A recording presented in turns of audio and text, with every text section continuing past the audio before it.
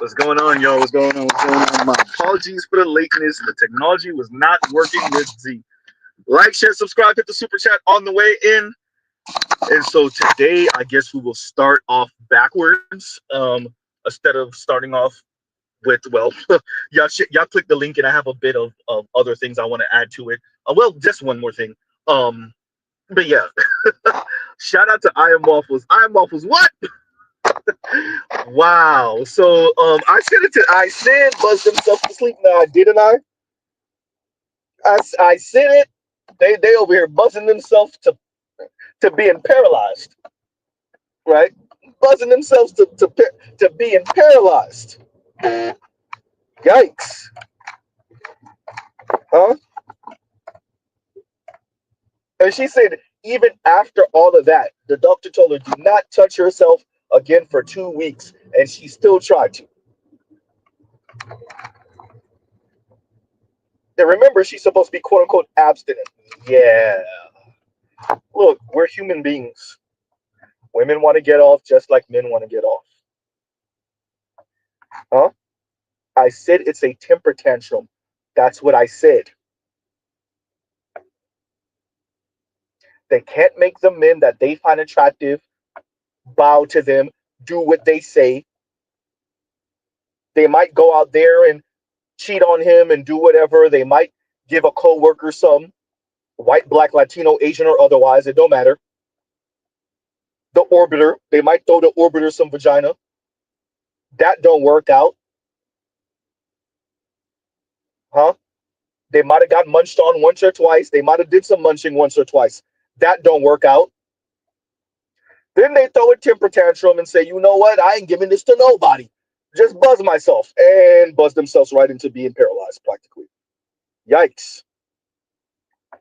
Huh?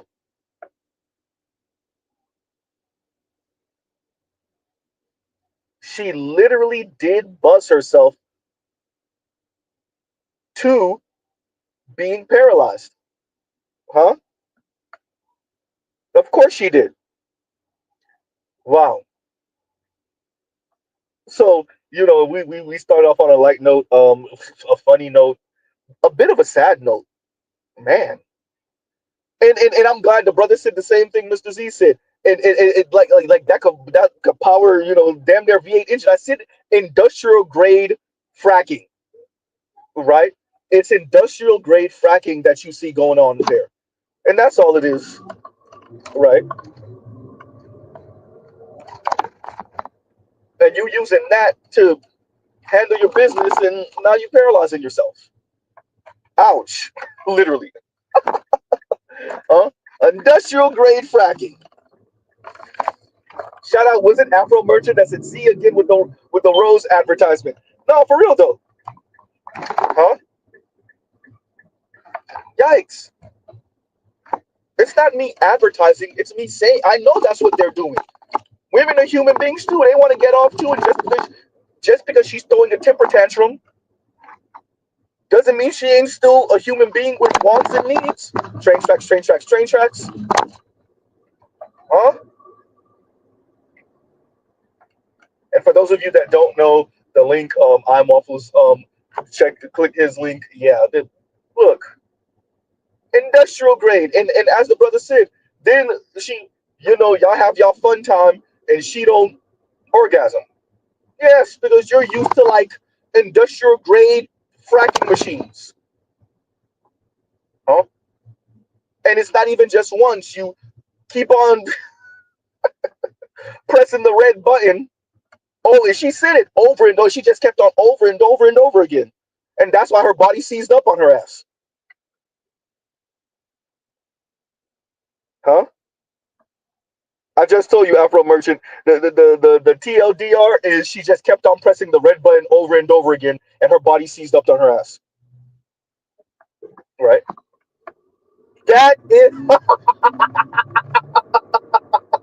Joe said refried beans. That is hysterical. Oh man, yeah, that bean was definitely fried because that's funny. Oh, that's funny. That's hysterical. Huh? Yeah, the lady just kept on pressing the red button over and over and over and over again. Right? So, that's we're not going to stress that too much. That was funny. Shout out to I Am Waffles for the bit of levity, because we're about to go into some doomer stuff for particularly millennial and Gen Z. So let's make our preface now. This is not a generational bashing stream. Say it again, Z. This is not a generational bashing stream. One more again, Z. This is not Dr. Umar Johnson style. This is not a generational bashing stream. Okay, did everybody hear that? All right. Okay, so Black millennials and Gen Z are in a very unenviable position, a very precarious position, we'll say, very tenuous position. And you're gonna see with how Tone frames it. And even for those of us who parents weren't, and you're gonna see what I'm saying, who parents or grandparents weren't as frivolous with their money and not as inconsiderate with their money, many of us still find ourselves in similar position to, well, this lady that you're going to see who Mr. Z is referencing, her children and maybe grandchildren, right? So, let me see. Did it go through? It did. Ha ha ha. No, it didn't. It did not. Okay, that's not good. Okay, we're going to try that one more again, and let's see if it goes through. All right, y'all. So let me see something. Y'all gives you a second. Let's see something.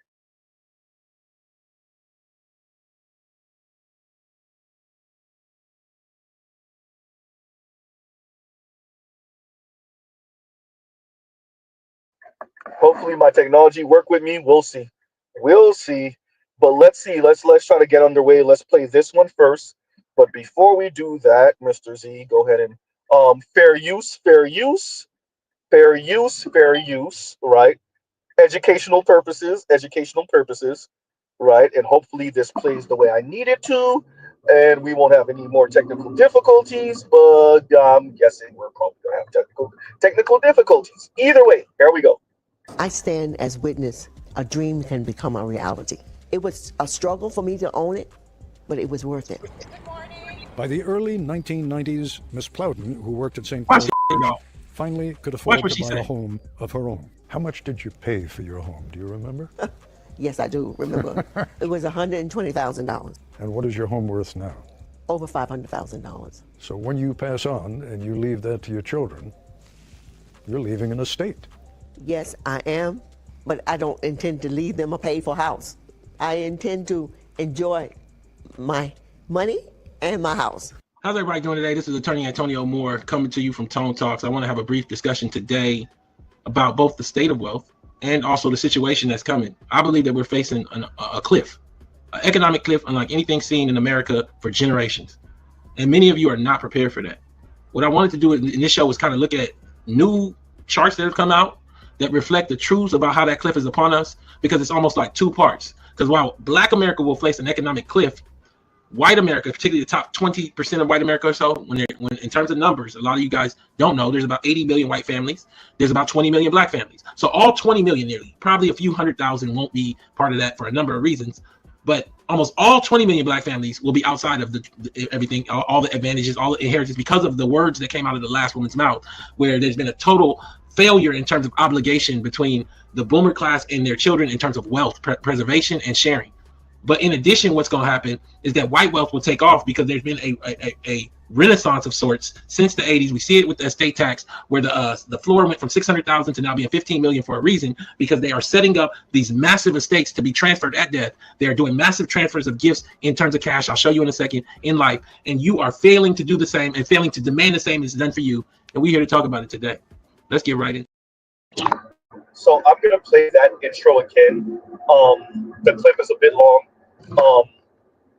So what Tone is saying is essentially your wealth doesn't exist in a vacuum, Black people. White folks are about to get this transfer. So younger Xers, you could go ahead about throw yourself in there too. So about 50 and younger, we're about to feel this, not because of our own doing, but because our white counterparts, some non-Blacks, a couple of Black people, yes, but mainly clearly our white counterparts are about to get this moolah, huh? And that wealth gap is going to become more and more of a chasm, and that's going to put us in the messed up position because your wealth doesn't exist in a vacuum, huh?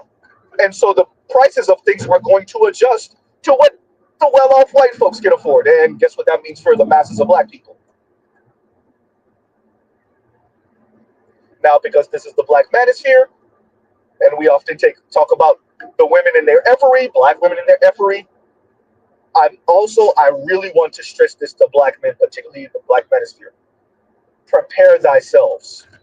They're going to be screaming. They're going to be crying. Huh?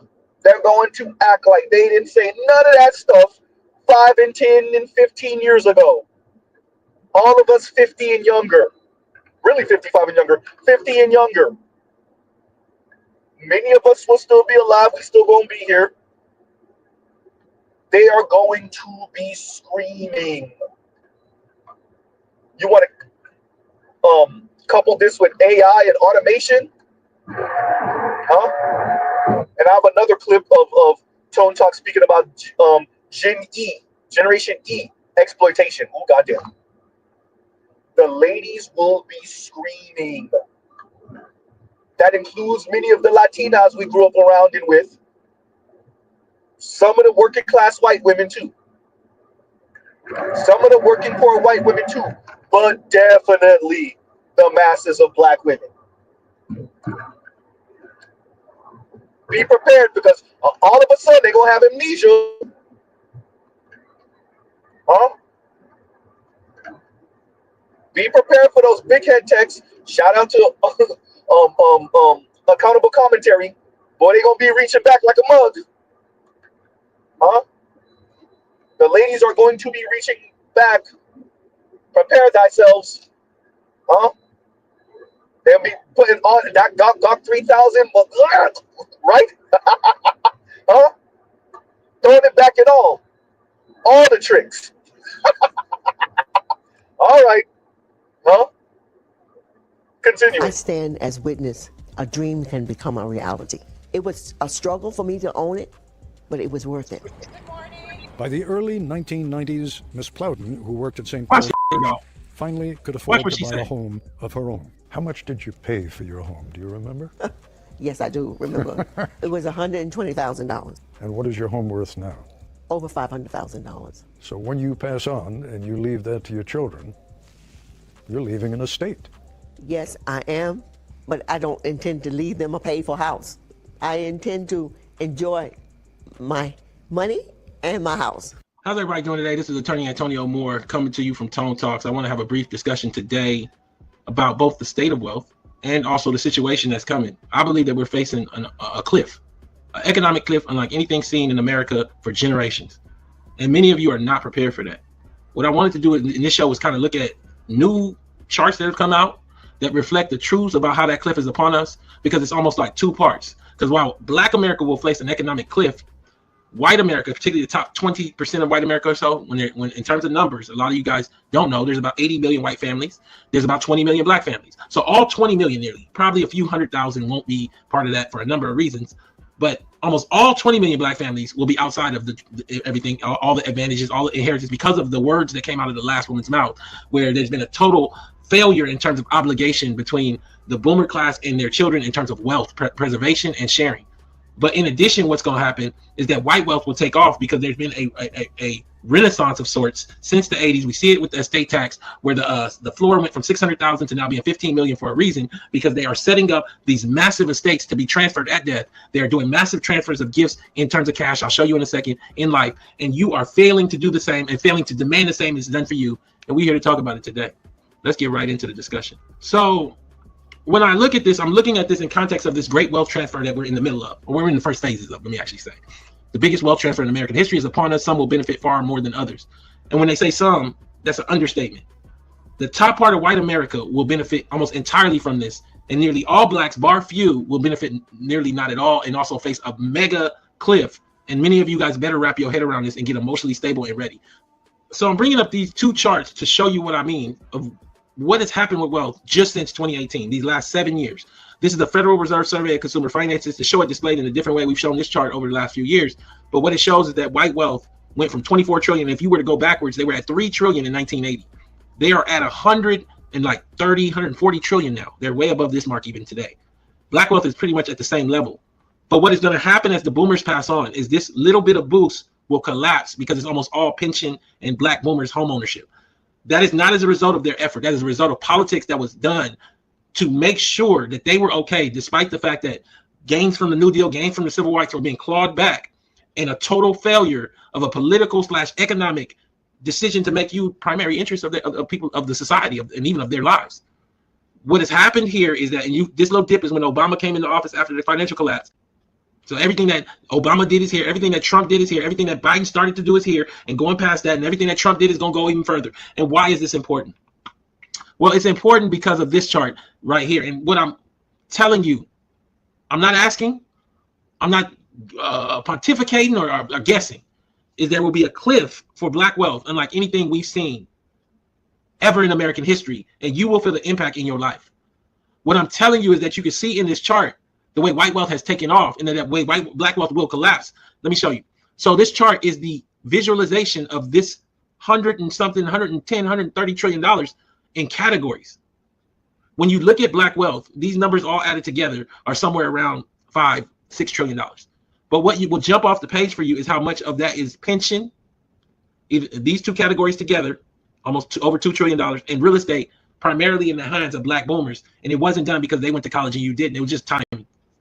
Why is this important?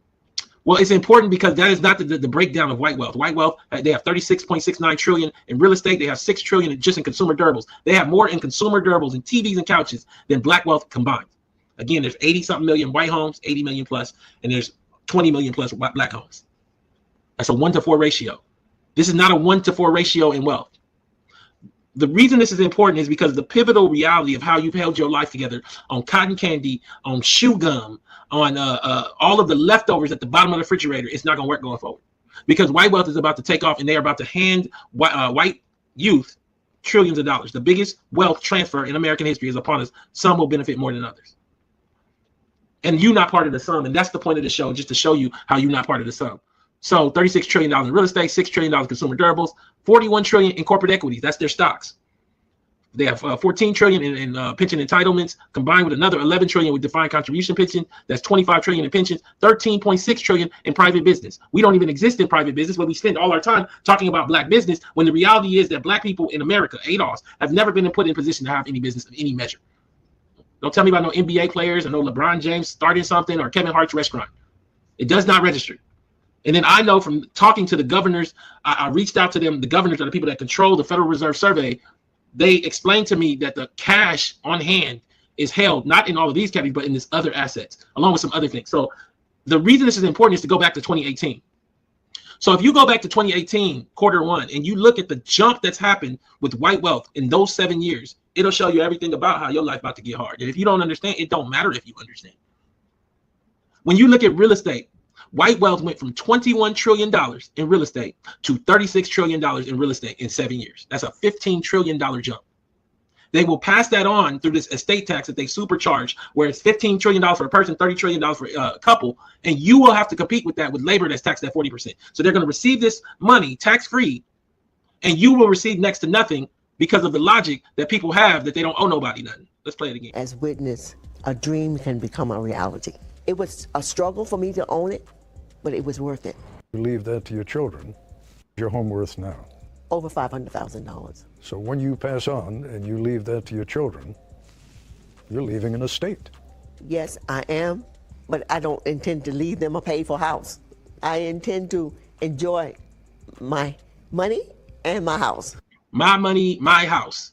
This one has no idea she lives in an America where the wealth gained from the late 70s into the 2010s is supposed to support a family multi-generationally through this next era where you don't make money. And I don't know.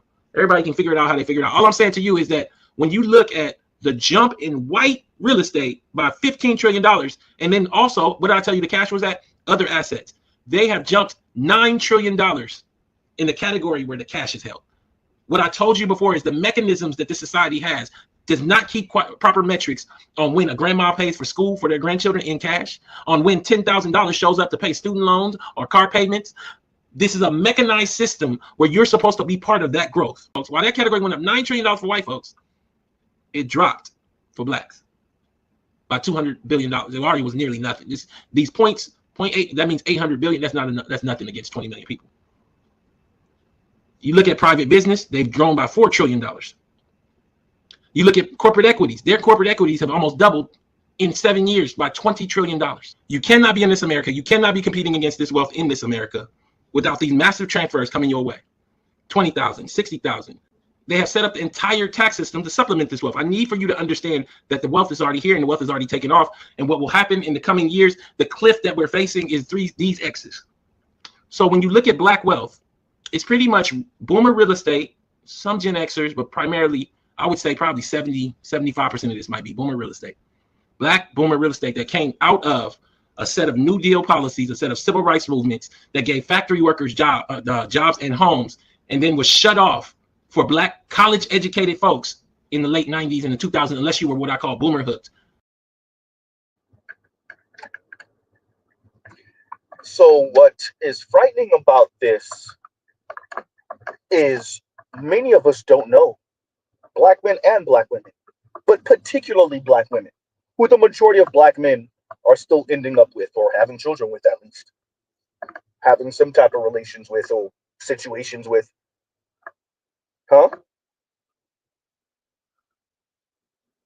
And Decon says 2053 or sooner. No, it's definitely sooner. It's definitely sooner, because it was 2053. That report came out before COVID-19. COVID-19 sped that up. Once again, fair use, fair use. Like, share, subscribe, hit the super chat.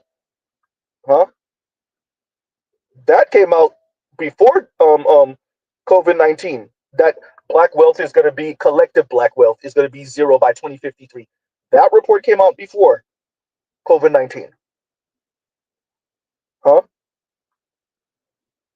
Yikes. Appreciate this.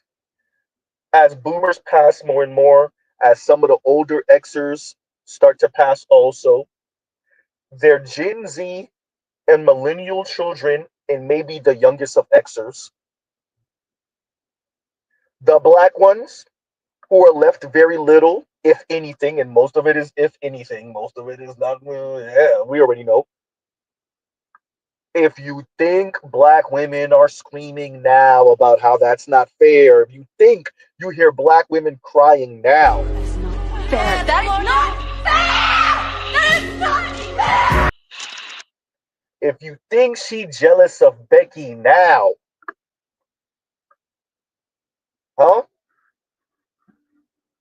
shout out to you Gen Z brothers. If you think they sound crazy now, I want to mentally and emotionally prepare us. I don't want anybody to feel defeated or feel nihilistic. This is not the time to throw your hands up, but appreciate a lot of your friends and family members, them. Oh boy. Your friends and family. You want to talk about delusional? And Tone speaks to that a little bit later, or was that on another clip, where he speaks on your family gonna be talking to you like when you say, hey, DraftKings ain't the move, they're gonna be talking to you like you the problem. Mr. Z already had this conversation, not with a family member, but with a coworker. I've mentioned this before. It's good to see Tone say similar, which is like, create the environment of precarity, watch people grasp for straws out of desperation, and then tax their ass for grasping for straws. Gambling.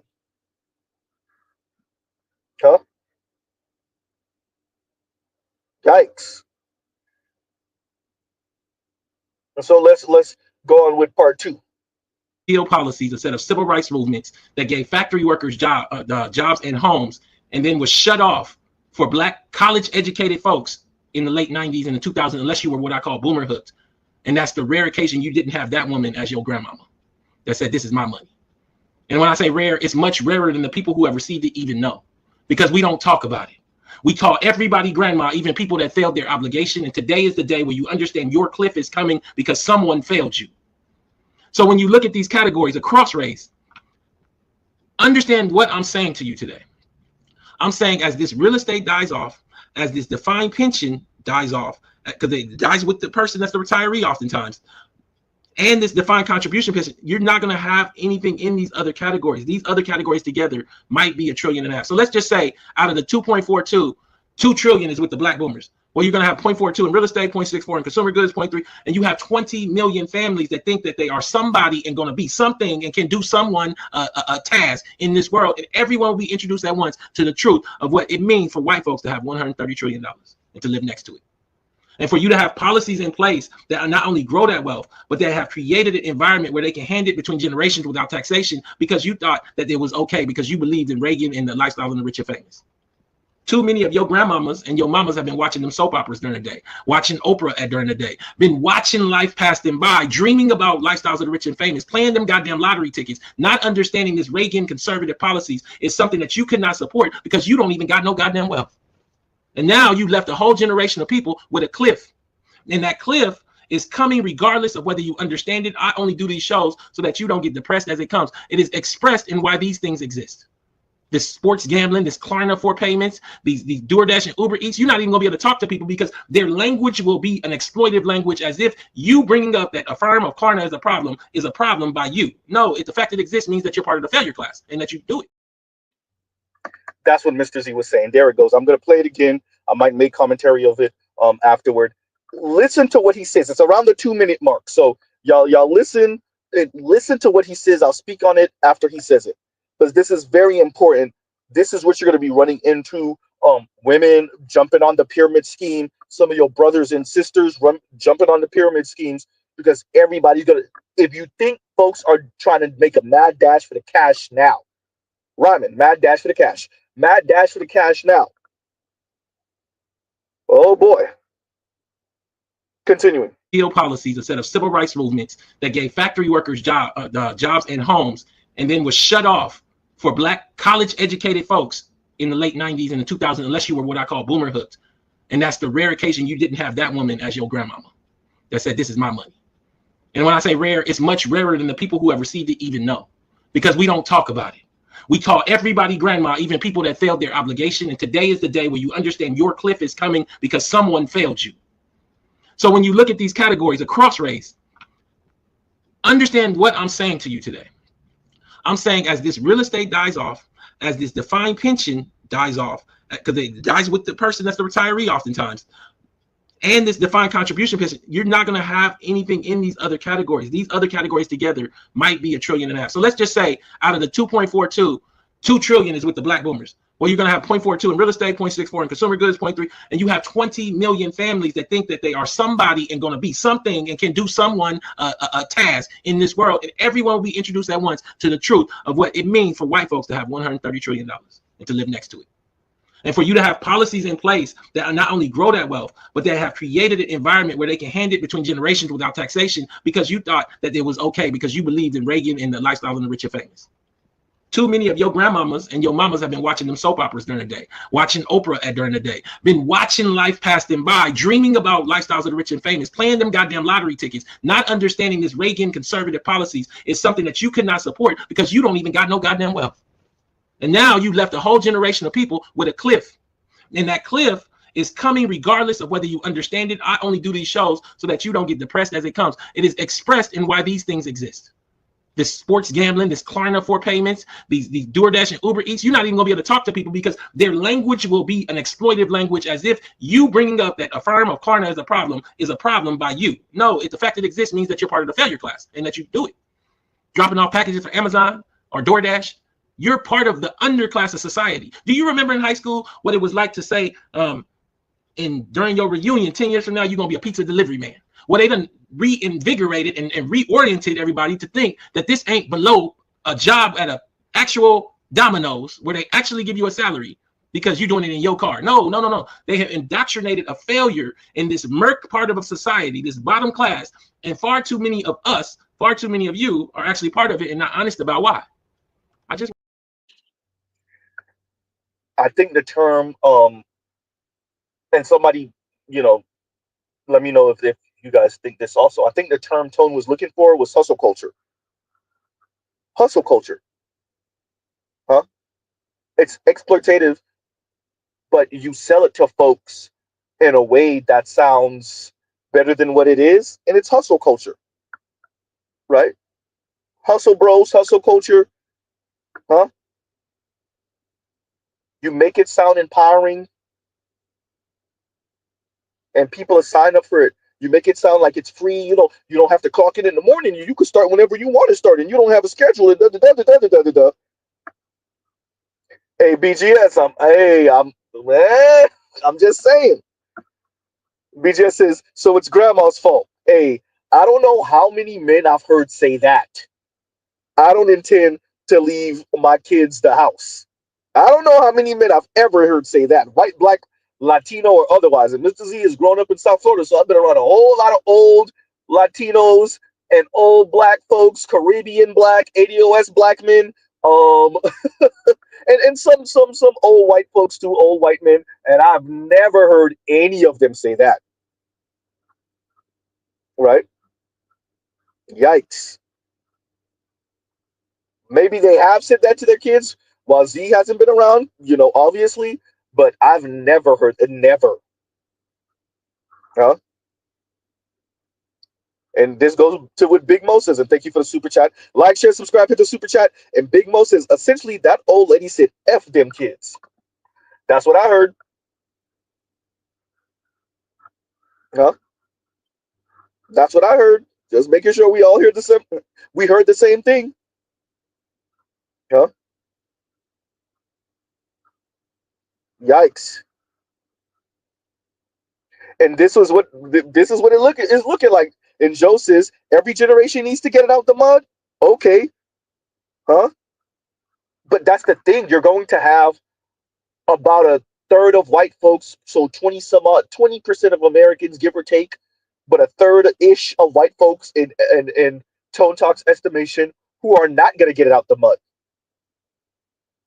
And the problem with that is your money and their money are comparable. Not really. Your money doesn't exist in a vacuum. There's no black price for things. There's just the price. And the price will be set by the folks who can afford it. That top third or so of Americans. As a matter of fact, I've tried to find this for years. When Crystal Ball and Sagar and Jetty were still on the Hill, so this is years ago at this point, Crystal Ball made mention of this. I want to say she said Citibank had a memo that went out that essentially said, pause on the statement, we've sucked the bottom class of Americans dry. It's really, I want to say she said the top 20%, right? I want to say that's what she said.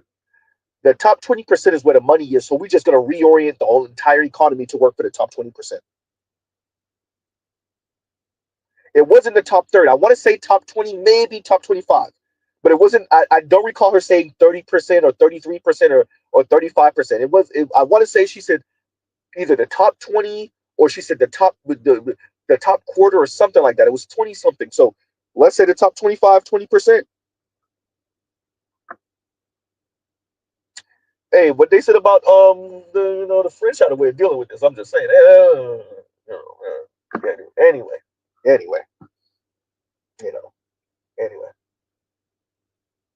Think we're not reckless yet. We're gonna be reckless in a little bit, but I think when Mr. Z has some time, he's gonna play Mario Kart and he might pick, Luigi as the driver. I'm just saying. Yeah. Huh? So what Tone is speaking about is being essentially the exploitive class. right? But you would have been so thoroughly indoctrinated that you don't necessarily see yourself as being exploited. You telling yourself you're doing this because you want to do it. And maybe, right? But probably not, right? Hey, I'm saying better you. I'm just, hey, right? So we gonna play that clip again from Tone Talk, but we were trying to play the whole thing. But that's what Tone is speaking to. Once again, this is not about generational war today. We're not doing the gen war. Um, it's not about that today, right? Unless y'all going in on white boomers. Y'all got free reign on white boomers, right? I'm gonna try to bring up a panel. It will be reckless, so y'all already know. Don't put it in the comments. Don't put it in the comments. So yeah,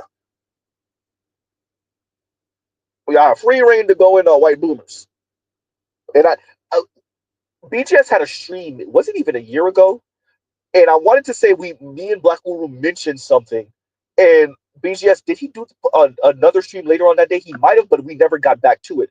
Which is like, no, really, it's white boomers to be blamed for all of this. I don't know if Black will remember it, but maybe even BGS. But we started to go in that direction, and BGS kind of agreed with us. Like me and Black was about to go in. We was like, goddamn white boomers. and but BGS had to end out his grandson had got to the house, and then he had to do homework and whatnot. But I regret we didn't get to really go in on that. But yeah, huh? So let's finish up, and yeah, there's a whole lot, but yeah, BGS, to what you say, it look like grandma,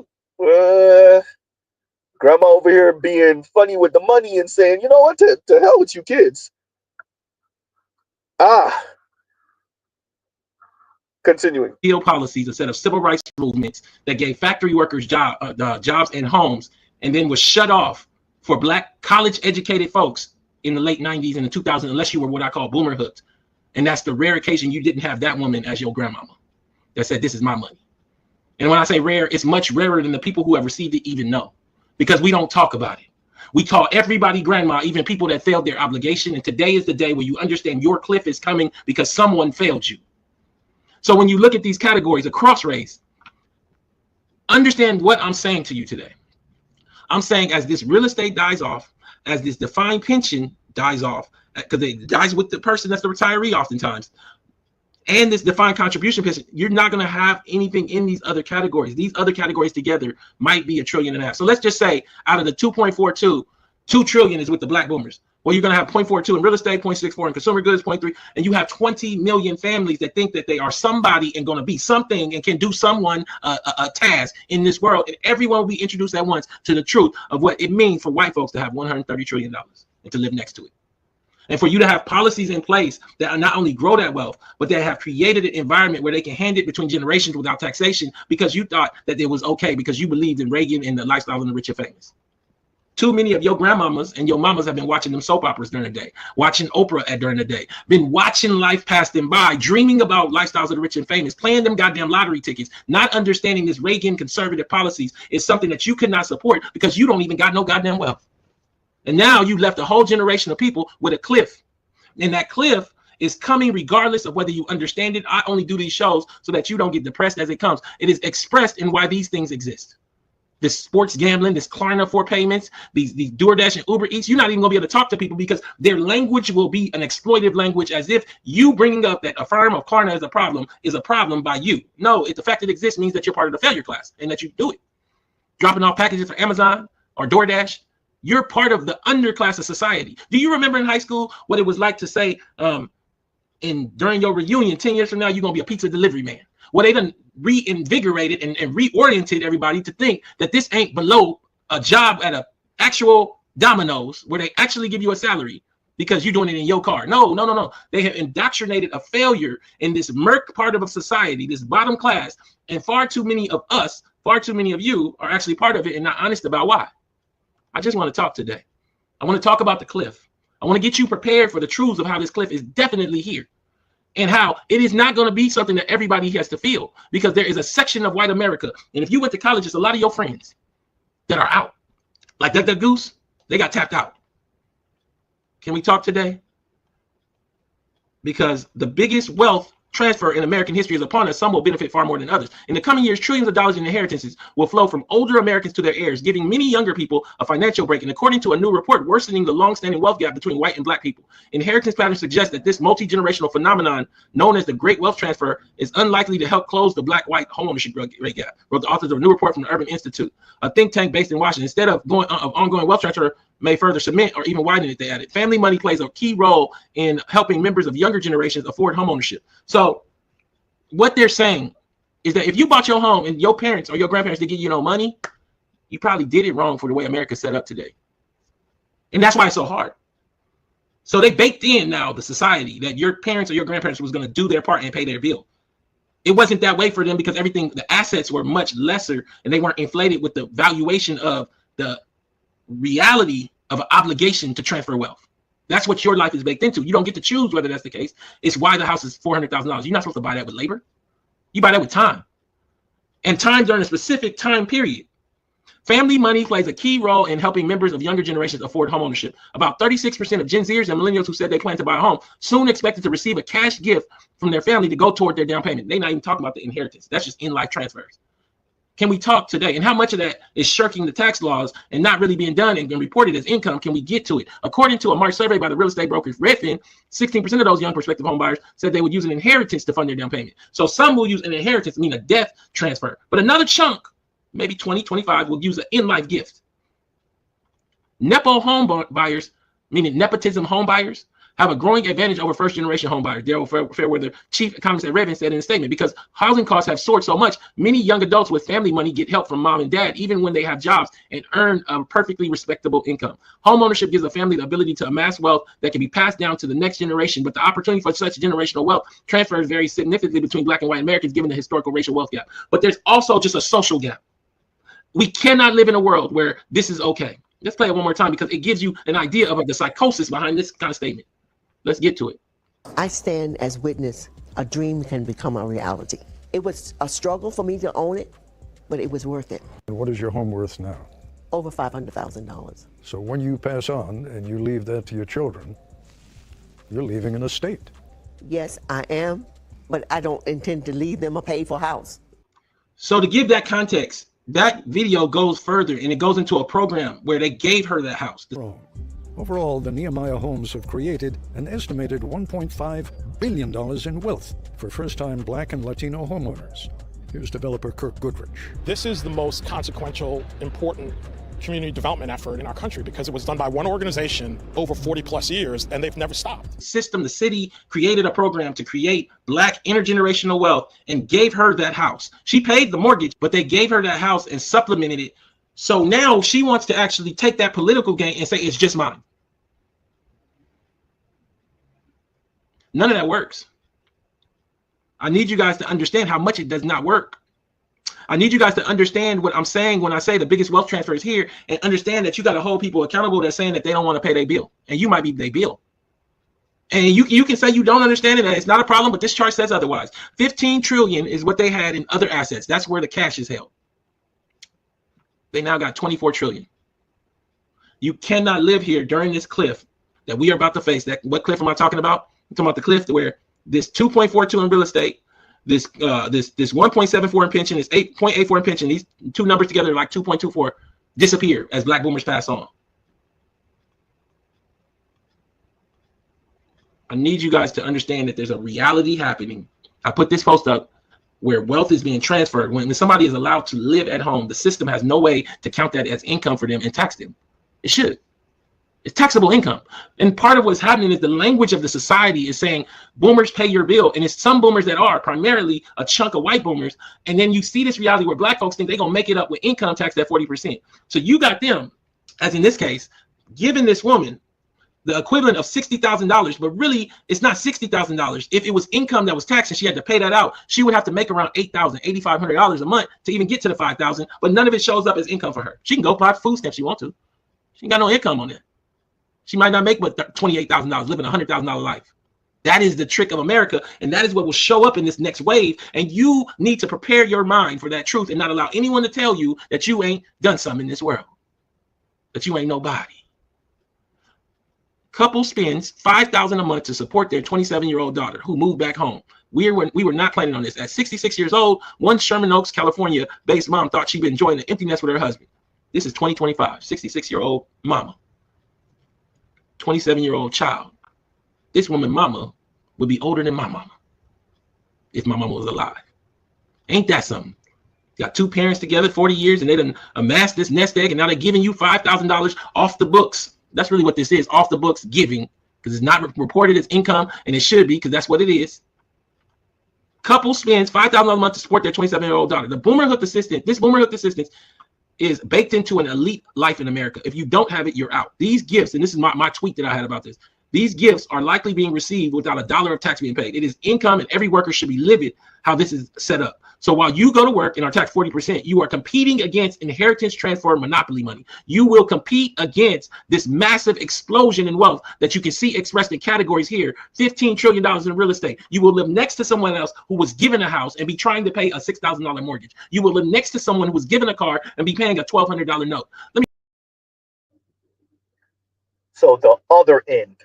So on one end will be the women that are screaming, Black women. And on the other end will be the more Kim Foster types. Mainly white, some Asian, obviously, a couple of Latinas in there. Huh? One or two Black women, clearly.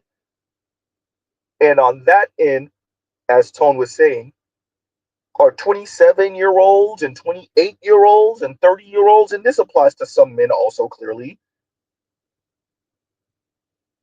But because in the Black manosphere, for the most part, we date women. So I don't know if there's any LGBTQ brothers here, but the majority of us, the vast, vast, vast majority of us, date women. I want to know what the hell can a 28, 29, 30-year-old do with a 27-year-old who's being subsidized by her parents at the tune of $60,000 a year?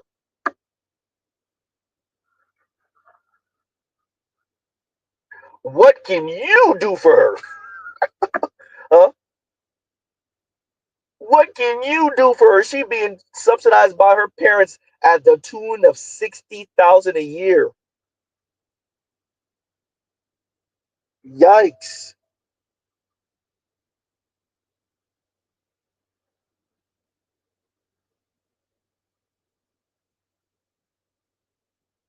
So, as Tone was saying, she's being subsidized at the tune of $60 some odd $1,000 a year, $5,000 a month. Huh? And let's be very clear. Do not forget what the goal is here, what these women were consuming. 27, she's Gen Z. But even for Gen Z, what was she consuming, Z? Some of you already saw this last night. Clearly, many of my subscribers have seen this throughout the few years that I've been streaming and doing lives and whatnot.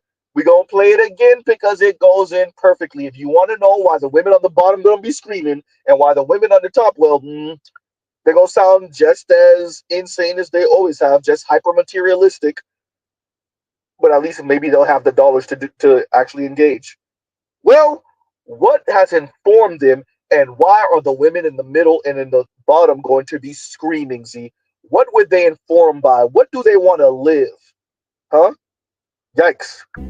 If this struck you as unusual when you were watching the series, that's because it was. In scholar Richard Bush's study of 262 so-called domestic situation comedies from 1946 to 1990 at least, he found that just 11% featured heads of household who were working class, i.e. doing blue-collar, clerical, or service work. Malcolm's father, and future drug lord as you may remember, plays a low-level clerical worker. This is despite the fact that most American workers qualify as working class. Back in 1976, scholars Gerbner and Gross addressed this still relevant trend, calling the exclusion of working-class families from television a symbolic annihilation of America's economic realities. The problem is especially bad on children's television, where a scant 2% of characters are depicted as working class. Now, this isn't exactly a coincidence. Showing stable middle and upper class families is good for business, especially if you're making a family-friendly sitcom. And the reason is simple: commercials. According to scholars Zieglinde Lemke and Wibke Schneiderman, as a form of mass entertainment financed by selling commercials to middle-class consumers, it seems logical that the predominant mode of representing class presupposes middle-class normativity. That is to say, watching the kids' skins stick to the seat in a rundown car with a broken radiator doesn't exactly put you in the mood to splurge on that cool new vacuum cleaner or a fancy bottle of cologne. In comparison, watching the Huxtables hang out in a brownstone own while modeling yet another sick sweater from a seemingly endless pile brings viewers a sense of economic plenty that they might not feel in their day-to-day lives. Now, obviously, Malcolm in the Middle wasn't the first show to peddle an economic angst. I'll tell you what they're going to pay you. They're going to pay you what all jobs pay. Less than you're worth and just enough to keep you crawling back for more. We saw this as far back as the 50s with the Honeymooners, while the mid-70s brought Laverne and Shirley, and the late 80s saw the debut of America's most famous working-class family on Roseanne. But for anyone with enough business savvy, it just didn't seem financially smart to make a family or children's show about bringing your leftover egg breakfast to school for lunch. What do you have?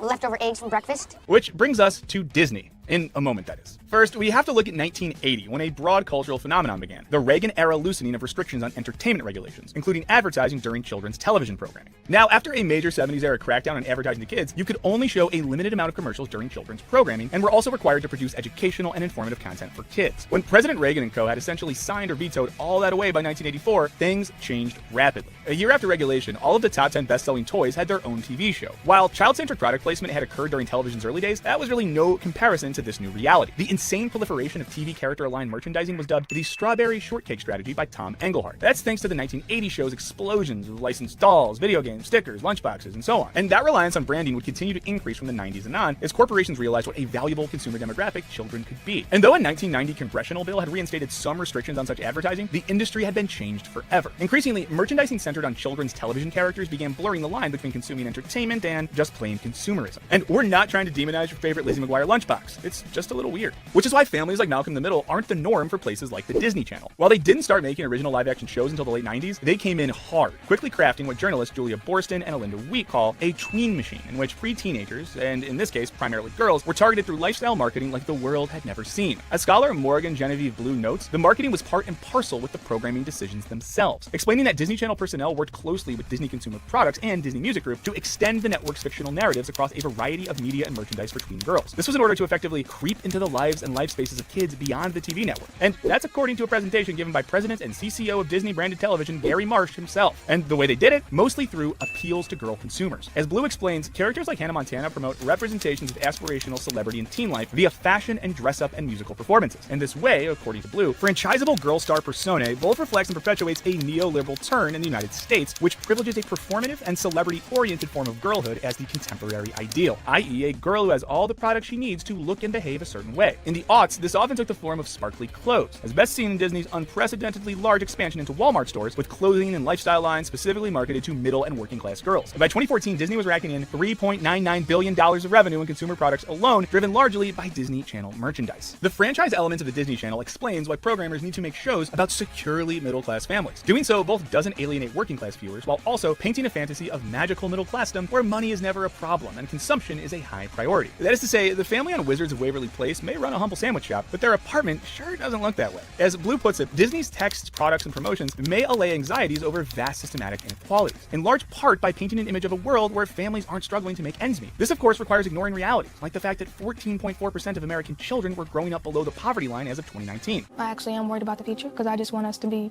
good and don't have to worry about how we're going to get the next thing or how we're going to get food. Of course, it's not just Disney and it's not just tween girls being targeted. Cartoon shows like Teenage Mutant Ninja Turtles and The Smurfs were extended through a huge amount of licensed merchandising tie-ins, ranging from films to comics and books to computer games. Scholar Marcia Kinder observed back in 1991 that this transmedia intertextuality effectively eliminates any distinction between the original text, i.e. the show, and the spin-off text and commodities that bank on the show's success, which may be a large reason why children's and family television typically finds its comfort zone in middle to upper middle class bliss, where the biggest problem is your family photo shoot coming out squeaky clean. And there's nothing wrong with that. We love these shows, but it does present a skewed perspective of what American life is like. As Stile Sakira and Larry Osimensa put it, television serves as a tool that continues to mold the public consciousness, in part by fostering a single-minded interpretation of superficial symbolism as an indicator of status and quality. That is to say, by basically suggesting that the right house, the right toy, or the right sparkly outfit can bring you happiness and cement your status as happily middle class, TV reinforces a materialistic status quo. No. Yeah. What you trying to say, Z? What Mr. Z is saying is you have, especially for us under the age of 50, those of us like Z under the age of 40, but even I'll say 45 and younger, our folks, it's not just Disney. For the boys that are now men, but especially, as y'all heard here, for the girls that are now women who were hit with 10 tons of uncut cocaine lifestyle advertising straight to the brain. Those women are going to be going through rough times financially. And in the back of their mind is still going to be this life. Huh? Yikes. And that's why I highlighted earlier Decon, who says, watch Tone Talks, then watch Kevin Samuels interviews and see the problem. Exactly. Exactly. Huh? You could watch the white woman, Courtney Ryan. That was the one that interviewed a bunch of those women, and they were coming out the mouth. Oh, you know, I need somebody that makes $250,000 a year. I need somebody. What did the light skinned young lady say with the glasses? She said $650,000. $650, she said. Huh? Yikes. This is why we say shout out to Accountable Commentary, no reach back. Huh? This is why Mr. Z says the internet will expose us all. Because how else would you explain this? Huh? The delusion that was taken advantage. It was encouraged and then it was taken advantage of. Huh? Before I can even play Tone Talks, the last part of that stream, I want to play another clip from him where he speaks about Generation E, generation exploitation, to show how these systems exploit folks. Huh? You want to know why you're going to have begging ass women? They're going to be begging. Dear black men, they are going to be begging. Huh? Black women, white women, Latina women, they're going to be begging. In honor of me graduating college this week, I was like, you know what? We're going to rip the Band-Aid off. We're going to check our student loan debt. And I, kind of at a ballpark range, like I knew how much I owed, not down to like the exact dollar amount. I'm the type of person who gets nervous to check their bank account after a weekend out. So I took a look. I took a hard gander at exactly how much money I owe. I'm going to die with it. Like I can confidently say there wasn't even like a panic. It was just like my heart sank to my ass. I'm going to die with it. Like I don't know any way I'm going to be able to pay that off other than selling my organs on the black market. This is why I don't understand why people shit on sugar babies, because like I could get this all paid off tomorrow. Maybe not tomorrow, but you know what I mean, like within the year. If I just found a rich man and everyone's like, patriarchy, don't work for them. Ask not what you can do for the patriarchy, but what the patriarchy can do for you. If it benefits me, then maybe it's not the patriarchy, maybe it's just a helping hand. Huh? Yep, you better believe it. And what will be the Black Manosphere response to the ladies trying to double back and do the reach back? I'll do whatever you want. I'll cook for you, wait on you, make love to you. I can make you happy, Josh. I can make you so happy. No. Huh? They're gonna aggressive beg, they're gonna sassy beg. What does that aggressive begging sound like, Z? Niggas be so quick to let me take you on a trip, let me take you on a trip. Pay a fucking bill. Pay a bill. Pay a goddamn bill. Always begging. Damn. Can we get on the phone? No, get on the phone with billing. Don't talk to me, talk to billing. How else does that aggressive begging sound? You can't send me no money for my hair. You can't send me no money for my nails. You can't give me no money for no food. You can't give me no money on my rent. You can't give me no money on my car note. Can't give me no money on my car insurance. Can't give me no money on my phone bill. Can't give me no money on my light bill. Can't give me no money on my gas bill. All you can give me is dick. Bitch, get the fuck away from me. That's all I want to hear is you get the fuck away from me, bitch. Because I don't want to hear shit if you can't do shit for me. Fuck, I look like out here just giving my coochie up and you can't do nothing for me? You can't buy a bitch nothing to eat? Let's be for real, like, fuck out of here. Fuck out of here. Fuck out of here, nigga. Move the fuck on and move the fuck around because I'm ready to move on and move the fuck around, too. Like, you say to me, oh, can I get some coochie? No, bitch, can I get some money? Fuck. So I gotta pay for cat? Yes. Yes, at this point, this pussy is for sale, bitch. You want some of it, you gotta give some money for it.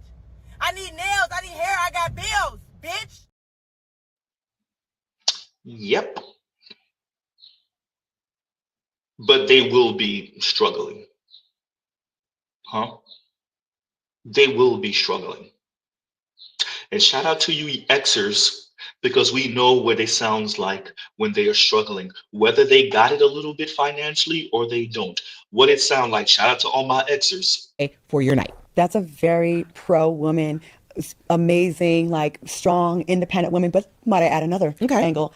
I would feel like, why the hell ain't no one trying to scoop me up to save my life? Am I ugly? Are they better looking than me? Like, why are they getting saved and I'm over here working, taking on extra shifts now because she got Richard Gere that came and scooped her up and now she got an easy life and now I got extra corns on my toes and my back hurts because no one's saving me. So you have a very positive attitude. I would have been a little bitter, like, why the fuck? Why not me? Why not? I don't want to be irresponsible. I'm sick of it. I'm tired of the goddamn cape. Somebody save me. I want to be Julia Roberts on Hollywood Boulevard in cheap shoes when some guy comes and saves me. I have worked hard since I was 14 and I had to pay. I'm sick of it, Erica. I do understand. I understand what you're saying. Classy and independent. It's thankless. I've been dating since the 1900s and 80 something, and I'm still single. I'm tired, Erica. You found your man. Don't hate. Let me live this. Let me vent. You're off the strip. I am still on it. I'm in the trenches, and it sucks. I'm sick of being independent. I fucking hate paying for my fucking Range Rover, my other car, my mortgage insurance, my freaking cell phone, computer, Wi-Fi. I am sick of it. I need some guy with bad health to jump on in and interrupt and say, let me take you off your shift. You've been working hard enough. So that's cute what she's doing. I'm not doing that. We are different. I am tired. I've proven myself, and it only impresses other women. She's like, oh, that's amazing. My friend's independent. These men don't care. Come and save me, some chic, minus the dookie. Just please come and save me. I'm tired. I'm tired, Erica. I don't want to do it no more. Where's my Melania? I want the Melania Trump plan. I'm sick. I've proven myself. Since 1988. 88. I'm tired. I was 15 out of paper route. Damn, that's a long time. 72 clients. 30-cent tip for some of you bastards in East Providence, Rhode Island on 2nd Street. I remember I gave you papers 7 days a week, and on Sunday you gave me a 30-cent tip. I'm tired. So I'm glad it worked out for you, but I'm not there. Being a strong, independent woman since 1988 is a lot, Claudia. Since Salt and Pepper came out. That's a lot. I'm tired. Damn. So yes. Damn. Excuse me if I'm a little frustrated. So I envy the girls that got taken off the pole, so to say. Nobody said nothing about no damn pole. But metaphorically. Yeah, nobody said what my point was, because here's the thing. The point was that this is a take off the cape, Erica. We lost the election. We're not doing this anymore. I'm not soft life. Hookers are winning. All about Hoes are winning. Hookers are in the White House again. First lady, if you will. I'm over it. No one cares. Nobody cares about independence anymore. But I respect it, but they don't. I get it. And Els Active says, I got a clip of a girl saying that she believes her wedding will cost $600,000. More than your median home in America, definitely. She said 600,000. I need that clip, Els. I need that clip. Email me that. I need that clip.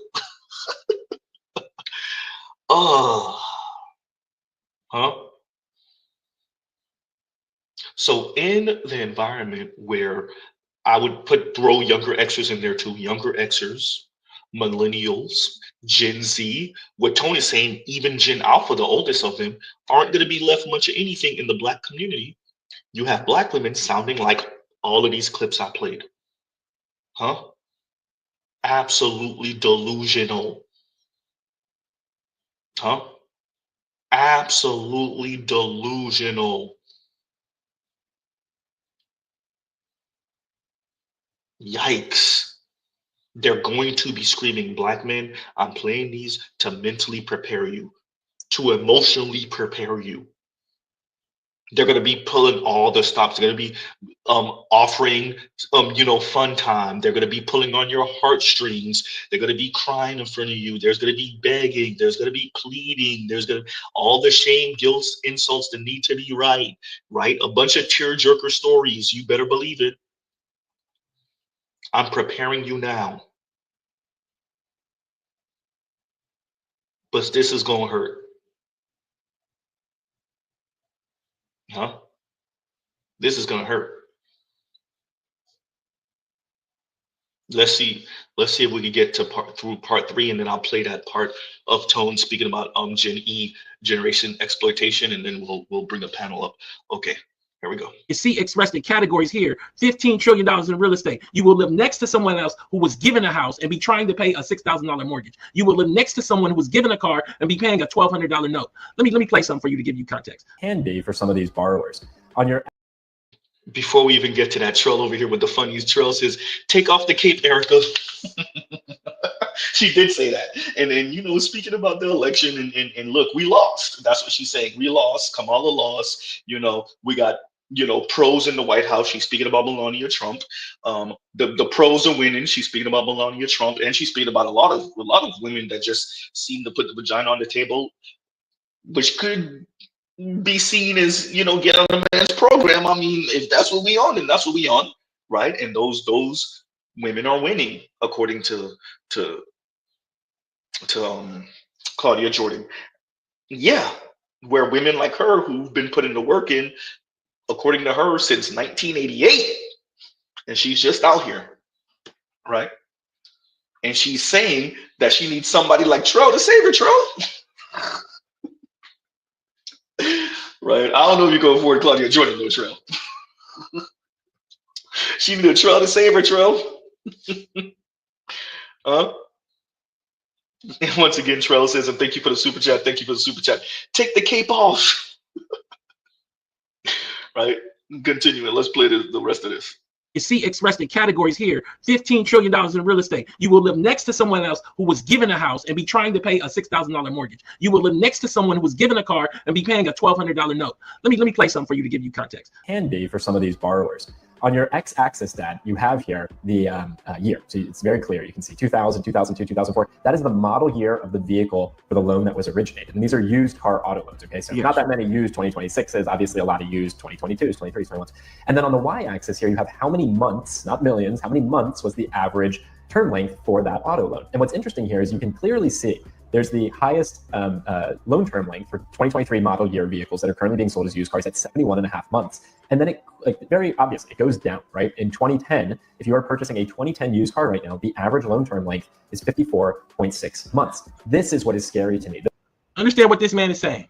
This man is saying that people are buying a car today that is 15 years old, and they are financing for 50-something months.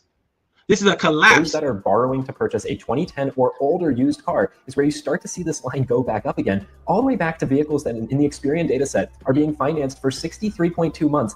They're 2000. The model year is 2000. I mean, like, they're 25 years old. Oh gosh, yeah. I want y'all to appreciate, I'm going to play the rest of it. I want y'all to appreciate that the women that are driving those 25-year-old cars, do y'all know how they sound? When you come across them, do you know how they sound? What top tier? Your dick is not equal to my fucking pussy. Point blank. His dick ain't equal to your fucking bills neither. God damn. Look, at the end of the day, I ain't Them bills got your name on it. They don't have his dick name on it. At the end of the day, I ain't fucking no broke ass nigga. Do what you want with your pussy. Yeah, you don't have to fuck no broke ass nigga. Straight up. Look, you can fuck a nigga that ain't broke. That's not a problem. But just because he ain't paying your bills, don't mean he fucking broke. That mean it ain't his goddamn responsibility. Your bills got your name on it. It don't have his dick name on it. Okay, you're right. I land my plane. You see how that mouth tighten up? And how else do they sound, Z? I'm submitting to no man that expect me to go 50-50. You want your wife to bear your children, cook, clean, work enough hours to handle big bills, and take care of you? You expecting me to pay big bills, baby? I'm gonna want some bussy when I get off of work. Fuck is you talking about? Bend that ass over. Let that bussy breathe. This what you wanted, right? 50-50, right? And I do mean assume the position when I get off of work. As soon as I get off of work, that ass better be tooted up. As soon as he get up off me, I'm gonna look at him like, my turn. My turn. Huh? So yes, they'll be driving around in 25-year-old cars. Yes, they'll be missing payments. Yes, they'll be trying to run from the repo man. Yes, all of that. And that doesn't mean anything because many of them are still going to sound absolutely insane and find ways to aggressive beg, humble beg, which is begging, right? Subtly suggest beg, infer beg. Now, we all have been through that. If you've been out here in the dating scene as a black man, you have definitely dealt with the subtle beg, I just, man, I'm really stressing, and just got this light bill. Mr. Z done heard it. Huh? Yikes. Huh? Yeah. Dear Black men, the environment is going to get very tenuous. It's going to get just absolutely insane for those of us who don't have no real big money coming. Huh? And so you're going to see women scrambling. The Latinas, as Charles has said, as many of us have said in the Black manosphere, don't be red pill for Black women and blue pill for non-Black women. Because the Latinas and the white girls are going to be all over it too. The working class and working poor white girls who parents ain't leave them nothing either. Huh? Just because she speak to you in a slightly softer tone don't mean she gonna be on your program. Don't mean she ain't gonna try to set you up too. Huh? Just because she don't sound like Bad Baby does not mean that you safe. It's time to be vigilant. Keep your head on a swivel because they gonna be starving and struggling. Huh? Yikes. Now let's read this from Detroit. And Detroit says, and thank you for the super chat. Like, share, subscribe, hit the super chat. Yes.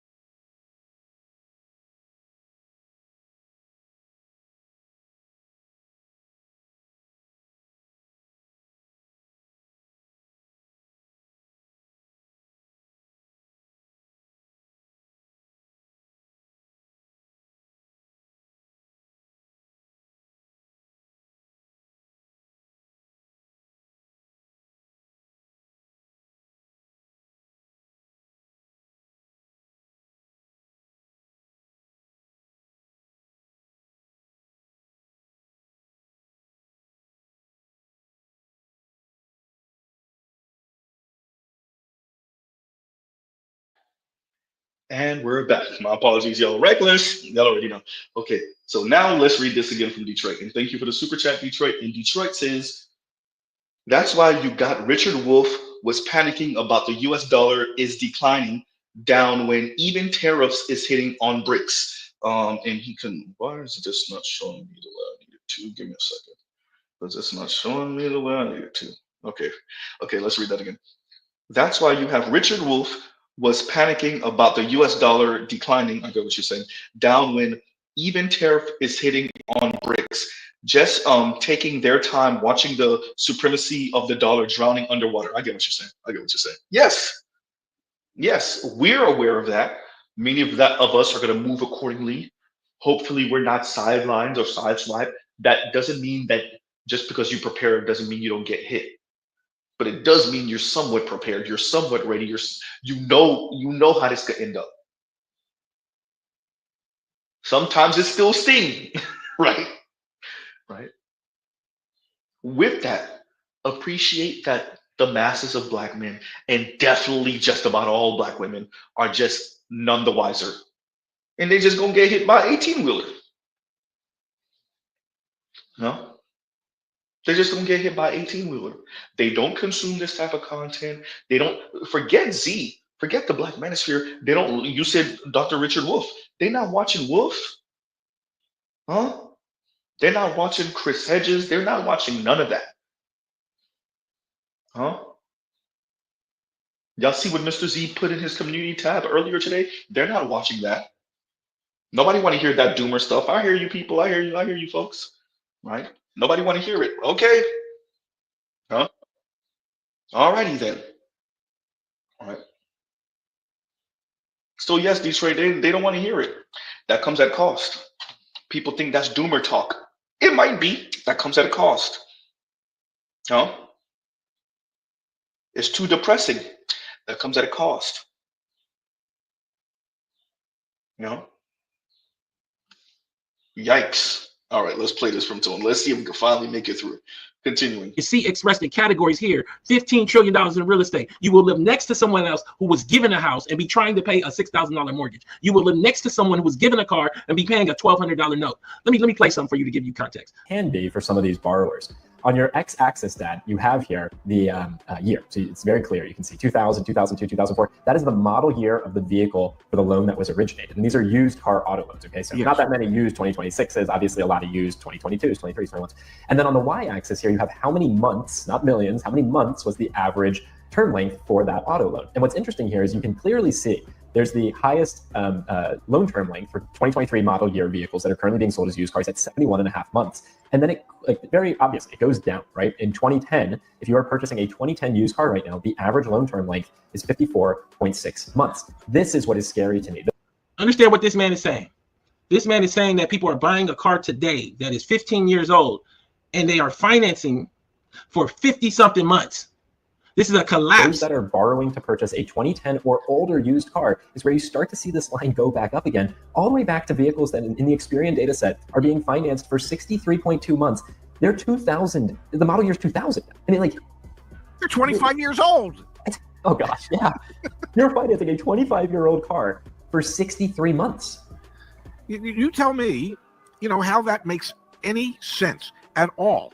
Okay, if I hate to say this, but if you're looking at a 25-year-old car and you can't afford to pay cash for it, you can't afford the car. Okay. And the average is 63 months for those that do choose to finance. We're not talking 36 months, 24. We're talking 63 months, 5 years. 5+ years. Okay. And there is, you will never convince me that there is any way those folks have the necessary cash on hand if and when that car breaks down and needs a major repair. So we are setting customers up to fail. These things that are in society, for those of you that have done these things, I understand it's a hard time. They bake them into society, but they are expression of how this entire part of society is set up to fail. And many of you have not accepted that. And I'm just telling you, there's a cliff that we're in the middle of falling down, where as boomers over the next 5-10 years pass on, nearly all of Black wealth will die with them. And it will look very different as white wealth takes off. Somebody might say, well, won't white wealth die with them? No, they are transferring it, and it is growing in an exponentially different way than this Black wealth. The Black wealth, and you can talk to estate lawyers, you can talk to people who deal with these wills and estates, and the Black homes are going to die through the Medicare because they aren't set up right to be transferred to the younger children, and they aren't that much asset in them anyway. Well, white wealth will have more than enough to deal with those losses and not be taken all away. You have this reality where programs were given to Black folks, like this woman that I showed earlier, and she don't even know it wasn't you, it was the program. And you should then transfer that wealth to the next generation because it's not yours, it's your family's. And for people not to explain that to these crazy people. As witness, a dream can become a reality. You're leaving an estate. Yes, I am, but I don't intend to leave them a paid-for house. I intend to enjoy my money and my house. This is unacceptable. When you play with them grandkids, it's a bill attached. And America decided that. What I'm saying to you is that it don't matter what you think should happen. It matters what is happening. And what is happening is that these three categories will take massive hits over the next 5-10 years. And what you will see is a consequence expressed through how Black people have to do what? These things. Almost the entire group will be Klarna, DraftKings, Grubhub people. You have a generation of boomers, Black and white, that ate this Reagan-esque lifestyle of rich and famous soap opera life whole. And now we have the consequence where don't nobody give a about us. You got it to the point where I've told you again and again, money flows down. It don't go up. But y'all gonna have to take care of these old folks that need help because they ain't got enough for their Medicare or for their old people care. 82% of millennials are concerned about financially supporting their aging parents. What about the other 18? Oh, they get their transfers. So you got a 20%, 18%, which is really 35% of all of white America that don't have any of those concerns. You got probably a few percent, 1%, 2%, 3% of black folks. I would even go as far as 5, 6 that sit next to other black folks and don't have to worry about it either and need to realize, shh, that's not what's going on in this race. It's good your parents did for you, but it ain't happening normally out here. What's happening normally is people don't have nothing because they ain't do right in the era where it was time to gain wealth. And then what's also happening is even if they did gain wealth through some program, they believe like that woman is just theirs. And I'm going to play with it in my life how I see fit. There is an obligation socially that you should be calling upon. For those of you that do have a woman with $500,000 in the house, you need to be sitting down with her and counting out what her obligation is to you. And if you are not, you are failing your children and yourself. And it just will show up for you as this cliff happens. My mom is 60, is deep in debt, and now she is demanding I take out a loan to help her pay it off. What do I do? Okay. Since her mom has a history of being, picture this, Tabitha, 29, is a registered nurse who makes about $80,000 a year. She's always been responsible for her money, which means she's debt-free, has an emergency fund, and set aside money for her future. But her mom, who was $20,000 in debt, is now pressuring Tabitha to take out a loan to help her pay it off. To make matters worse, the rest of Tabitha's family is piling on the pressure too. Since her mom has a history of being financially irresponsible and emotionally manipulative, Tabitha has put her foot down and said no. A lot of people come to my shows and they'll say you're not giving a solution. My first solution is for you not to get depressed because you're struggling. We live in a struggle era. They built it this way. And when I say they, I'm talking about the boomers, black and white. They ate everything in their era. And then a chunk of them that primarily are white that know that, and they give money to their kids now, and they make sure that they live. They complain about it, but they do it. But then the rest of them that live next to that don't even know their social obligation and don't want to live the truth that you got to go back to work. You don't get to retire, like not for 25 and 30 years. It's $1 million life. Since her mom has a history of being financially irresponsible and emotionally manipulative, Tabitha has put their foot down and said no. So now comes the second solution I'll give you. Everybody don't got the same mama or grandmama. I ain't know my grandpops on either side. Not a day in my life. The truth is, we all don't have the super granddaddy that or the super mama where it's, you need to look at your situation and be honest about what you got, the hands you got, the poker play that you got. You better get real with it before it gets real with you, because baby boomers hold half of the nation's $140 trillion in wealth, and they are handing that to the next generation. Look at this chart. Baby boomers, 78.3 trillion. Silent gens, which is before the boomers, 18 trillion. Those before 46. Generation X has 47 trillion. Millennials, 14 trillion. And this is a few years old, so it's changed. This is what I'm telling you. Purchasing power of the US dollar in June of 1950. $1 is now 7 cents and 25. What was $1 in 1950 is 7 cents in 2025. A big payday is on the horizon for Gen X. The great wealth transfer in the next decade will be a wealth booster for Generation X. Members of the so-called forgotten generation, now aged 45 to 60, stand to receive $1.4 trillion annually over the next decade, according to a new report from the Cerulli Associates, as their baby boomer parents get older and die. The report notes that while millennials will still inherit the most money over the next 25 years, totaling $46 trillion from Gen X members will receive more money than any other generation in the near term. The boomers really have created more wealth than any other generation in U.S. history, and that was created out of policy more than effort. It's just the truth. What I'm saying to you is that for black folks, what is happening without question is that we are on the precipice of white folks taking off and their transfers becoming exponentially large beyond belief, and black wealth hitting a cliff where it damn near disappears. And nobody's really talking about it. Nobody's making that clear for you. So what you're talking about is crypto or earn your leisure or some kind of Boyce Watkins book. And what I'm talking about is these numbers that's on this page. Black folks control somewhere around 3.5%. I could easily see that going to 0.5% or a single percent, but black overall numbers growing. And we live in an underclass part of society doing nothing but odd jobs to service white folks. When you go get an Amex Platinum, they give you, when you get the points for an Amex Platinum, one of the things you can use is one of these services like Grubhub or Uber Eats for the points, because those people that are part of this doing this are to service the rich people. If you have the American Express Platinum card, here are all the benefits that you need to make sure you use before the end of the year. Since this card does have a high annual fee of $695, you need to be using all of these credits in order to outweigh that cost. So let's get into all of these credits. Every single month you get $15 in Uber credits. You can use this on Uber Eats or on Uber Rides. And the best part is that in December, which is coming up in a few days, you actually get $20 instead of $15. This cliff will make that clear. And I'm just saying it to you today because ain't nobody else gonna say it like Tone Talks. I just wanted to come to you today, have a brief show and talk about this major economic cliff that we are in the middle of falling off of, and tell you that you need to get ready and understand and wrap your mind around your specific truth. If you have a mama like the lady in the video earlier that has a $600,000 house, get the paperwork right and tell that lady she owe you some bread. If you don't have a mama that has that kind of wealth, I'm saying to you today, don't give no mama no money you don't have. You better look at your retirement and everything else. If you are in a situation where your mama and your daddy are dead, I need you to understand it might get tough out here, and it's okay. It ain't your fault that you was born in the wrong time. This is Tone Talks. Please go to tonetalks.net, subscribe, donate, share.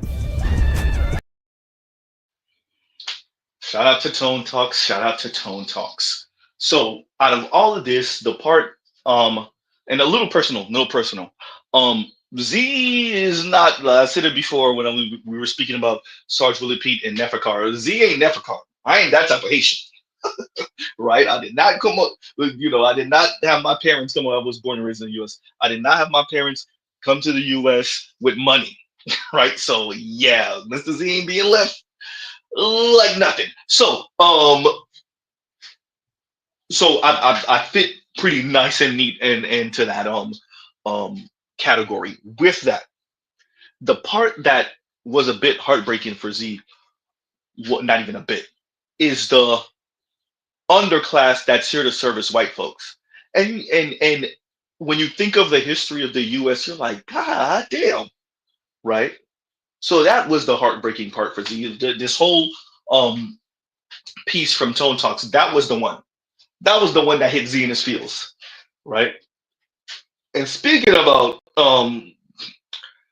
jobs or gigs, Will AR says Waymo self-driver cars is taking over for Uber drivers. There is a whole lot of Waymo cars driving around Metro Atlanta. So I haven't seen any around me yet, but I do know about Waymo. I've watched a couple of clips about it. As a matter of fact, I want to say, did I watch a CNBC little mini doc on it? I want to say yes.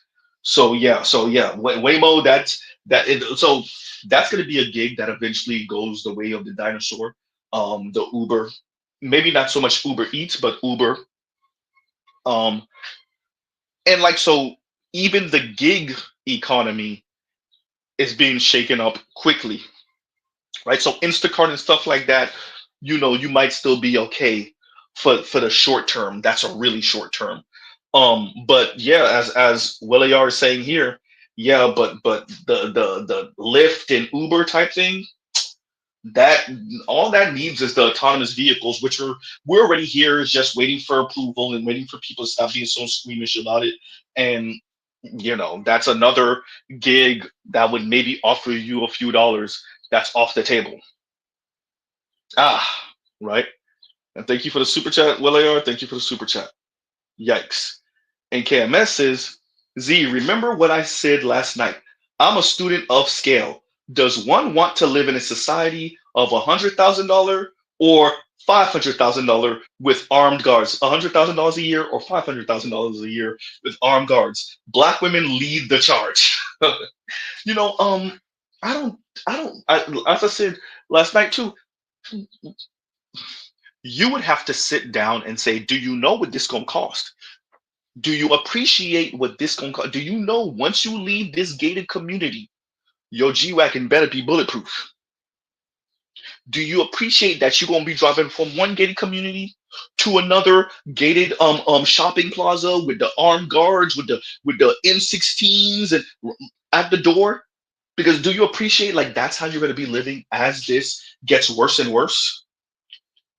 Because all it takes is a short trend of just ransom and kidnaps of well-off people. You know how the US work. That happened 2, 3, 4 times and it's done. That's a trend. We gotta revamp the laws and we gotta call it some ism, or you just go after the wrong politician's wife and you didn't even know. The wrong politician's child and you didn't even know, or an uber wealthy person. Well, that person, you probably did it on purpose, but they have the ears of whatever senator or congressman. They push it through Congress, and KMS continues and he says, race is a team sport. Yeah, we've been saying this for a while. Exactly. Race is a team sport. These intelligent fools catering to black women's solipsism to quote unquote get the bag will need armed guards because they will be alone. They stupid. I hear you, Camus. I hear you. I hear you. It definitely is short-sighted. It definitely is myopic, right? It definitely is. To start to for average folks, average black people, average black women, below average black women, to be speaking like they throwing hundreds of thousands of dollars around, huh? To be speaking like if you were to check into their bank account right now, the only money in there is the money they just got paid, if even. For them to speak like they're not living paycheck to paycheck with 50,000, 45, 48, 42, 38, 53,000 dollars a year, 55, 58,000 dollars a year. For them to be speaking so recklessly and being so delusional, huh? And it speaks to that solipsism you're speaking of right now. That get the bag culture. I'm gonna play that wisecrack clip one more again before I let y'all up, right? Yikes. KMS continues and says, Law 3, stupid person is one who causes losses to a person or group of people while deriving no gain and possibly even incurring losses themselves. Yes. Yeah. And we're witnessing that. We're witnessing that. No? $100,000, $100,000 jobs lost in a month, some 300 some odd thousand jobs lost in the span of what, 5 or 6 months. Yo, we're witnessing black women in particular go through it and not appreciate how bad it is. That's the thing too. I don't think they appreciate how bad it is and how bad it's going to get. No? Yikes. KMS continues. Thank you for the super chat. He says, I wish these intelligent idiots who hustle black women would live as a rich person in the third world country for a week. Bribes and kidnaps into the chat. Yeah. I remember, was I watching something about South Africa and like the well-off white folks, they got to swerve when they go under bridges. The truck is always armed. They always have security, some black, some white. They always got armed guards with the truck. They always change in the car and whatnot. And it was just so much just to drive down the expressway. Just to drive down the expressway. Now, how much of this was exaggeration, right? And how long ago did I watch this? It's like maybe a decade ago I watched this. Right? Yeah, but we're the ones who consume that. I put money. If you look at everything from when RT was on to Al Jazeera to all of this stuff, I guarantee you, right?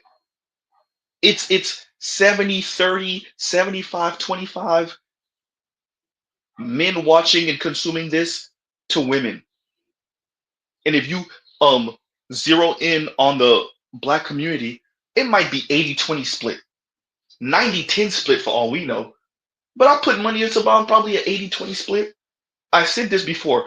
Yvette, when Yvette really started blowing up, this is maybe 2017 because I want to say Armio say friend Funky Academic was still with her. And one day she like kind of off the cuff, I can't remember who started the conversation, if it was Armio or if it was Yvette, and they spoke about how Yvette's analytics say that 70% of her viewers were black men. She's speaking about reparations, which would benefit all ADOS FBA, right? And what she was finding is 70% of her viewers were men. The women want something very specific to them. They want to be catered to. They want to have their ass kissed. This is what Ice Cube, once again, the Ice Cube effect, right? And even when it's things that's supposed to be beneficial for black people, not just black women in a vacuum, they're not really consuming that. Huh? And they definitely are not trying to listen to or watch anything that sounds any type of what they would consider doomer or that's not positive or has a happy ending. Huh? You think they could watch Tone for any amount of time? Like, does Tone have female viewers, black women viewers? Yeah, I see them in the comments. I bet you it's, no, I don't even think it's 60-40. I don't even think it's 60-40. Maybe 2/3 are men.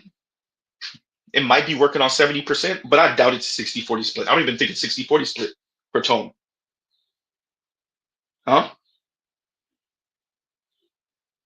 I fundamentally think these folks are just unserious. They're just unserious. It's all about their loins, their loins. Better yet, there you go, Z.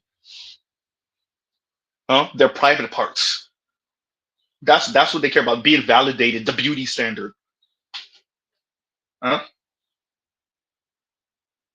And yeah, they might talk some money stuff, but it's not. You don't get real deep in it. And that, once again, that's what happens when you focus so much on hyper individuality. You don't appreciate the systems at work here.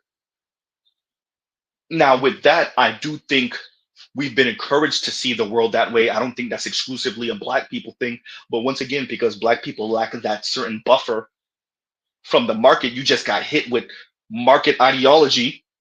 And you can definitely see that in Black women and how they speak. Huh?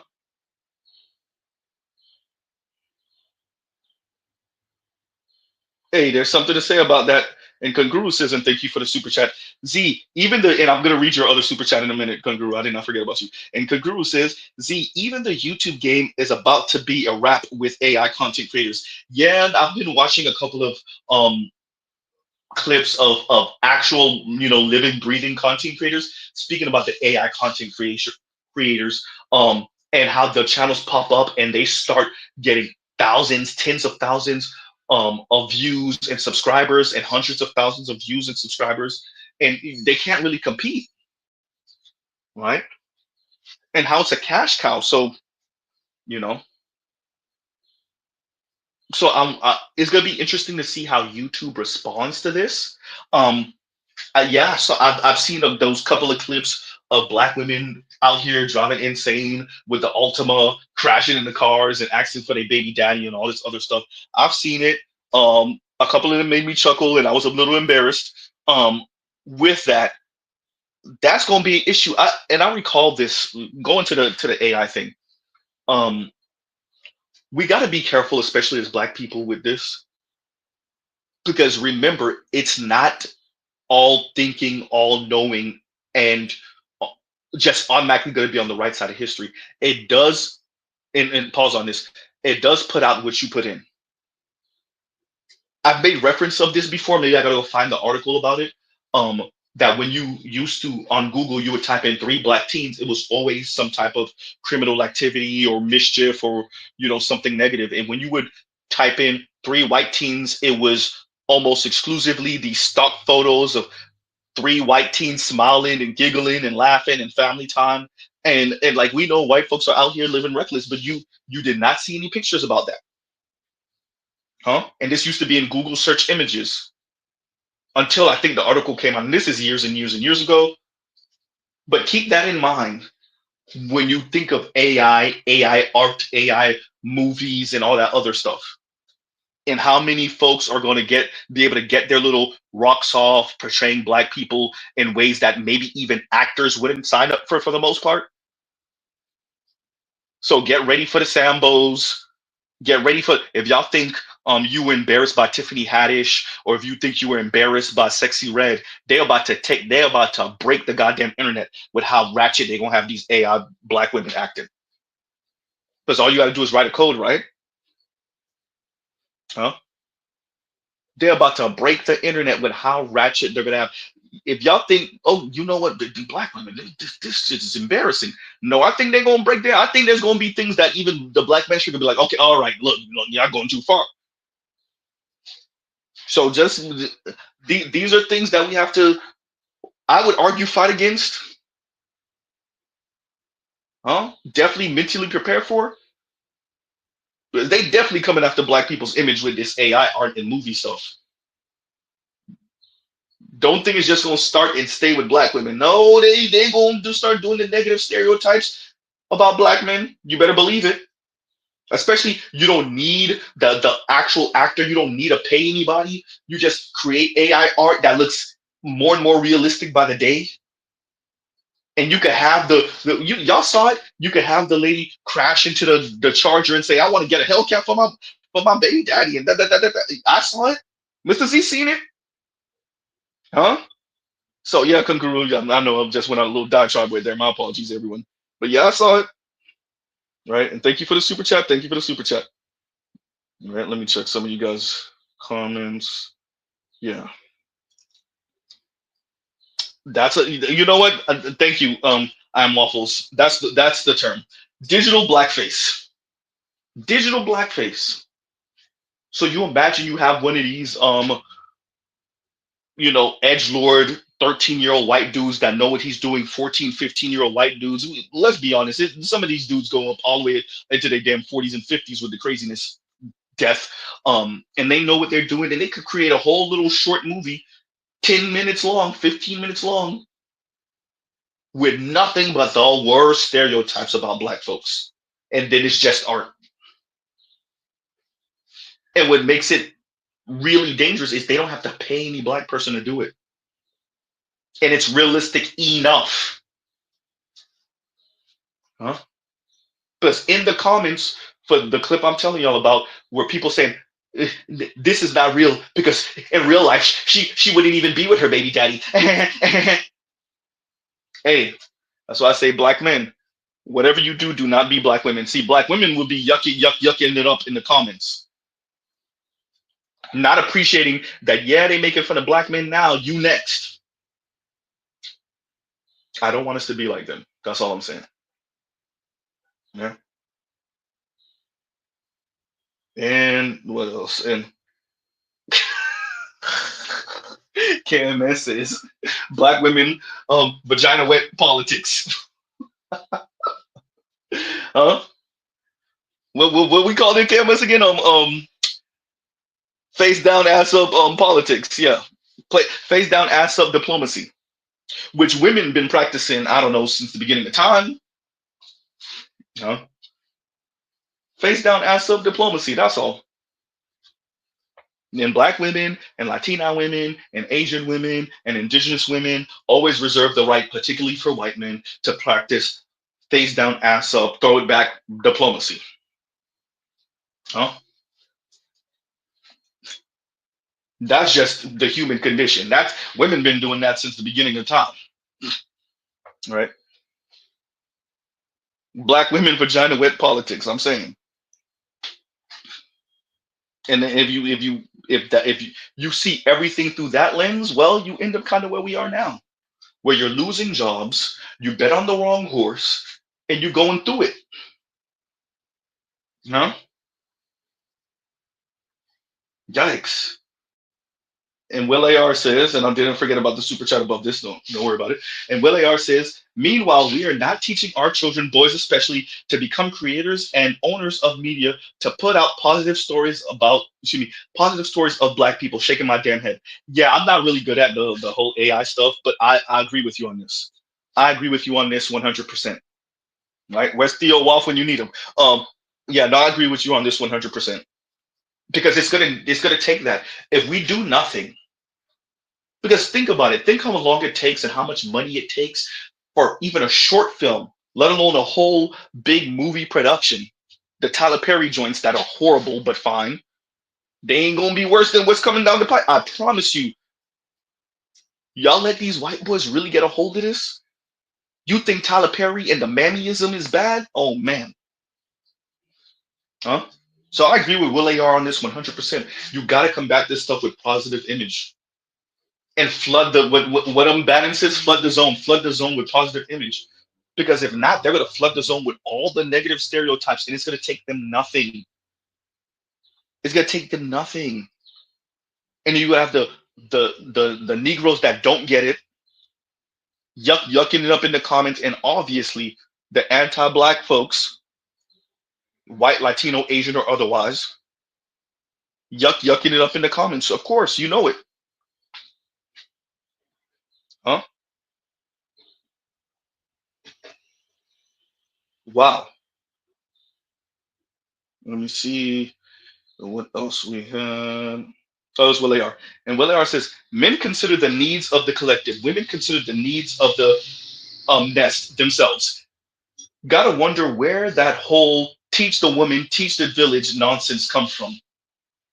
That might have been the truth at one point, but it was outside pressure making sure that structure exists. That's why like the individuality thing has limits, right? There was force making sure that that stays in place, right?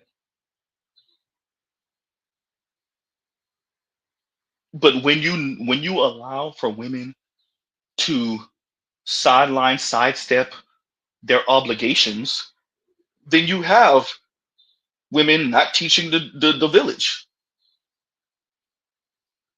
Because what's the punishment for them not teaching the village? Make it worse. What's the punishment of them selling out the village, indoctrinating the village on some nonsense, finding excuses for why they always come up short?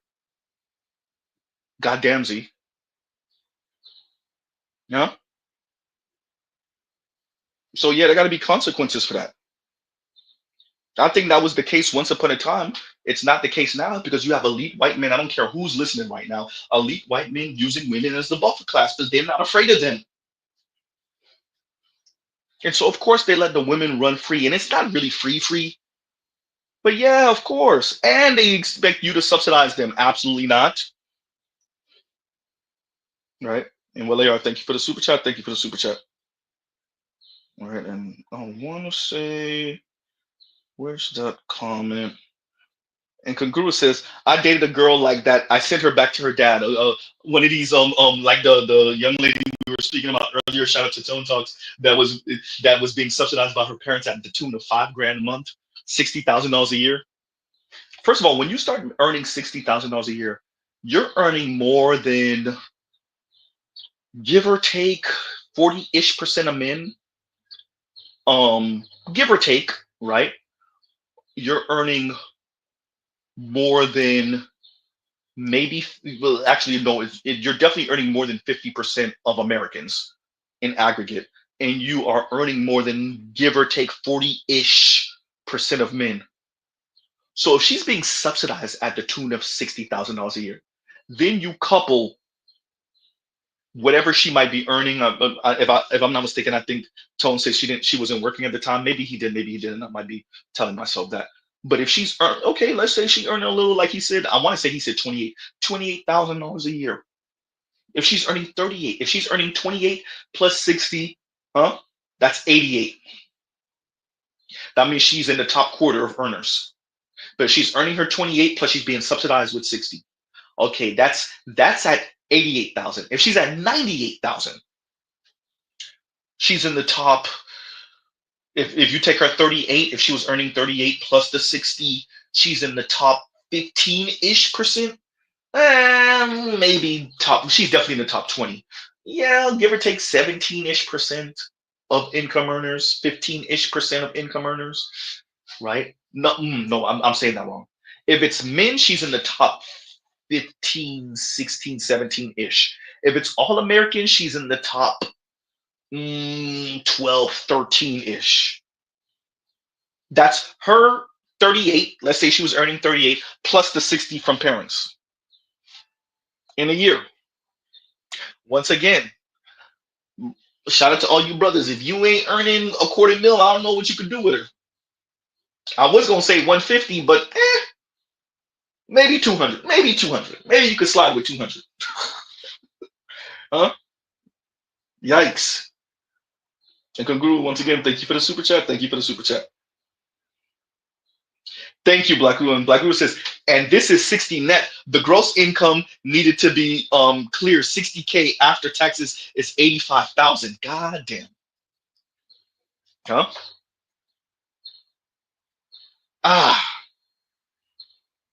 Yeah, it's like that, everyone. It's like that. Cyrus Berg says, let the racists make fake content about us. We'll flood the market about them and turn this into the Wild West. Maybe then they'll regulate it. Yeah, no, I think if I'm about fighting fire with fire when it comes to that, and I'm about the videos showing white folks being dusty and dirty and not taking showers for 2 and 3 weeks and then still smashing. and then the woman gets the itchy scratchy. Huh?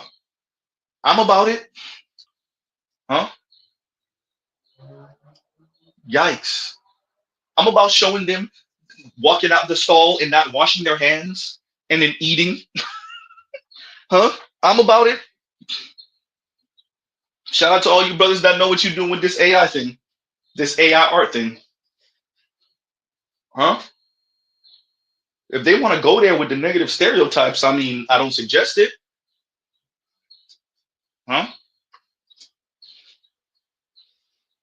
If they want to go there with it, I'm about showing the white dudes being the wealthiest group of people, most influential, powerful group of people in America, and yet they just still don't want to pipe.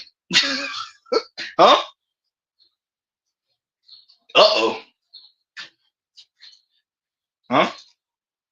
I'm just saying. So shout out to Cyrus Burke, and thank you for the super chat. Thank you for the super chat. If y'all want to go there with it,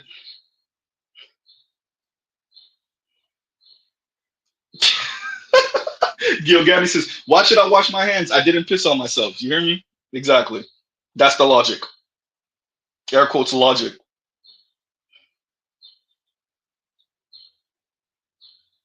And Mr. Shook to you says, I'm telling you, you guys don't truly know how expensive women are until you marry one. This is why I talk about being subsidized all the time. Right? And you're not the only one. I have a older coworker who says this to Z all the time. Like, Z, you ain't married yet. You talking now. You ain't married yet. You don't know. Huh? Yikes.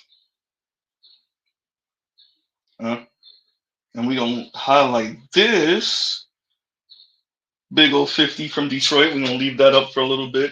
And let me play this clip that I wanted to play from Tone Talks, and we'll double back and play that clip from Wisecrack, and then I'll let you guys up. Here you guys go. How's everybody doing today? This is Attorney Antonio Moore coming to you from Tone Talks. I wanted to have a discussion today about what I'm seeing. What I'm seeing is, I don't know if we have traditional generations when it comes to Gen Z and millennials, particularly if you go into the middle and the younger age millennials, because I truly believe what we might have is that both of those generations are just Generation E, which is generation exploitation. I want to talk about it today and just break it down for you. Let's get into it. So when I look at Generation E, I'm looking at 6 things in particular. I'm looking at the rise of gig jobs. I'm looking at the birth of Klarna, the legalization of sports gambling, the death of the CFPB. And how many people have heard about the CFPB?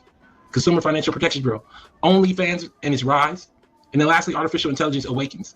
So you have these things combining to create this exploitation generation that then tries to mimic and live in the shadow of a boomer generation that basically ate everything and left little to nothing by printing money and basically retiring for 25 and 30 years with not enough in Social Security or in savings. And now here we are, and nobody wants to look at the truth of it, that you're here to get exploited from the day you was born. Let's get into it. So I kind of want to talk about it today, and we'll just start right off with the gig jobs. And we're seeing with the gig jobs. Listen, I'm about to tell everybody who has a regular shift job, get a job. Get a job, that's all I hear, because I DoorDash, Instacart, merchandise to make my money. And guess what? I make as much money, if not more, than people who work 40 hours a week on less than 40 hours a week. And then I have time to play games on my phone for money. If you don't know about that, go watch. That what gig jobs are doing is, as shown in this LA Times article, is the gig economy sucked in millennials like me. Will we ever get out? And I believe it's designed for you never to get out. Gig jobs basically are jobs without the benefits of a job in the traditional sense of a good middle class life. You don't have any security, you don't have any vacation time, you're an independent contractor, but they still control your movement through surge pricing and the like. But in reality, you are an employee without the benefits of being an employee. Unionization is largely little to nothing, and it was all created under Barack Obama. I want to make sure that everybody that is watching this, that is from Generation E, understands that under Barack Obama, both boomers and also Gen Xers that were sucked in by culture because they did not understand politics, voted for a neoliberal that effectively gave the gateway for gig jobs to even exist by not shirking back on 1099 laws. These are a misuse of 1099 laws, and I believe Generation E, generation exploitation, everyone born post 79 or so, post 80 or so, is living under foot to neck because you don't understand that only a month and a half after Barack Obama is sworn in January of 2009, you have the launch of Uber, and somebody had to have told them that this company would be allowed for them to launch it, meaning that it would be allowed to misuse 1099 laws, as I see it in my view, to allow for people that are employees to not get the benefits and services of employees. And also that's grievance filing. You don't even get to file a grievance. Say somebody gives you less than 4 stars, you just get deactivated. So next we have the rise of Klarna, right? Some people don't even know what Klarna is. Ask a boomer what Klarna is. They probably never have to use it.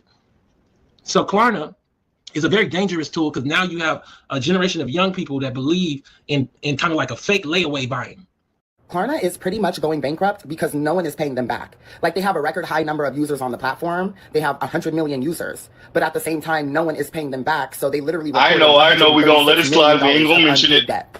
Like $136 million that people are just not paying back, and they're just, you know, and now Klarna is at a major loss. Even though they have a record high number of users on the platform, there's more users who are just not paying that shit back. And that's because you guys are letting people finance groceries and finance DoorDash orders. The kind of layaway buying where you buy in parts, but they give it to you up front and then maybe you don't pay it back, but you don't understand it'll affect the rest of your life, that McDonald's meal or that Burger King meal, things that never should have been broken up into pieces. So you have the rise of this micro debt, and the people are allowed to be able to take on debt at such small scale that they don't understand the seriousness of it. Klarna offers buy now, pay later options, including paying 30 days, and longer term financing with interest rates up to 36%. That's right, 5.99, which is basically 36%. Late fees and high interest rates on extended payment plans can make purchases more expensive over time. Using Klarna can lead to overspending and accumulation of debt. But exploitation is the lifeblood of Generation E because they don't know any better than exploitation. They haven't lived good enough to know better than living bad. And that's kind of the theme of this, is that we basically now are living in a generation of people that are now working age, that are acquiring no wealth, that will likely have no wealth throughout their life, and that believe being hustled is a good way of living. Not hustling, being hustled. So you have the rise of gig jobs, you have the birth of Klarna, and then you have the legalization of sports gambling. So how many people remember that sports gambling was illegal? Well, it was illegal to sports gamble. This chart right here was made by Ray Diallo. And essentially what it shows is that during the course of the lives, everyone born post, like say 1980 or so, everything has declined for everyone but the most elite wealthy class in America, the top 10%, which is pretty much all white people in America. But what we don't understand is the scale of that. This Ray Diallo chart shows that the bottom 90% is this line here. And as you see the decline, it happens right about 1980. Generation E is everyone born after that. Now, I don't know how long that generation will last, but it definitely is in full effect into the early lives of Generation Alpha, which comes after Generation Z. Those are people in elementary school right now. And in effect, what happened is, it's not just to say all the good living went to the wealthiest class, but in effect, all of the living went to the wealthiest class, and people don't know any different because they think OnlyFans and sports gambling and gig jobs is a normal way of living in a first world, highly developed country, and it is not. So you look at the reality of this, and you look back to the 1930s during the Depression, and the bottom 90% held the same amount of wealth as the top 0.1. Well, what you saw is over the course of your grandfather's and your grandmother's lives, due to politics, the New Deal, due to politics, the Civil Rights Movement, they took back large shells of wealth and handed it to your grandmother and grandfather of the 70s, not of the 40s and 50s, that was their parents, of the 70s, to continue that on. And instead of doing that, they signed on to Reagan's policy. They signed on to everyone that came after Reagan, from Obama to Biden to Trump as well. And what that did is they printed money to keep their lives good. They kept property taxes, as what we see in California. Go check it out. At 2% for a home, that's $1 million for anyone who had a home back in the 70s or in the early 80s. And so what happened was a breaking up of wealth held by the bottom 90% that had risen from a low of about 22, 23% to holding somewhere around 37% of the wealth. In my view, we should hold 50 to 60% of the wealth. And we should all be living spectacular lives. But instead of doing that, the top 0.1 indoctrinated a celebrity-esque decadent veil, fabulization, lifestyles of the rich and famous, value system into the lower part of society. And when I say the lower part, I'm talking about people worth less than $400,000, $300,000 in net wealth. That's pretty much all of the society. And what happened was they were able to claw back a valuation system where we look at Musk and we look at Bezos and we don't see the immature, childish children that they are. In my view, what we actually see is a sort of genius that wasn't genius, it was policy. And Generation E is the generation that bears the consequence of this, because the people that have been retired 20 years have not said that they're willing to go back to work because their retirement is all eaten up. How many people in the chat know, that are watching right now, that the retirement age has been eking towards 70 years old? It wasn't 70 years old when your grandmama retired, but it's going to be 75 by the time you retire. So Generation Exploitation, Generation E, is this large grouping of people that don't know better than dropping off packages. Okay. Look at the wealth share. And this is back in 2020. It's crossed since then. We now live in a society where the bottom 90% has less wealth than the top 0.1%. A few families have more wealth than the whole bottom 90% of the society. And what is born out of that is nothing more than expectation for everyone in this picture. From Uber Eats to dropping off Amazon packages to using Klarna for basic needs, soap, all the way to food. And the question becomes not only what are you going to do about it, do you even understand it? Or are you thinking that good life is being shit on? So we have the rise of the legalization of this sports gambling, right? So for 25, 30 years, no one sports gambled because you had to go to Vegas to do it. You had to go to Atlantic City to do it. Well, after this ruling at the state level, these gambling houses indoctrinated themselves at the state level and then used PACs to actually allow themselves to move toward federal policy that allows them to get into your homes and your phones, to keep your young people, to keep your middle-aged people hooked on not only the sports gambling, but also the little games and stuff you play on the phone. After this is a New York Times writer, Kenneth B. Vogel, he just put this tweet out. After I revealed that DraftKings had created a federal PAC this month, I was asked how sportsbooks had achieved such a favorable regulatory environment without more of a national influence operation. Answer, a sophisticated years-long campaign targeting state legislators and governments. DraftKings also donated $502,000 to Trump's inauguration. So this rise of this gambling, of this sports gambling, has led to this. Deal with if you're dating someone who loves to sports gamble. You'll be at dinner and their phone will be on the table and it'll light up with a text message that says, send pics. But it's not from another girl. It's from his group chat of other gamblers wanting today's pics. Another thing you have to do is learn an entire new language. For example, cooking does not mean he's cooking in the kitchen. It means he's on FanDuel. Same goes for in the lab. He's not a scientist. He's betting on the action. Cake, caked, cooked, all mean it's over and we lost money. So we see that. So that's all I have for that. That's Generation E, Generation Exploitation. So I'll put the link in the comments for you guys, right? And let's highlight this again. Well, actually, let's read this first, and then we'll highlight that comment again. And Cyrus Burke said, here's the thing, Z, we can weave the AI content with the knowledge we have here and be surgical. Though that'll be the nuclear option. Yeah, look, I always said we gonna eventually have to go to war with the white manosphere on some G-ish. I would have liked for that to happen after we get something for young men and boys, right? Because that might mean partnering up for just that. And I would implore us not to make the same mistake that Black women made with white women, thinking that this actually means y'all are friends or allies. We have a common cause. Down with the patriarchy, lame ass. But if not, I'm about, torching everything, scorch earth. If that's what's gonna happen. So right now you're seeing the AI art with the hood sisters doing insane things. I'm not 100% certain if that's coming from Black men or white men or any non-Black man. But if we find out that's coming from white dudes, understand they're not gonna stop there. So for all you brothers that think it's funny and y'all cheering it on, if it's coming from the white guys, understand they're not going to stop there. Right? And shout out to you, Cyrus. And what's going on, Cam? Is he still there? Yeah, he's still there. Hey, what's going on, Mr. Z? What's up with you? No, nothing much. Just enjoying this Sunday. But no, man, I greatly appreciate all your content. I really, really do. And I wasn't coming at you. I wasn't coming at you last night. Pause, no dating. I didn't take that any kind of way. I did not take that any kind of way. Okay. But yeah, no, man, I'm a student of scale, and I think I've been making the pivot. It happened to me last year, of course, when I saw what happened to my one of my cousins through family dad. But nah, man, I'm kind of in adjudicator mode.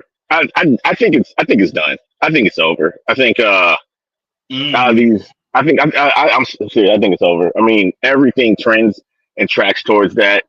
I mean, and what you said yesterday was just damning. I mean, if you have these carpetbaggers selling, elixirs to the populace, but ultimately they're all about individuality. It's over. It's over. Because you're going on generation 4. Let me say this first. Society is built up of communities that are built up of families. We're built up of the male-female dynamic. In the Black community, we're going into generation 4 of women who do not have a masculine presence in their home. Not through their mom, not through their grandma, not through their great-grandma, who unfortunately is probably about 60 by this point, considering how toxic these homes are. And so even that has no place for the masculine male, particularly the black masculine male, who probably became that way in spite of his upbringing, not because of it, due to the lack of males in the home. So even if you do have your shit together as a man, that woman does not understand you. She's so far removed from a masculine presence that outside of just dick and swag that you're not compatible. She can't help you. She does not understand you. You might be speaking 3 different languages. And at that, and if you extrapolate that out as far as scale goes, it's over. We're finished. Yep. So that's one thing. Shout out to Ms. Z if she's listening, that I appreciate with her, and rest in peace to her dad, is that I do, even when we disagree, you could tell she understands the masculine frame, the manhood frame, right? And like there's no explaining. That don't mean I don't get sassed. This is real life. When you got a black wife or a black girlfriend, she gonna sass your ass. She gonna sass, right? Agree. But at the same time,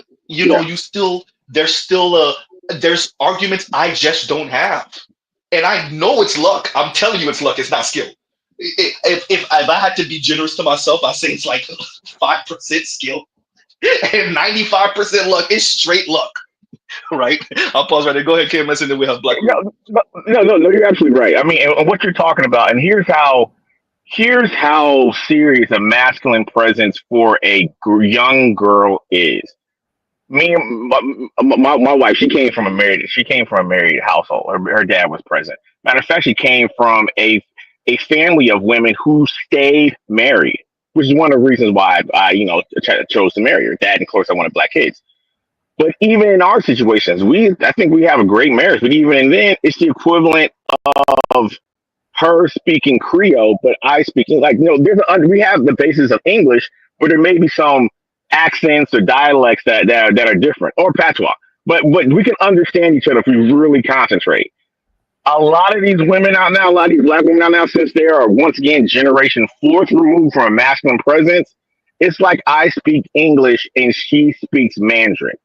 It does not matter. She speaks Martian. No, yeah, she speaks Martian. I mean, it is that damning to the point of why would any man, particularly black man, who has to fight so hard to get to the position he is, why would he take on a woman who not only she doesn't have no place for him in her life outside of that as a child? Because let me go on one more tangent. I'm from this tangent. For most black women, the only place they see a black person is in a situation, okay, he coming by and dropping off dick, so he's expendable, or as my brother. Like my mom, mommied my brother. Yeah, was condescending to my brother. All the teachers who are predominantly women are condescending to my fellow male students. So they only know a dynamic of where a woman is talking down to a man. But it's not, or a male talking down to a female. She gets grown, she thinks that's how it's supposed to go, but it isn't. So even if she runs across a person who has a masculine frame, she's not going to be able to handle it. She doesn't understand that. She speaks Martian. This dude's coming in with English. It's that far removed. Right, and you separate this out, it's over. I'm sorry. I'm done. I'll lay my point. No, you were good at it. And once again, you deal with that, and then you don't work for any man. That's the thing. And now I said this before. Y'all go ahead and take this, spread it around the black manosphere. Being single is now a luxury. Being single, I'm gonna use their word, but not being partnered is now a luxury. And you're gonna watch black women still try to hold on to this and get buried by life. Going into my adjudicator stance, I'll go a step further. I think being single, particularly for women, is hubris. I think it's a fatal flaw at this point. I mean, because you see the women who are financially successful and single, they are surviving. None of them bras are happy. So they are. Why are they online? Jordan. Yeah, why are they online either telling me how unhappy they are or pretending to be happy? Ain't none of them bitches happy. Go ahead. Who was that? Was that Black? Who was that, AB? That was me. That because their vibrator broke. That's why they're unhappy. Let me shut up. Did you? Hey, if you scroll, I don't know. I Am Waffles might have to post it again. AB, I Am Waffles posted a clip of a light skinned sister talking about she literally paralyzed herself pressing the red button with the rose toy. She kept on hitting that red button over and over and over to the point where she paralyzed herself. She had to call her homegirl to go bring her to the hospital. I'm not joking. Well, Pussy Politics presents. Go ahead. Go ahead. I'm sorry. I'm sorry. Well, Pussy Politics presents pussy paralysis, apparently. Right, literally. Go ahead, AB. Go ahead. Literally. Yeah. Singles a luxury. Well, I guess. Particularly for women, maybe single is the luxury for men. Because you know what they say, if you want to move fast, go by yourself, go alone. For men, being single is probably the best bet. But for women, being single, that's gonna cost them because they no longer live. Let me don't make that because that's too definite of a. Yeah, I don't have statement. to wake up to. The environment is changing to a place where that luxury is going to cost them more and more and more. Being single is going to cost them more and more and more because they no longer live in an environment, and increasingly they're not living in this environment that rewards being single, or at least is indifferent to being single. I think you're going to live, especially when JD Vance is speaking about having kids and nuclear family and single cat ladies, and then you see they're kind of floating this idea of $5,000 per child. Hey, that doesn't mean they're only going to give you the carrot for having the kid. That means they're going to give you the stick for not having the kid. Yep. Mark my words. I said it. Go ahead. Shout out to Obsidian. The cuts are coming. The cuts are coming. well, no, I'll take that back. The cuts are here. And let me read. Talking about that. Let me read this. Okay. Go ahead. No, go ahead. I'll read that to you. Almost every other day, I'm seeing a TikTok about a chick that got evicted or got kicked out of her house. Yeah, man, it's tenuous. And like that's the part I don't necessarily celebrate. I will give you maybe I told you so, but I'm not about dancing on their misfortune because like especially with how tenuous things are, like we could all catch ourselves on our ass in this environment. With that, it's different when you have someone next to you that could lift a bit of this. When you are by yourself. And your network is just as precarious as you, it's a bunch of single women. That's no way to live. That is no way to live. Before you read what you need to read, I saw this clip. This chick on the side, this clip of this chick on the side of the road complaining, nobody can help me. I've been sitting out here for 45 minutes. And it showed and whoever made this clip showed a picture of what she was saying in another one of her TikToks. Said, I'm independent. I don't need no nigga. I was like, yeah. I saw that. Yeah, I mean, once again, there's going to be a cost to this. The internet, all you just described, AD, was the internet will expose us all. Somebody talking reckless, and then what you see there is that and there's actually a page on Twitter. I don't know if it's still there.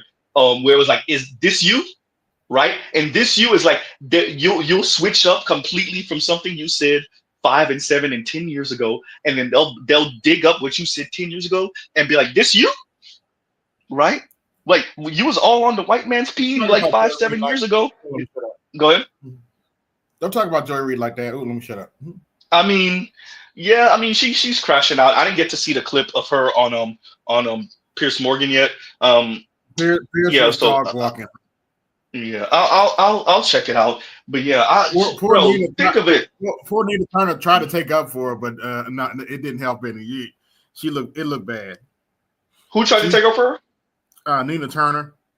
Oh yeah. Look, it looked bad. How she's sitting up there trying to defend dildos in children's book. Wait, what? Yeah.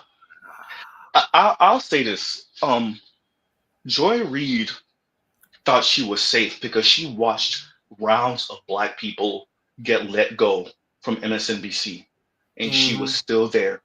And so she thought she was safe. She thought Shout she out was to in.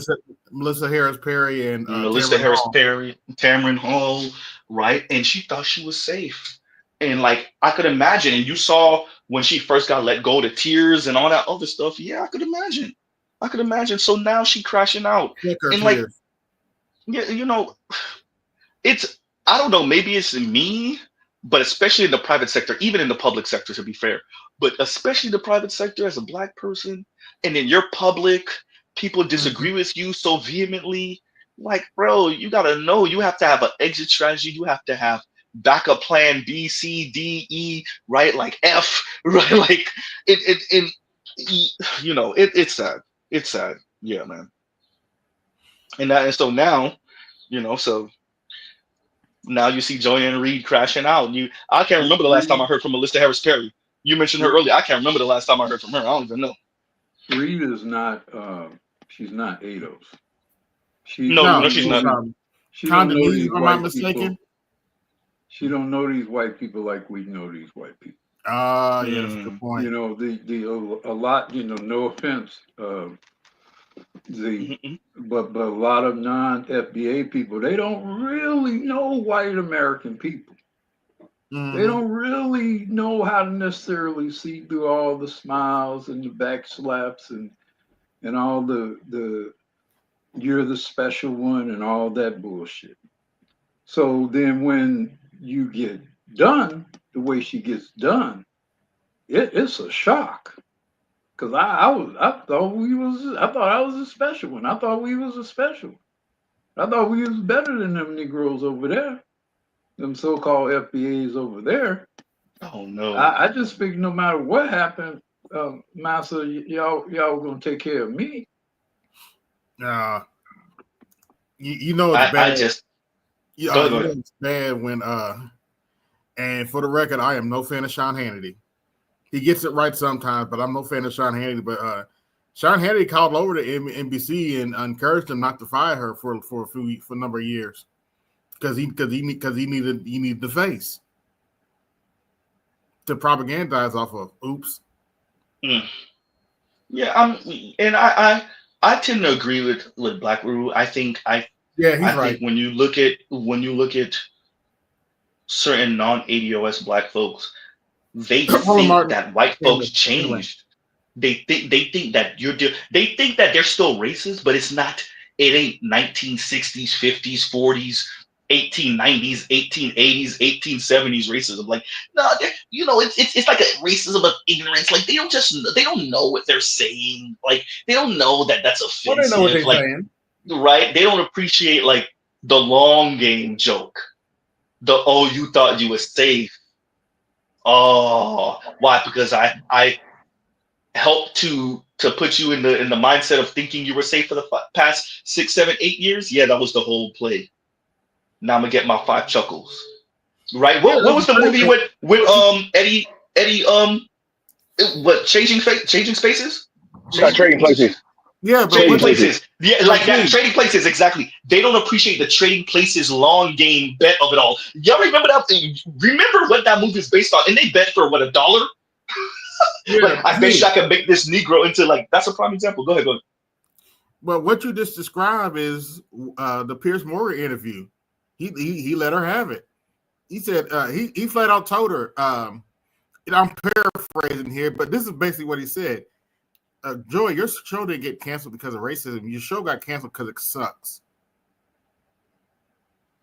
I mean, and the show got canceled because it sucks and because of racism. All those hold on, AB. All those fucking shows suck, man. Oh, that's true. I mean, Hannity has sucked for 30 years now. Yeah. So all those shows suck. But it's easier to suck when you're white than it is a white male than when you're a black female. And I'm not defending, I'm not at all defending George No, I hear you. But Piers sucks. What talent does Yeah. Piers Morgan Yep. have? None. He None. sucks. You I know mean, what's all those white guys. Hell, probably the last talented people we've had doing that kind of thing might have been Cronkite or some Dan Rather or Peter Jennings. I mean, those were probably not the Peter last Jennings. talented people to actually white men to actually do that work. It's been white men sucking in news media for well over 3 decades now. I would agree. So all of them suck, but the difference is it's much easier for the white dude to suck than the black woman. But they all suck. Okay. Real quick, AB. Let me say this too. And we're getting to the end, especially on the left or centrist left or left of center, whatever you want to call it, of the vanity projects, where I'm losing money, but you're forwarding a message for me, and I'm okay with losing money. Oh yeah, there's no more Or money. we're not in that era anymore where like the message supersedes the see, I'm making that, and that's too much of an absolute. I'll say it in a different way. We might be reaching the end, there you go, of spending the money for the message, and you're just blowing money. Particularly when it comes to, well, I would say yes Go and no, because it depends on the message. I mean, they'll lose money for the right messaging forever. They'll lose money for some pro-white man shit forever. Because the broader objective of that messaging and the effect of that messaging transcend any debits and credits associated with that particular profit center. So losing, say vanity project, I guess I would ask which vanity project are we talking about? Because America, the whole damn thing has been a vanity project. It's just been a matter of who pays the highest price to perpetuate. So also, that's why Obama was pushing the legitimate agenda. Oops. I mean, I'll always look at that as just a espionage tool, particularly for the black community, in a release valve, no pun. Yeah, and plus we always knew that people been freaky, particularly white folks. So I've never been so gun ho about that. If you notice, like how I speak about that, I don't have the same disgust for it. It's none of my business who's doing what with who. With that, when it's weaponized and when it's used to minimize the plights of black people, namely in this case black men, and when it's shoehorned in the middle of what the hell we're talking about, yeah, that's when it's a problem. But I don't care. Here's the thing, Z. I'm not big on who you sleep in their bedroom is your business. I do believe in that, but they're pushing it so hard that now even some of the legitimate are starting to push back.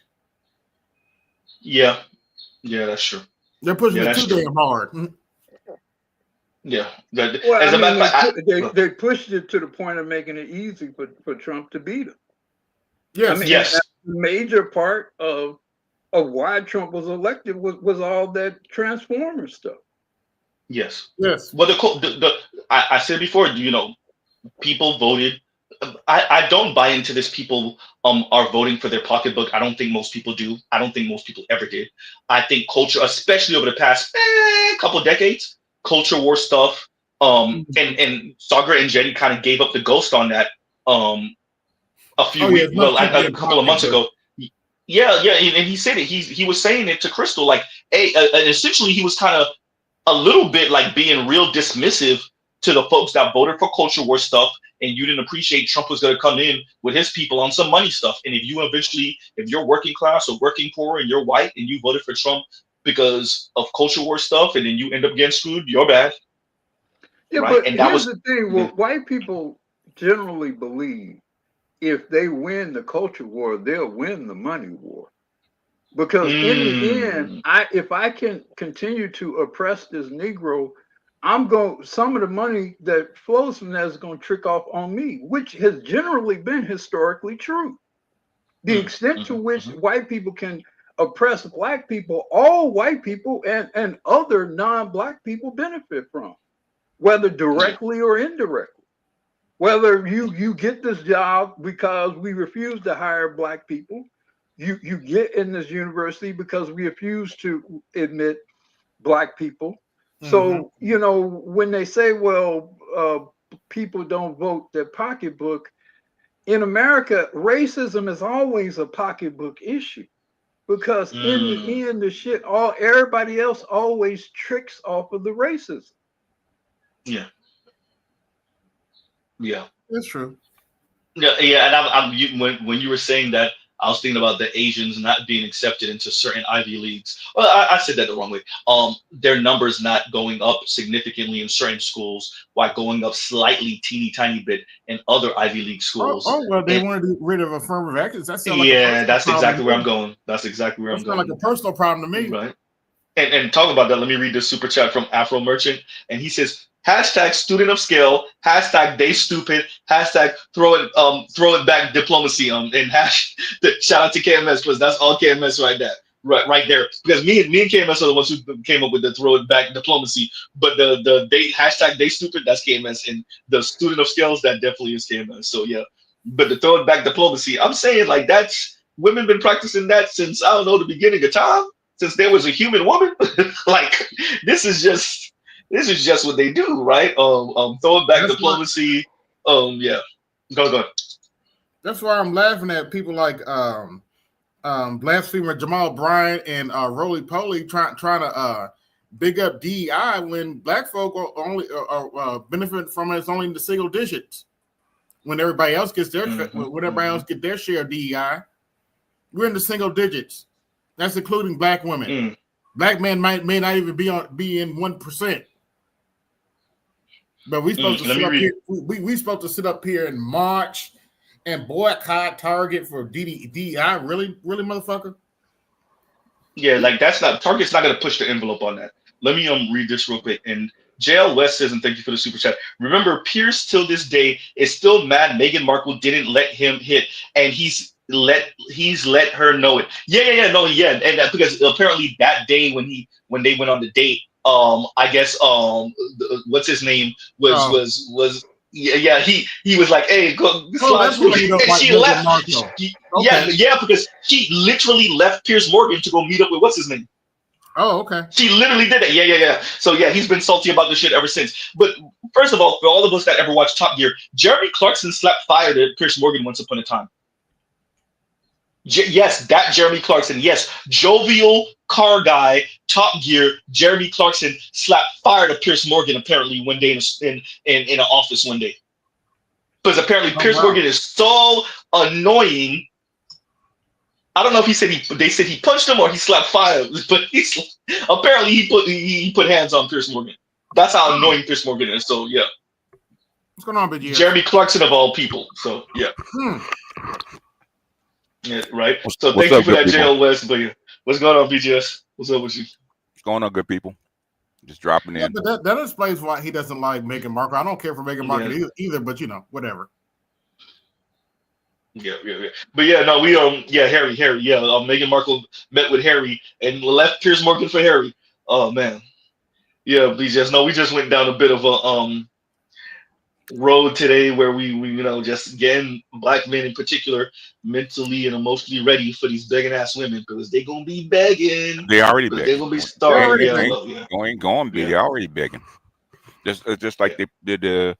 I think it was Anton, or was it somebody that played that TikTok about that chick living in her best friend's apartment with her kid, and she has to give him sex twice a week or some shit like that.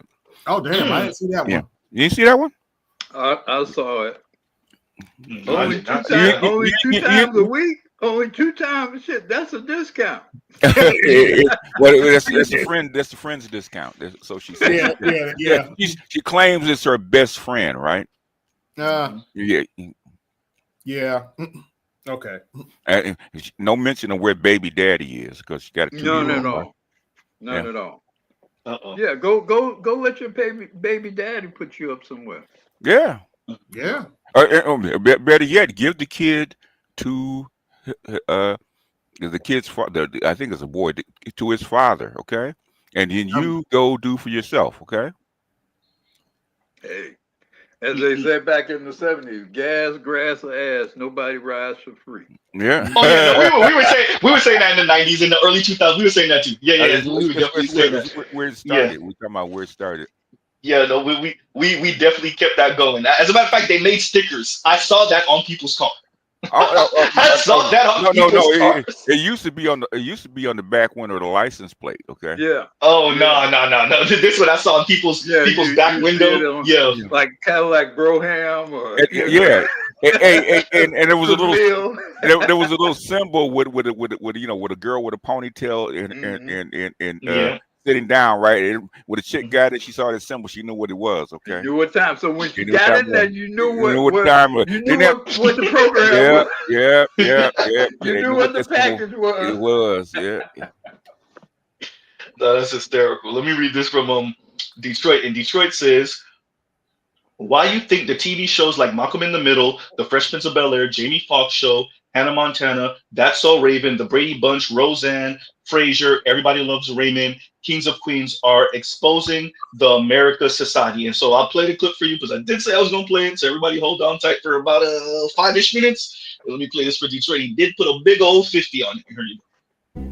If this struck you as unusual when you were watching the series, that's because it was. In scholar Richard Bush's study of 262 so-called domestic situation comedies from 1946 to 1990 at least, he found that just 11% featured heads of household who were working class, i.e. doing blue-collar, clerical, or service work. Malcolm's father, and future drug lord as you may remember, plays a low-level clerical worker. This is despite the fact that most American workers qualify as working class. Back in 1976, scholars Gerbner and Gross addressed this still relevant trend, calling the exclusion of working class families from television a symbolic annihilation of America's economic realities. The problem is especially bad on children's television, where a scant 2% of characters are depicted as working class. Now, this isn't exactly a coincidence. Showing stable middle and upper class families is good for business, especially if you're making a family-friendly sitcom. And the reason is simple: commercials. According to scholars Zieglinde Lemke and Wibke Schneiderman, as a form of mass entertainment financed by selling commercials to middle-class consumers, it seems logical that the predominant mode of representing class presupposes middle-class normativity. That is to say, watching the kids' skins stick to the seat in a rundown car with a broken radiator doesn't exactly put you in the mood to splurge on that cool new vacuum cleaner or a fancy bottle of cologne. In comparison, watching the Huxtables hang out in a brownstone while modeling yet another sick sweater from a seemingly endless pile brings viewers a sense of economic plenty that they might not feel in their day-to-day lives. Now, obviously, Malcolm in the Middle wasn't the first show to peddle an economic angst. I'll tell you what they're going to pay you. They're going to pay you what all jobs pay. Less than you're worth and just enough to keep you crawling back for more. We saw this as far back as the 50s with the Honeymooners, while the mid-70s brought Laverne and Shirley, and the late 80s saw the debut of America's most famous working-class family on Roseanne. But for anyone with enough business savvy, it just didn't seem financially smart to make a family or children's show about bringing your leftover egg breakfast to school for lunch. What do you have? Leftover eggs from breakfast? Which brings us to Disney. In a moment, that is. First, we have to look at 1980, when a broad cultural phenomenon began, the Reagan-era loosening of restrictions on entertainment regulations, including advertising during children's television programming. Now, after a major 70s-era crackdown on advertising to kids, you could only show a limited amount of commercials during children's programming, and were also required to produce educational and informative content for kids. When President Reagan and co. had essentially signed or vetoed all that away by 1984, things changed rapidly. A year after regulation, all of the top 10 best-selling toys had their own TV show. While child-centric product placement had occurred during television's early days, that was really no comparison to this new reality. The insane proliferation of TV character-aligned merchandising was dubbed the Strawberry Shortcake Strategy by Tom Engelhardt. That's thanks to the 1980 show's explosions of licensed dolls, video games, stickers, lunchboxes, and so on. And that reliance on branding would continue to increase from the 90s and on as corporations realized what a valuable consumer demographic children could be. And though a 1990 congressional bill had reinstated some restrictions on such advertising, the industry had been changed forever. Increasingly, merchandising centered on children's television characters began blurring the line between consuming entertainment and just plain consumerism. And we're not trying to demonize your favorite Lizzie McGuire lunchbox. It's just a little weird. Which is why families like Malcolm in the Middle aren't the norm for places like the Disney Channel. While they didn't start making original live-action shows until the late 90s, they came in hard, quickly crafting what journalists Julia Borston and Alinda Wheat call a tween machine, in which pre-teenagers, and in this case primarily girls, were targeted through lifestyle marketing like the world had never seen. As scholar Morgan Genevieve Blue notes, the marketing was part and parcel with the programming decisions themselves, explaining that Disney Channel personnel worked closely with Disney Consumer Products and Disney Music Group to extend the network's fictional narratives across a variety of media and merchandise for tween girls. This was in order to effectively creep into the lives and life spaces of kids beyond the TV network. And that's according to a presentation given by President and CCO of Disney branded television, Gary Marsh himself. And the way they did it, mostly through appeals to girl consumers. As Blue explains, characters like Hannah Montana promote representations of aspirational celebrity and teen life via fashion and dress-up and musical performances. And this way, according to Blue, franchisable girl star personae both reflects and perpetuates a neoliberal turn in the United States, which privileges a performative and celebrity-oriented form of girlhood as the contemporary ideal, i.e. a girl who has all the products she needs to look and behave a certain way. In the aughts, this often took the form of sparkly clothes, as best seen in Disney's unprecedentedly large expansion into Walmart stores with clothing and lifestyle lines specifically marketed to middle and working class girls. And by 2014, Disney was racking in $3.99 billion of revenue in consumer products alone, driven largely by Disney Channel merchandise. The franchise element of the Disney Channel explains why programmers need to make shows about securely middle-class families. Doing so both doesn't alienate working-class viewers, while also painting a fantasy of magical middle-classdom where money is never a problem and consumption is a high priority. That is to say, the family on Wizards of Waverly Place may run a humble sandwich shop, but their apartment sure doesn't look that way. As Blue puts it, Disney's texts, products, and promotions may allay anxieties over vast systematic inequalities, in large part by painting an image of a world where families aren't struggling to make ends meet. This, of course, requires ignoring realities, like the fact that 14.4% of American children were growing up below the poverty line as of 2019. I actually am worried about the future because I just want us to be good and don't have to worry about how we're going to get the next thing or how we're going to get food. Of course, it's not just Disney and it's not just tween girls being targeted. Cartoon shows like Teenage Mutant Ninja Turtles and The Smurfs were extended through a huge amount of licensed merchandising tie-ins, ranging from films to comics and books to computer games. Scholar Marcia Kinder observed back in 1991 that this transmedia intertextuality effectively eliminates any distinction between the original text, i.e. the show, and the spin-off text and commodities that bank on the show's success, which may be a large reason why children's and family television typically finds its comfort zone in middle to upper middle class bliss, where the biggest problem is your family photo shoot coming out squeaky clean. And there's nothing wrong with that. We love these shows, but it does present a skewed perspective of what American life is like. As Stile Sakira and Larry Osimensa put it, television serves as a tool that continues to mold the public consciousness, in part by fostering a single-minded interpretation of superficial symbolism as an indicator of status and quality. That is to say, by basically suggesting that the right house, the right toy, or the right sparkly outfit can bring you happiness and cement your status as happily middle class, TV reinforces a materialistic status quo. No. Yep, there you go, Detroit. Yeah, Spademan says, so my 80s toy and cartoon renaissance was me being victimized by the market. No, but you was definitely being targeted. I mean, like, duh, right? Like, of course. So yeah, I mean, how else are they supposed to get the kids to annoy the parents to buy the toys, right?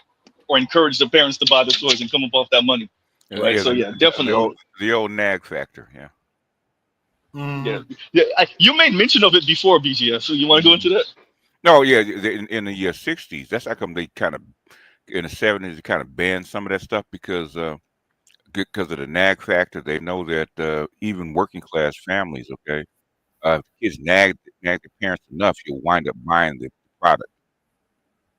That's called the nag factor. So to stop all that, that's how come they kind of cleaned it up in the 70s and then Reagan unleashed it in the 80s, and then recently YouTube started doing that with not allowing you to do certain things or target kids just recently. So I guess it's bad again. Yeah, I think I got the email from YouTube. I think I got the email about it. Yeah.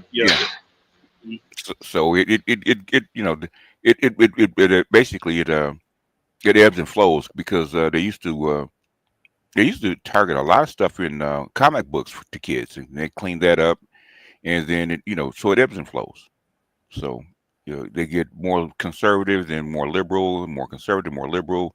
Everybody thinks that Reagan was this big ass fiscal conservative, and he wasn't. Go into that, Black Roo. I think you got something to say. What's up? No, that was me. Yeah. Oh, AB, you want to go in? Go ahead. If I'm not mistaken, I just found this out. He was a Democrat before? Yeah, before the Red Scare. The Red Scare literally scared him into going left. Yeah, he was going right. Excuse me, going right. Mm-hmm. He was actually a union worker for the Actors Guild. So yeah, the president of the Actors if I'm Guild. not mistaken. Yeah.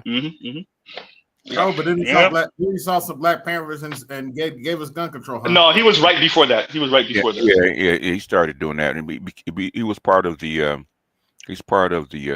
what is it, conservative revolution in '64. So. Oh, okay. Yeah. Okay. Whatever. Yeah. No. Yeah. A little wishy-washy. Yeah. When he went right, he stayed right. This is one thing I do make fun of Republicans about. They talking about how he cut taxes even though he raised taxes like 11 times during his administration. Oops. He did raise taxes. He raised taxes, and actually, he actually increased welfare. Believe it or not, people don't realize that. He did. He increased welfare because he wanted the white women to have more babies, so increased welfare. Mm. Clinton cut it. Clinton was one that cut it. Yeah, that's how come they call Clinton the Democrat in name only. He was actually undercover Republican. Most of Clinton's policies were actually more like Republican than they were like Democrat. Oh yeah, That's why they called his wave the third wave. Yeah. Which is like Republic. It was supposed to be Republican light because they got such a shellacking from Reagan twice. Yeah. So Clinton was supposed to be Clinton was the answer to lightweight Reagan. Exactly. Yeah, he was lightweight Reagan. Yeah, he was. Clinton was the answer to 12 years of Republican rule. Yeah. Well, he was the epitome of neoliberalism. Yes. I agree with BGS 100% on that. 150%. In the book Neoliberalism, they talk about he was the pinnacle of neoliberalism. He's the one that got rid of the Glass-Steagall Act that caused the mortgage crisis. So and the Telecom Act. And the Telecom Act, yeah, a whole bunch of other stuff. Yep. Jesus Christ. Talk about deregulation. And him and his wife still run the Democrat Party. Yes. Yeah, but the thing is that neoliberalism, people think it's party by party. Actually, Jimmy Carter started all this stuff in '76 with deregulation. Well, because they hear liberal, BGS, and that so hearing liberal throws everyone off and they don't appreciate that both parties have participated in neoliberal policies. Yeah, in neoliberal because they hear policy. liberal, and they don't understand. They don't understand neoliberalism, quote unquote, free market. Both parties are on that shit. That's why I call them. That's why I call them pedestrians. Yeah. Yeah. Man, I really wanted to disagree with you on that. I really did. I can't. You know what? I say when I say something, I expect you to disagree with me. Okay, and I expect you to go out and prove me wrong.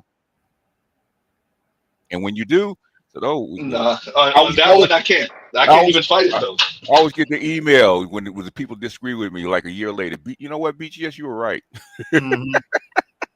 Because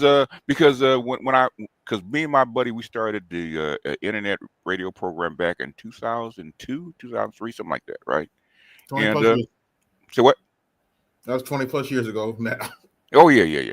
And it was small because it was tiny, right? And the thing is, the easiest way to get people to see your point is say something and have them disagree with you, and then you say, okay, you disagree, prove me wrong. And so they have to go through all the work that you went through to actually come up with the idea and follow your path. And they have to come to a conclusion one way or the other, right? 9 times out of 10, guess what? You're right. You're going to come to the same place where you're at. So now let's read this compliment real quick while we still got it. For it seems like it's a lady. And she said, and Deborah Carr says, you have awesome people in your chat, Z. Thank you very much, and thank you for listening. And you're probably going to disagree with us in like 5 seconds, but for now, we will enjoy. Because remember all those people at a couple years ago coming at me, especially in Obsidian, about the table, okay? And now you hear the liberals and the liberals and the politicians and even the feminists talk about getting men back to the table. Oh yes. Where you get that idea from table come from? And Trump's policies telling women go back home. Yeah. Well, you ain't got policies come up. And so that sleep in your car. Oh, I kid you not, Z. I kid you not. I saw not a white woman, a white dude complain that my food stamps were at $2,700. Now Trevor only is giving me what? Dude, you said a white dude. Okay, you said a white dude. Okay. Yeah, now Trump only giving me $300. Well, I was about to say, what black man getting $2,700 a month? How does a white dude get $2,700 a month in food stamps? I think he has kids or something. But okay, yeah, that's fair. But he's like, what am I supposed to do? And I'm like, okay. Yeah, I think I just played this chick getting, she's $3,000 a month in food stamps, and because she got six children by 6 men and have a 7th on the way, and she's getting child support. And she said, "We killing it." But now they want to take all my stuff away, and I ain't gonna get no job. Yeah. No, it's a way of life. Fine. I gotta reload this real quick. So if I have any technical difficulties on the way back, BGS got it. Go ahead, Hey, go you ahead. been Say that, seeing and I'll really the reload. dead ass AI? Uh-huh. I'm on the Z. Have you been seeing the dead ass AI? I see it on your show. Yeah, that's funny. With the Altima. Yeah, with the Yeah. Ultima. Oh yeah, no, the one where she crashed. No, I made mention of it earlier. When she crashed the car into the charger, and she's like, "I came to get my baby daddy a Hellcat." Yeah, and she said they always go in with dead ass. Yeah. Okay. Yeah, they didn't add on because now they try to play with everything with EBT. It's like try to buy the Ultima with EBT. EBT. They go to try to buy furniture. They're like, man, we can't buy that with EBT. It's for the food. It's for the food. So take my EBT. Yeah, that shit is funny. Dead ass. Yeah, dead ass. The thing is, I was trying to highlight that, man, is because as these things get stripped away, okay, they're gonna have to start making decisions because they thought that it was Black Girl Magic was actually keeping them afloat. Oh no! Oh yeah. I guess not. You bet on the wrong horse. Or better yet, or better yet, when you bet on white women, but the problem with white women is that they're attached to white men, and white men could always yank that chain, and they did. Oh yes. Yeah. They will yank that chain. Yeah. Right. Yeah. And that tells you that that Black women are not attached to us. Okay. Yeah, it is what it is. Let me read this. And TJ says, thanks for highlighting the model minority Asians and the attack on Ivy Leagues, attacking the few Negroes admitted on campus when they need to take it up with was it Heath? Chelsea and Legacy admission. Legacy admission. Yeah, Legacy admission. They're not gonna go. Go. They knew better than do that because that's where the money is. Yeah. Legacy admission is where the money is, and that's the way the whiteness is. So have fun with that one. The thing is, they trusted the white man. They thought the white man loved them because they were the model minority. Oh, yeah, and how? Oops. Shout out to Professor Black Truth.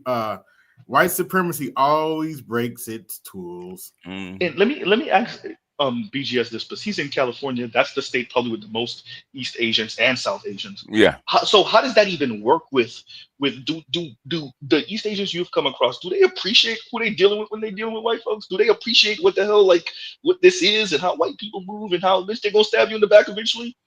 They think Asians are in their own bubble, and since Asian women love white men, it doesn't come across because Asians think if they work hard enough, they can become white. Okay. They're trying to earn their whiteness. That's what they're trying to do because they think they can. So they really believe in meritocracy, is what you're saying? Oh, yeah, kind of. We know how much they cheat. Right, exactly. Yeah. I saw the little documentary about the cheating scandals in China when they take in the Gaokao and whatever the hell. Yeah. Oh yeah, when they go on campus and in the study groups, man, they're all passing around tests and papers and stuff like that. I saw part about me like that. So either whether it's over there or whether it's here, they serious about it. No, you're right about that. But yeah, no, that's I don't know, that for a group of people that's supposed to have all this high IQ and be all this intelligent, y'all surely do be getting played by white folks a lot, right? So, yeah, because they believe. You never believe your lying eyes. Yeah, that's the word. Believe. That's the word. They believe now. Mm-hmm. Damn. Well, but if you look at it sort of macroscopically, you know, all these other groups have been able to hide behind the strife between Black people and white people. So like you said, BGS, they live in these little bubbles. Yes. These little permeable, semi-protectable bubbles. All the focus is on the Negro, particularly on the Negro male, the Negro monstrous male. All this we must do to undermine him, to stop him from taking our women. You know, all this programming and effort and politicking, so focused on that these other groups of people get to kind of carve out their little niches and areas, you know, and that's what they do. Yeah, they take advantage. Okay, this is the thing, because like I said, we're this is a lot of Asians and it's a majority Latino state, they're crying about how come black folks didn't go out and protest and say these cats, these Latinos come through, right? They take advantage of the civil rights that we fought for, had to die for hundreds of years, right? Okay. Mm-hmm. And as soon as they get their leg up, guess what they do? They try to burn the ladder so you can't climb up behind them. It's not they're going to work with you. Okay, we're going to try to replace you. Because they believe, okay, you had civil rights, you got such and such gifts from the white folks, which it's not gifts, okay? We got crumbs of what we should have had, but the thing is, they think it's just like Tone Talk. He thinks that all those programs actually are gifts from white folks. No, you had to burn down like 30 cities to get them goddamn gifts, okay? They never mentioned that. Okay, that boomers had to go out, fight, die, protest, get bitten by dogs, get arrested, get beaten up by cops to get this shit done, right? And we're just and like we didn't earn it. That's what I hate. Just black boomers just giving shit. That really pisses me off. Okay, we can tell you we weren't giving shit. Okay, because our parents were fucking sharecroppers. They didn't have nothing to give us. Nothing at all. I mean, when I listen to Tone Talks, I mean, I don't know anything about him, but it's just always amazing to me how otherwise smart people will cherry pick elements of history, but they won't tell the whole and full story. And it's this thing with you young cats. I mean, to me, it's hilarious to blame everything or most things on Black American people who were greatest generation or silent gen or boomers.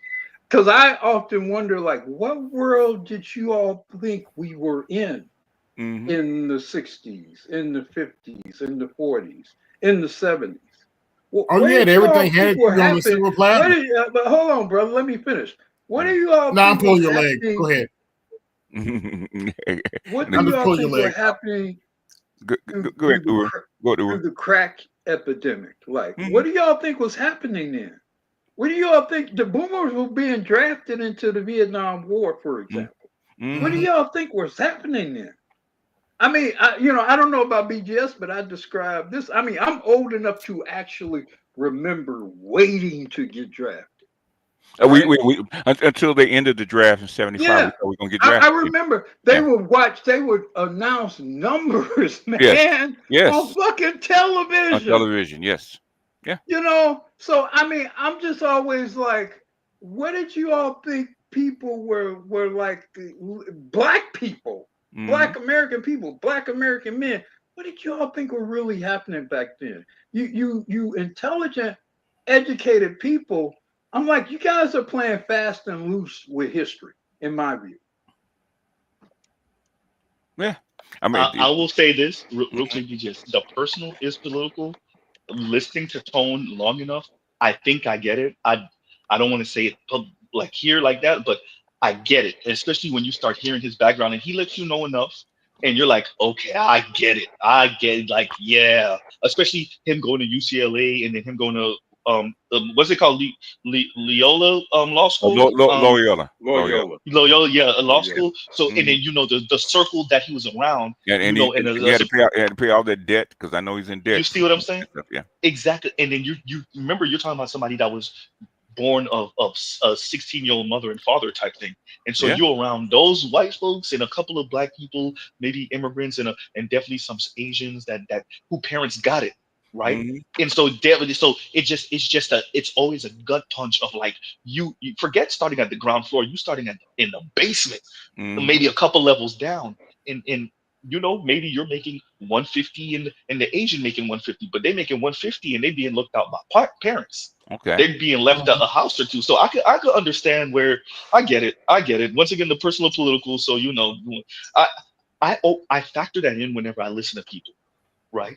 So I get a sense of why, just like what Black people were saying, where normally intelligent and educated folks, there's this one thing where they go all the way off the damn tracks, right? And I get it. Well, I mean, this business of boomers just being these spendthrift, reckless people, that shit is ahistorical, man. Yes, it is.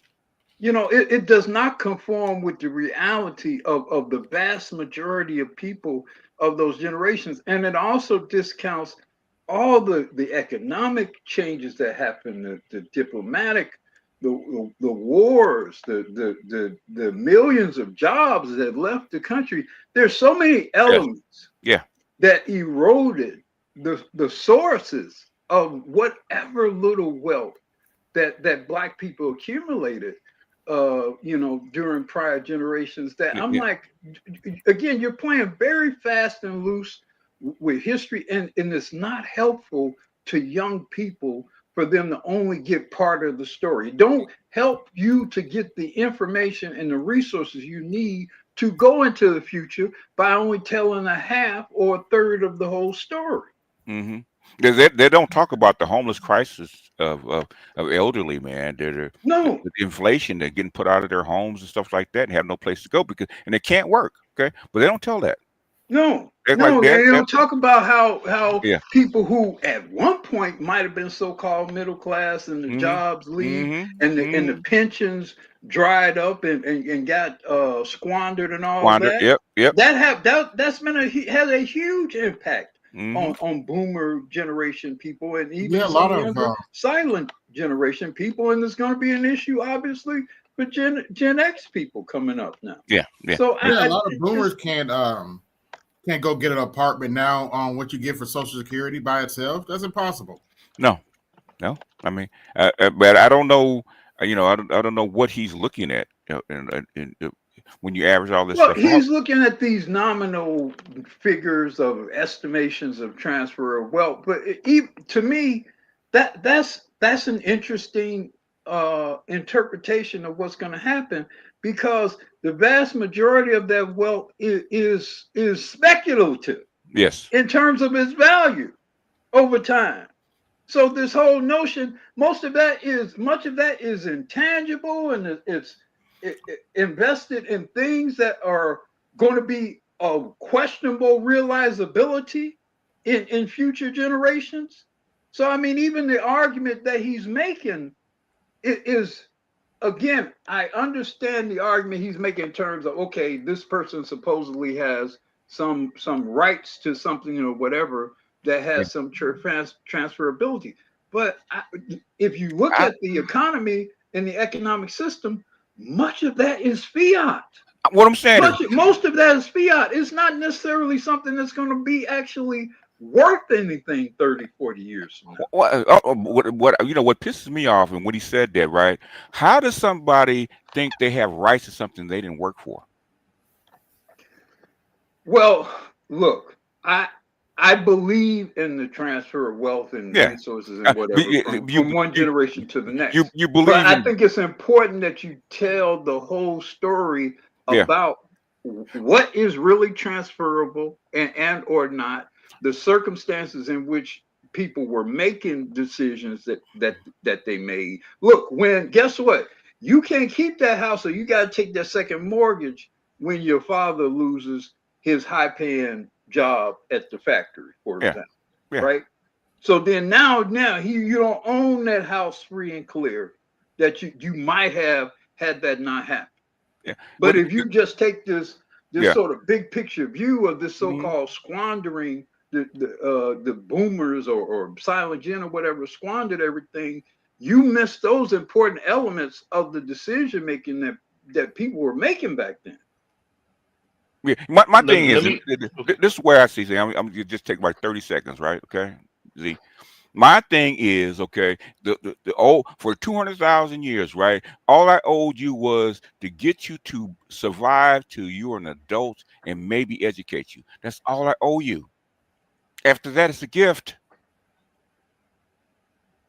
That's all I owe you. So let go into that, because I want to ask Black Roo this question, but I gotta ask him a question before I ask that question, because this is tied to what you just said on BGS. Black Roo, do you mind going a little personal and saying what you said in the comments? Because I read it. I just want to, but I don't want to say it. About your daughter and your wife. Oh, and, yeah. My yeah. daughter, You don't mind? She clocking in at 6 figures. She's talking about coming back home. Okay. So I mean, this is the real thing out here, cuz.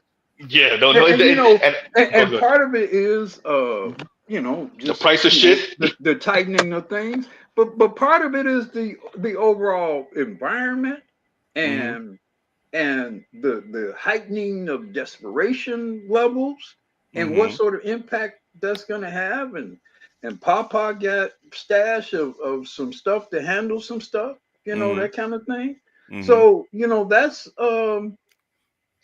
you know, that's kind of, you know, she's kind of having that conversation Mm-hmm. with my wife. I guess at some point it'll get to me. It has already actually, but Mm-hmm. I mean, that's the real world environment. Now, to be able to provide that luxury and that option, you know, Mm-hmm. you hope to be able to, as a father, husband, whatever, you hope to be able to provide those kind of options. But you know, this whole entitlement to it, Yes. Yes. and then, well, okay, so you somehow failed everything without again accounting for the life efforts of Papa. You know, Yes. you're just going to discount the life efforts of Papa, sight unseen, no analysis, no consideration at all of what these people went through to get to that point. I think that's just some very slim shady, so to speak, thinking Solipsistic. Yeah. and Yeah. wisdom. Yes. It's almost female, where you owe It me is for very existing. female. Yeah. You owe me for existing. Yeah. And again, do I think you a parent and you should make the effort to establish a man? I certainly think you should make the effort, Yeah. but then to assign failure to people for not, without accounting for whatever kind of circumstances they might have gone through to get through life, particularly Black men over Mm-hmm. the last 70 years, for Christ's sake. I mean, what has been going on? Like you said, somebody said that his parents were teenagers. Mm-hmm. You know, I mean, it's a lot of shit that has gone on. Again, the crack era alone, Mm-hmm. materially and forever changed Yeah. the landscape and the direction of Black people. I think the bomb. Irretrievably did. I think the bomb went off during the crack era. We're just dealing with the fallout. Mm-hmm. Yeah. I don't. The Black community has never recovered from the crack era ever. No, and it never will. Probably never will. You're Because right. the ruination to generations of Black men, and especially Black males in particular, and even the adoption of contradictory or questionable or complex ethics and morality that have come forth from that, there's no undoing that. And then on top of that, you know, to add insult to injury, right? They gave Black men prison and gave Black women welfare and Exactly. and education. Okay. And teach, therefore teaching this kind of estrangement that we often talk about here. Yes. That has embedded an estrangement between Black men and Black women on some important social and philosophical basis. It's set up with artificial hierarchy, right? So now, you know, we still hear it, right? Black women are the most educated, the most blah blah blah. Educated. Yeah. And that, so in other words, we earned. They're trying to say we earned all this. No, Clinton gave it to you. Okay, he took something from you because he took welfare from you. Okay, so he had to do something with you. So he pushed you into education and jobs and stuff like that. So he opened up a big space for you to enter into. Okay, but he had to take it from somebody. Who did he take it from? Just like the white women. Okay, when they gave white women jobs, who they take the jobs from? They didn't take it from the white men, did they? White men doing just fine. Who they take it from? But nobody acknowledges that because what? Jermaine doesn't matter until he does. And then he gave you a bunch of debt. Yeah. With those colleges, and then now say, nigga, well, go marry her anyway. Yeah. Yeah, you know, dudes go marry her despite the fact that she spent the 4 years time. I don't need no man's.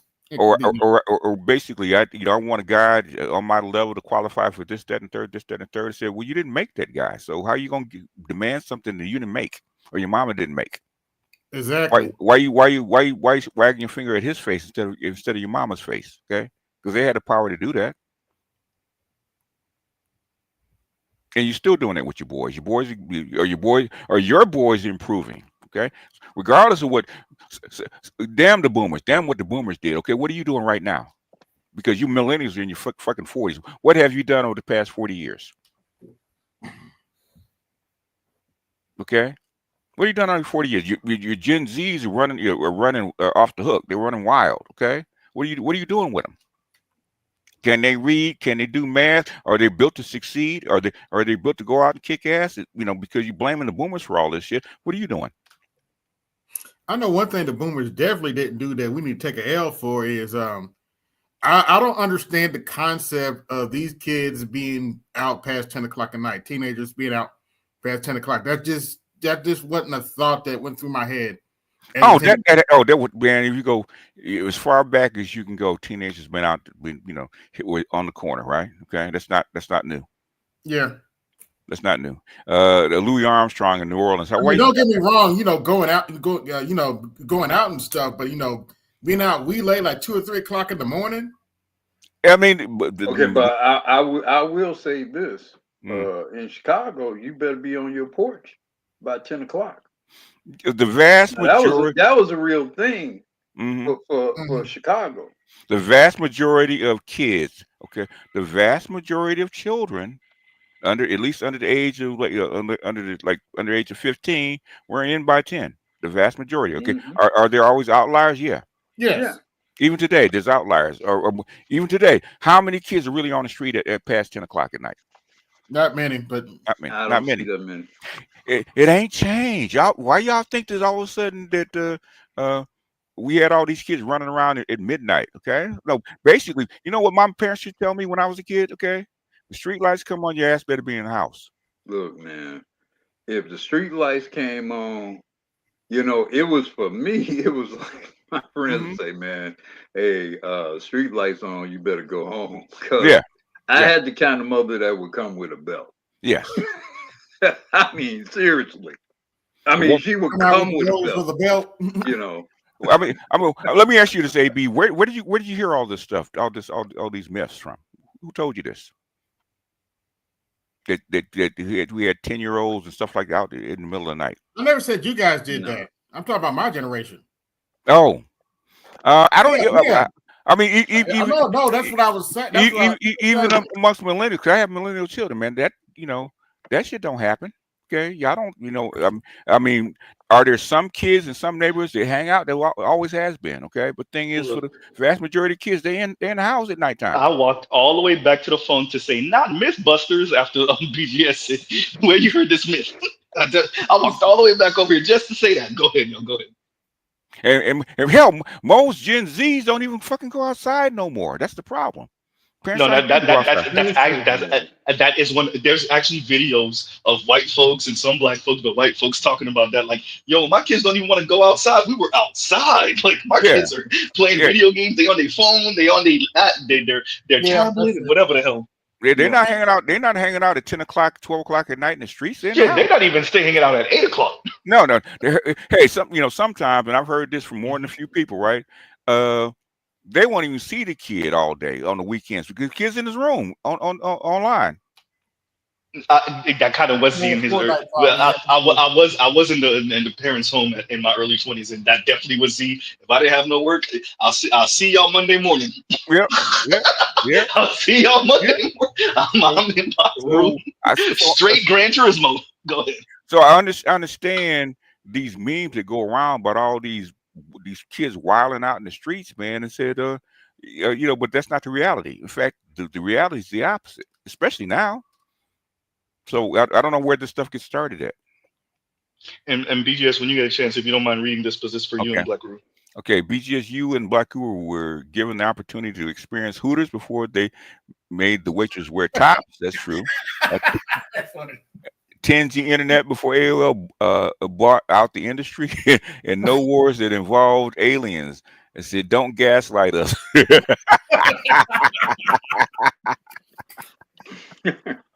Oh man, the Anunnaki are real. I've seen them. Okay. Yeah.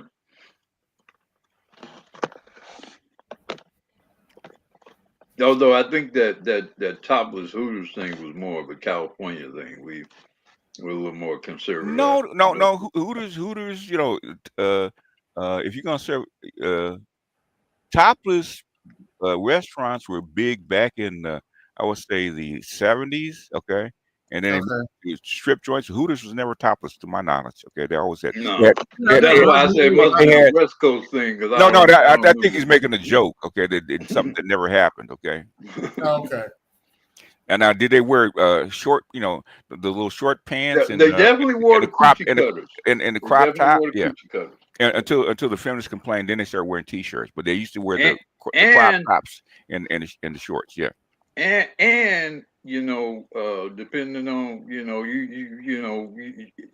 I caught numerous leg feels in near groin fields in Hooters in my Okay.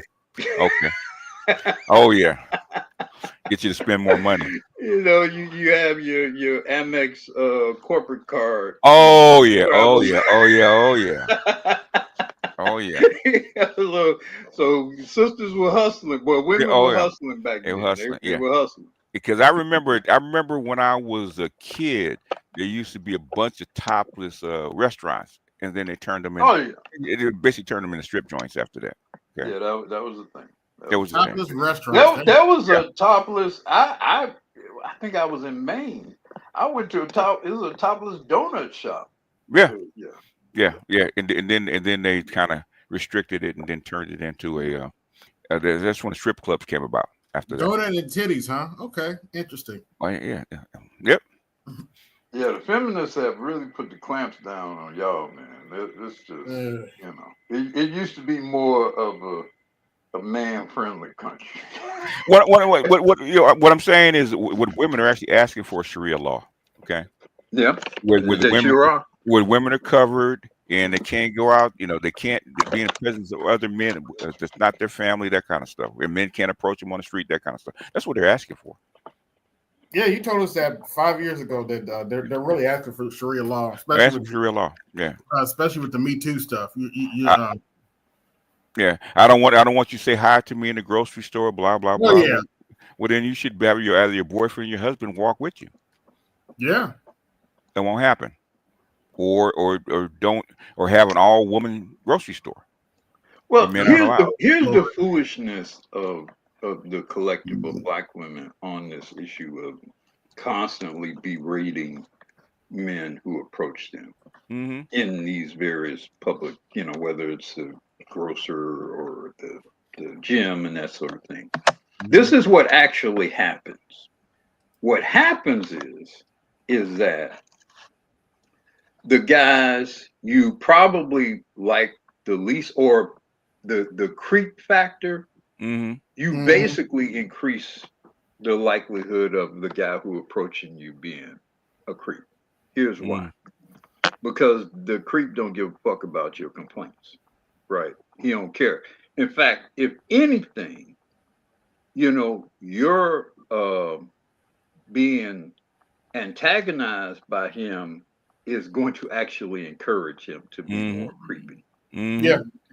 Now, but see, here's the other part that comes along with that. But yet at the same time, you're creating an environment in which you're running off good men by being so nasty. And some of those good men might actually be men you like. So your complaints are actually increasing the probability that you're going to encounter the very thing that bothers you. That's what's so, and this is a common issue with women in general, the short-sightedness of your actions. Yeah, I was coming out of the emergency room. I forgot what I went in there for. I went in there for something, and I was waiting on my lift, and I pull up, and I saw this car pull up, and I'm looking, and I guess it was some chick or something. It was like, I ain't here to pick you up. I just rolled my eyes like, okay, whatever. And she's still going, I don't want you. Like, okay, I got you the first time. I didn't even say nothing to her. I just rolled my eyes like, okay. Okay, I got it. They don't. Okay, I think really what's happening is they don't have a man, and all that frustration will normally kind of being let out toward their man, their boyfriend, in phases, gets all built up. Oh, I get it. They don't have nobody to download on. They don't have download on, yeah. And now women are starting, and now that men are taking it away, women are starting to realize how important it actually is. Yeah, because I was in the food shop the other day. It's like, and this chick just came up to me like, can I tell you something? And I just like, and I kind of gave her a look, no, but she's like, oh, okay, well, I'm gonna tell you anyway. Yeah. I was like, ain't got nobody to download on. She's fiending for it. Yeah. Yeah, I was like, okay. You know, what's the white guy, the manosphere guy? I remember him. Rollo Tomasi? Rollo Tomasi. Yeah. Okay. Mm-hmm. I remember him. You know, I haven't read his books. I've read some of his writings, and he spoke about this need that women have of indignation, that they kind of feed on some sense of being indignant about something. Moral superiority, yeah. Moral superiority, right. And I think what you guys are talking about is this, because there is no man in their lives who are giving them that source. That's why I talk about it all the time. My apologies, Black Root. They look for it in other men, even strangers, the guy in the gym, you know, at the grocery store, you know, on the streets, maybe coworker or whatever, who they're not connected to, and that guy might not even necessarily even be feeling her that much, but any kind of slight interaction at all between him and her is an opportunity for her to manufacture some sort of indignation with that man. That is part of it. The other part of it is, and this is something Jung and Freud even talked about, okay, is that there's an instinctual drive for a woman's anima to connect with a man's animus, okay? And it's got to be a man. She can talk to her girlfriends all day, tell her about her problems, but it's not the same as connecting with a male, okay? That's why I tell men that are in the friend zone, okay, don't let her do that to you for free. That's like I'm gonna have orbiters, okay? When I have a problem, I need to talk to a man, okay? I need male attention. I need the male attention to actually get my feelings out, because I can't do it with a woman. In fact, somebody else was, I'm just listening to that, I forget who it was talking about the exact same thing about women need men talk to each other to solve. I think it was about therapists. They talk about therapy, right? Men talk to in therapy, talk to their therapist, talk to people that actually solve a problem that they're having. There's got to be something. There has to be something solid or something real for them to actually solve. They're not talking to talk. They're not talking to feel, right? Women are talking for validation and feeling. They want. That's why they call it connection, right? They want to feel that you're connected to her, and that you're gonna feel, you can actually sympathize with her feeling, and they don't necessarily want to solve that problem. And women will tell you, I just want you to listen to me. I don't want you to solve anything, because it's not about the solution. It's not logic. It's feeling. That's why I tell guys about male emotional labor, right? Okay, don't let her get away with not giving you something for your male emotional labor, because if they do, they'll exploit it. They do it all the time. Well, and the mistake I think a lot of men make on that attempt to balance the scales on that is, I think too often we make the payoff for that sexual. I think too often we view, okay, for me to do all this or be all this, or bear her emotional downloading or whatever, I got to be fucking her.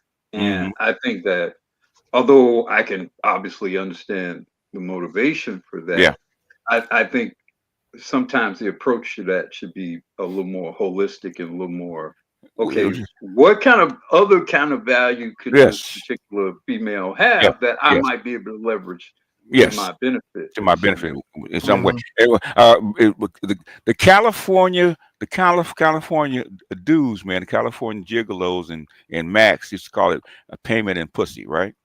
Mm-hmm. That's how come I always put a monetary value on pussy. There's a reason I do that. Okay. In other words, for the service that you're renting, say she wants you to go do some plumbing, right? Okay. What does a plumber charge? You know, depending on what it is, right? Okay, say you know how to do plumbing and you can fix her problem, right? Okay. A hell of a lot more expensive than a lot of pussy you pay. And exactly. So in other words, at best, okay, at best, depending on how she looks. Now she's drop dead gorgeous, and she's she could be a what is it, escort, high-end escort. Okay, well, you know, she worth about $2-3 grand. Okay, maybe. Okay. But if she's just a regular chick, like most chicks, okay, $50-$60, maybe 100, maybe, okay. If not for $200-$300 worth of work. Nah, BGS. Black Rule's fellow Chicagoan said $40. That's what Corey Holcomb said. He said $40. Yeah, basically, what is it? That blue song? These last $2. Yeah. These last $2. Not gonna lose.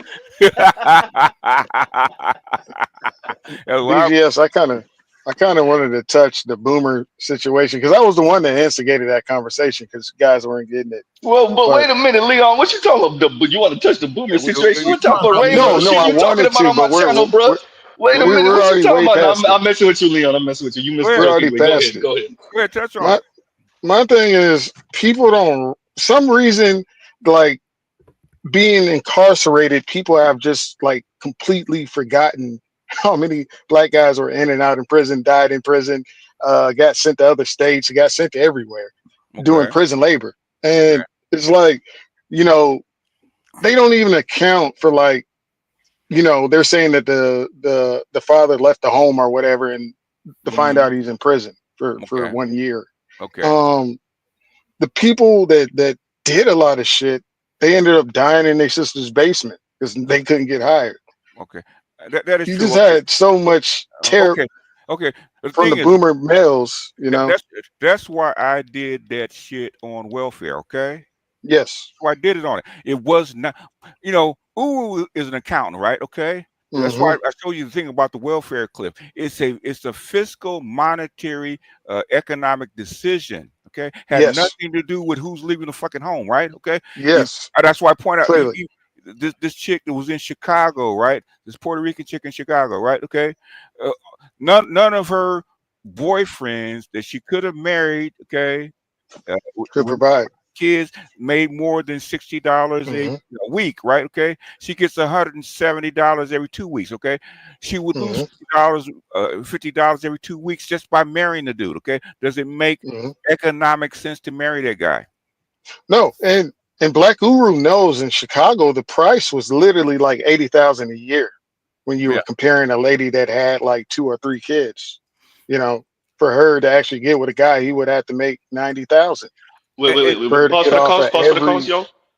Pause for the cost again. BGS, you did a stream on that. I thought you were going to say it the other day when you. Oh, okay. Yeah, you didn't. When you broke down exactly, and I think it came up to like 50 something, maybe $60,000 or something. That was then. Okay, when I actually did it, that was the price. I think it's a little higher than that. But thing is, it's higher. It's like 80. I mean, when you factor in the price, okay, say his chick is on Section 8, right? Okay, and she's paying $150, $200, right, for a $2,500 house, okay, renting a house, right? Okay, how much is that a year? Okay, that's what, like $30,000 a year. Okay, that's just in Section 8. Okay? And BGS, if she's on Section 8, then that means she qualifies for a plethora child benefits, child care subsidies, utility subsidies, educational subsidies, free lunches for the kids, and healthcare, food, and so when you tally all that together, you are definitely 60-70 grand. Hey, if I presented the same case to Uru, who's an accountant, right, and I was a chick, and I was telling how much I was getting in subsidies, blah blah blah blah blah, I would lose all that. If I married this dude that's making $50,000 a year, Uru would tell me I would be a fool. Yes, and that's what I was. Here's the Oh, my other bad. thing too. In addition to the money, she got the control, baby. Yes, she does. She Yeah, got the control, and see, control to them, it's more. as in many cases, is more important than the resources themselves. Yeah. Yeah, and a chick, especially a chick. You from Chicago, I know. Okay, there's a reason that there's a reason they give black women Section 8 and all that kind of stuff. She can dangle that housing over that man's head and control him with it. Exactly. Yeah. And her mother too. That's the part they like And her deleting mother, out of the. you know, I said I was raised in a gynocracy, so I know how this shit works, right? The women will band together, okay? Say if the young girl doesn't have an apartment or a house, something like that, they're band together. they'll band together and put her in a house and stuff like that, just so she don't have to bend down to no man, so she can control the relationship. And if you don't mind, I just wanted to finish that part. Go. And I just think like I told you even about how my grandma and my grandpa looked at it. He stayed after he came back because he didn't like Chicago. He moved to Central Mississippi where he's from, and she didn't like it there because you didn't have the same services as Jackson or Gulfport. Okay. So she took 4 of the kids. He kept my sister and my uncle, and she got all the services in Gulfport. Okay. And it's like, well, you're not ish, but then it's like, this is what I make and this is how much you were getting. And I said it multiple times, like his income was good enough to provide in the area he was, but he would be making the same thing in Gulfport. Okay. So why would you move to Gulfport and have your standard of living go down, even though they have more things for you to do and everything else? You know, because they have more things for you to do. I was about to say, I was unmuting to say, like, that's the reason. No, listen what I said. His income wouldn't rise, and the cost of living is higher in Gulfport than the middle of Mississippi. Yeah, but the know what I'm thing saying? is, but she's bored in the middle of Mississippi. Yep. Yes, but she went to Gulfport because she got more. She got a more lot more stuff you assistance. can do in Gulfport than you can do in Central Mississippi. And there was more assistance programs and all the money. So she made the money work. Trust and believe. Yeah, she made it work. Yeah, that was the point. And it's like he accepted that, well aware of that. What's he gonna do? Yeah, what are you gonna do? He said it makes perfect sense. Yeah, you take these kids and you send them to Gulfport and you live there, and we'll figure this out. You revealing this stuff. She has some boyfriends down there in Gulfport too. Yeah, she probably did. Yeah. She a wild she a wild lady. Both I mean, so when you make this argument about the economics or whatever, let's tell the whole story. It's always so people realize why certain decisions are being made. And I'm being autobiographical because that kind of thing happened all over my family in Mississippi, all over. And black men have never had any control over black women. She want to leave, and nothing you can stop her ever. Yep. Yeah.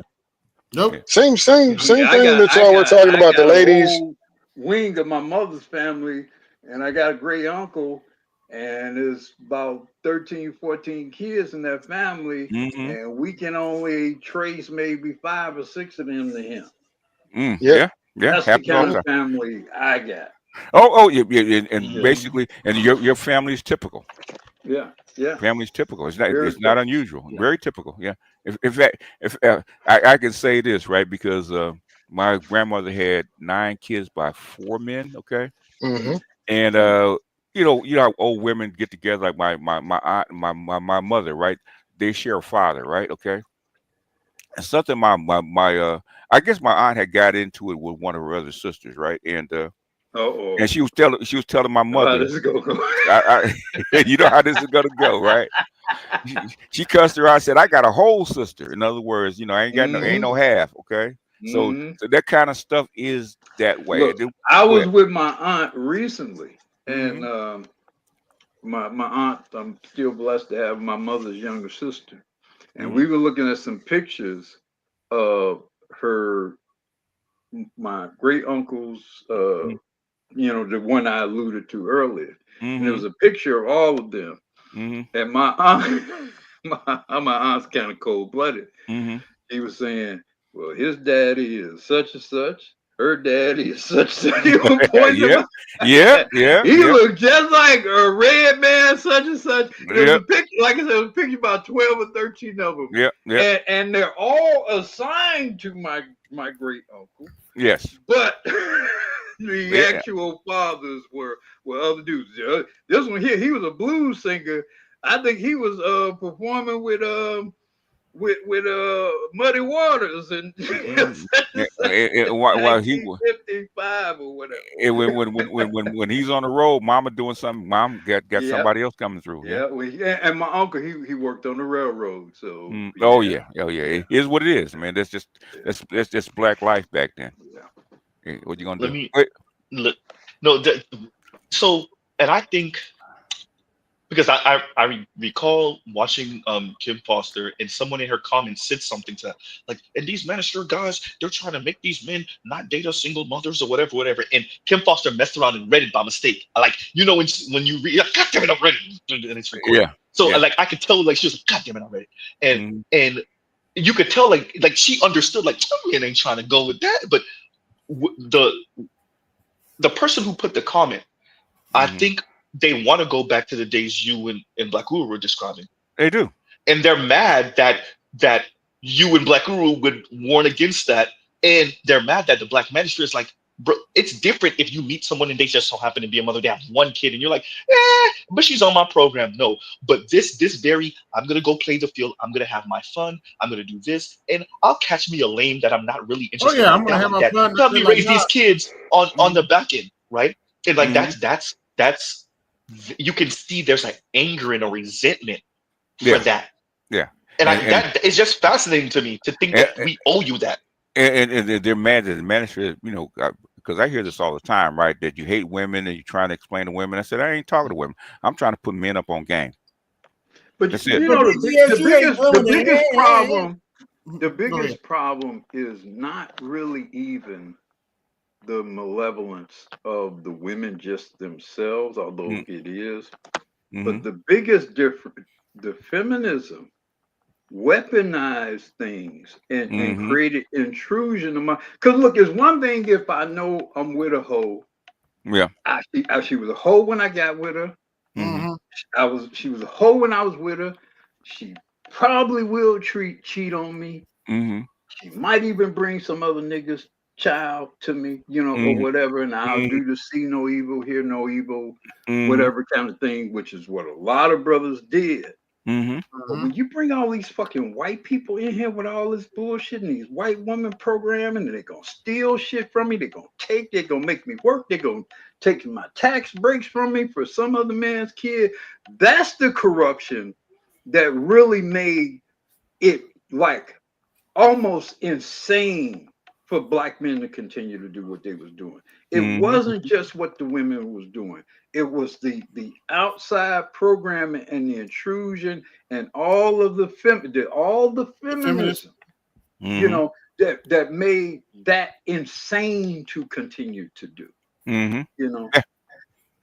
Yeah, and plus, at least you would get a woman that's on your program if you, because she's grateful for you taking on that burden. But thing is, these women thought it was just your job, and the kids get talked to you any kind of way. The new rule of thumb is there's a nastiness, about the women on a kind of smirk. They want to style on y'all ass. They want to destroy you and make the stallion your ass while they doing it.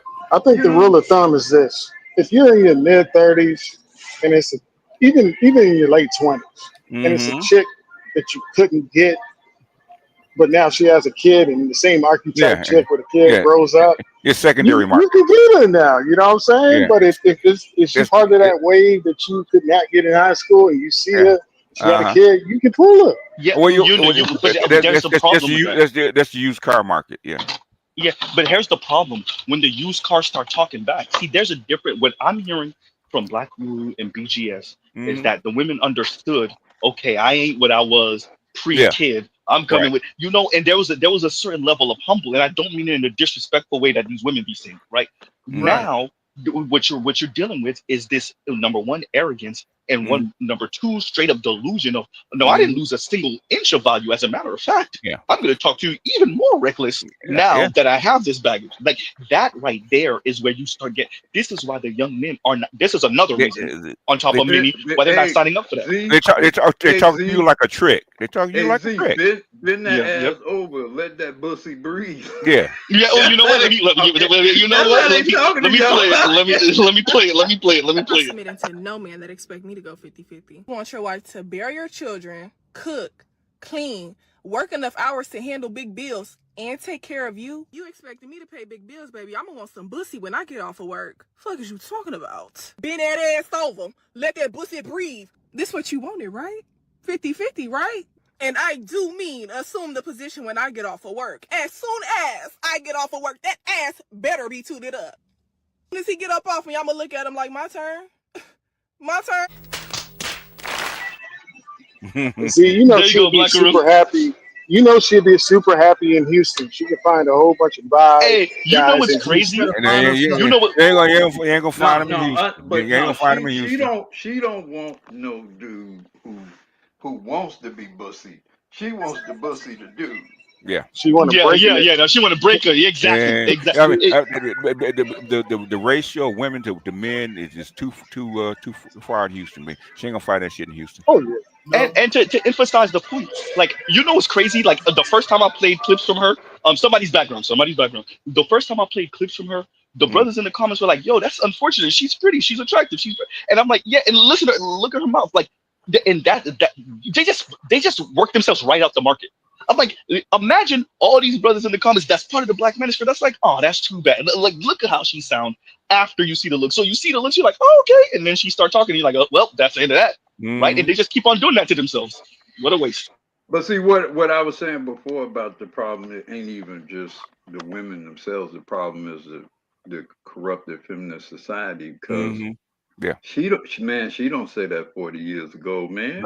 No. She don't say that, man. You know what? She pretty. I give you, she pretty. Yeah. But she won't be pretty for about a week. You know. She said that shit. About a week. That backhand. She wearing some shades. Yes. You know. Yeah. Yep. And see, that's why I meant about the problem ain't even them. The problem is the outside, intrusion that makes it impossible for you to manage them. That's the problem. Yeah. Oh yeah, the environment. Yeah. I always say the environment controls women, not us. Yeah. Yeah. The fact that Black Rude, I laughed when he's Black Rude actually said it. He actually said it, but you heard her. When I first heard, back when I was coming up, you saw pretty women wearing shades and scarves all the time. Yeah. Shades and scarves all the time, and you knew when you saw them with the shades and scarves, you know what their mouth got loose for a second. Tonight on Backhand Industries, we present. And then, like I said, like 90% of fights between male and female started by the female. Yep. Oh, you know, I know. So there's data on this that I never hear. So I've been knowing about this for maybe a decade. Black Uru and BGS, like clearly y'all know, but I gotta say it anyway. You know, I don't see that when I say I don't see nobody saying it, no one's saying it, and we all know it. We all know it. It's a plot. They have scrubbed that. Yeah. That fact from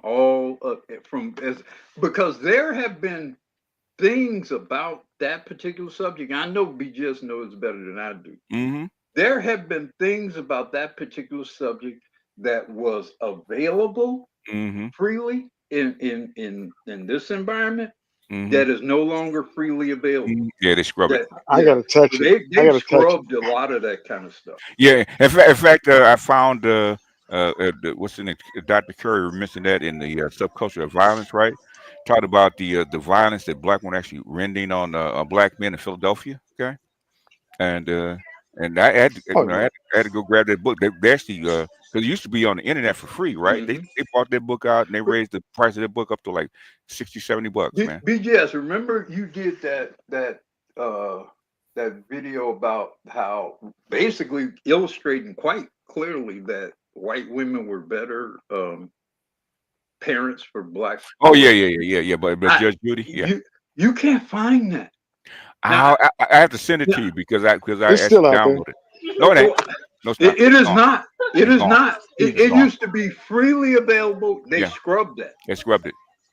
Yeah, well, it just boils down to, do they care if their sons can read, and are they going to show their kids other things? Like, if those ladies are socialized not to give a damn and say he'll be a man when he's ready, then If they too bad. don't, you already know the answer to it. They Yeah, don't. I know the answer.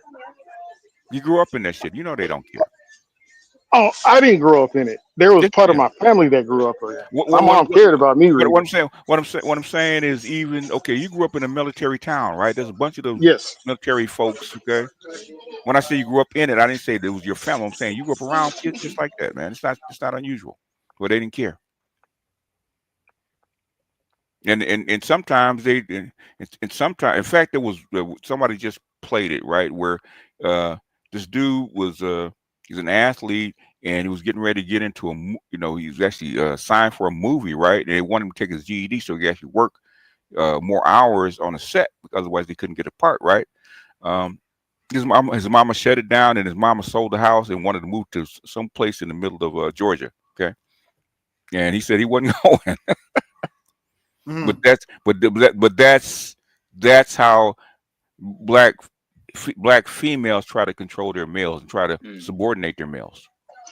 I mean, the part that they don't talk about when I was out is like ladies, they do the passive aggressive thing where they don't do something and they know you're gonna see it, and that's how they start the argument. But that's even in the will of abuse and all that, they skip out on that on purpose. And it's like you're openly gaslighting guys that say something to you about something you're not doing, so you can gaslight back and start an argument like that. It's like, yo, I wish it was passive aggressive. Shit ain't passive aggressive, man. Oh yeah, I know. Okay, they're not passive Well, aggressive. the not doing something is being passive aggressive. Like you're doing it. No. Passive aggressive is pretending like you're not doing anything. You can be verbally aggressive, sir. Mm-hmm. You don't have to be physical to be aggressive. You know that. Yeah. Yes. And that's what the part that I'm saying is passive is like you come home and they're purposely not doing something. Oh, you can say to have you notice. I mean, you'll notice, but the thing is, you're not going to start a fight over because she didn't do something, right? You're going to say something that's going to escalate, okay? And then it's going to escalate the issue. And she's going to say something, and then she's going to blah yada yada yada yada yada yada. Yes. She's going to be fly up in your face and have you react, and then next thing you know, she's calling. Yeah, that's what I mean. This is just bullshit. And it's like what's her name? The lady that did the study. They took that video off of YouTube. The fat stud lady that did the Willow. They took that whole video off of YouTube. Of course. I've been trying to find it. And she even admitted to it. She's like, yeah, these ladies, they do this to get their men to react, and they end up throwing a plate at them through an argument. But we wanted to take that side out of it, to hyper focus on the reaction of how guys react to the last issue, not how the thing begins. They don't care about how it begins or any of that.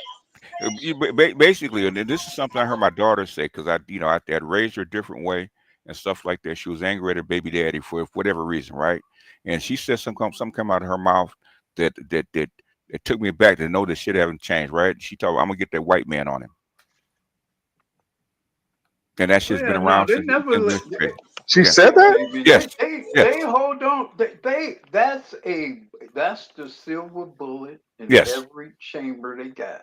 Now they may or may not be smart enough to say it or whatever, but it's always there. It's always there. Yeah. And now I guess she was comfortable maybe saying in front of you, being her father. But I was just around. She was actually saying it to my mother. Okay? Yeah. I mean, but she's saying this to family. Yes. So her interpretation of how this going to be received ain't going to be the same as saying it in third party. And so, but no, that's a bullet that's always in the chamber. They report. In fact, they report. The stats say they report more quickly than any other group of women. Yeah, Any they sort do. of domestic. They do. Yeah. They do.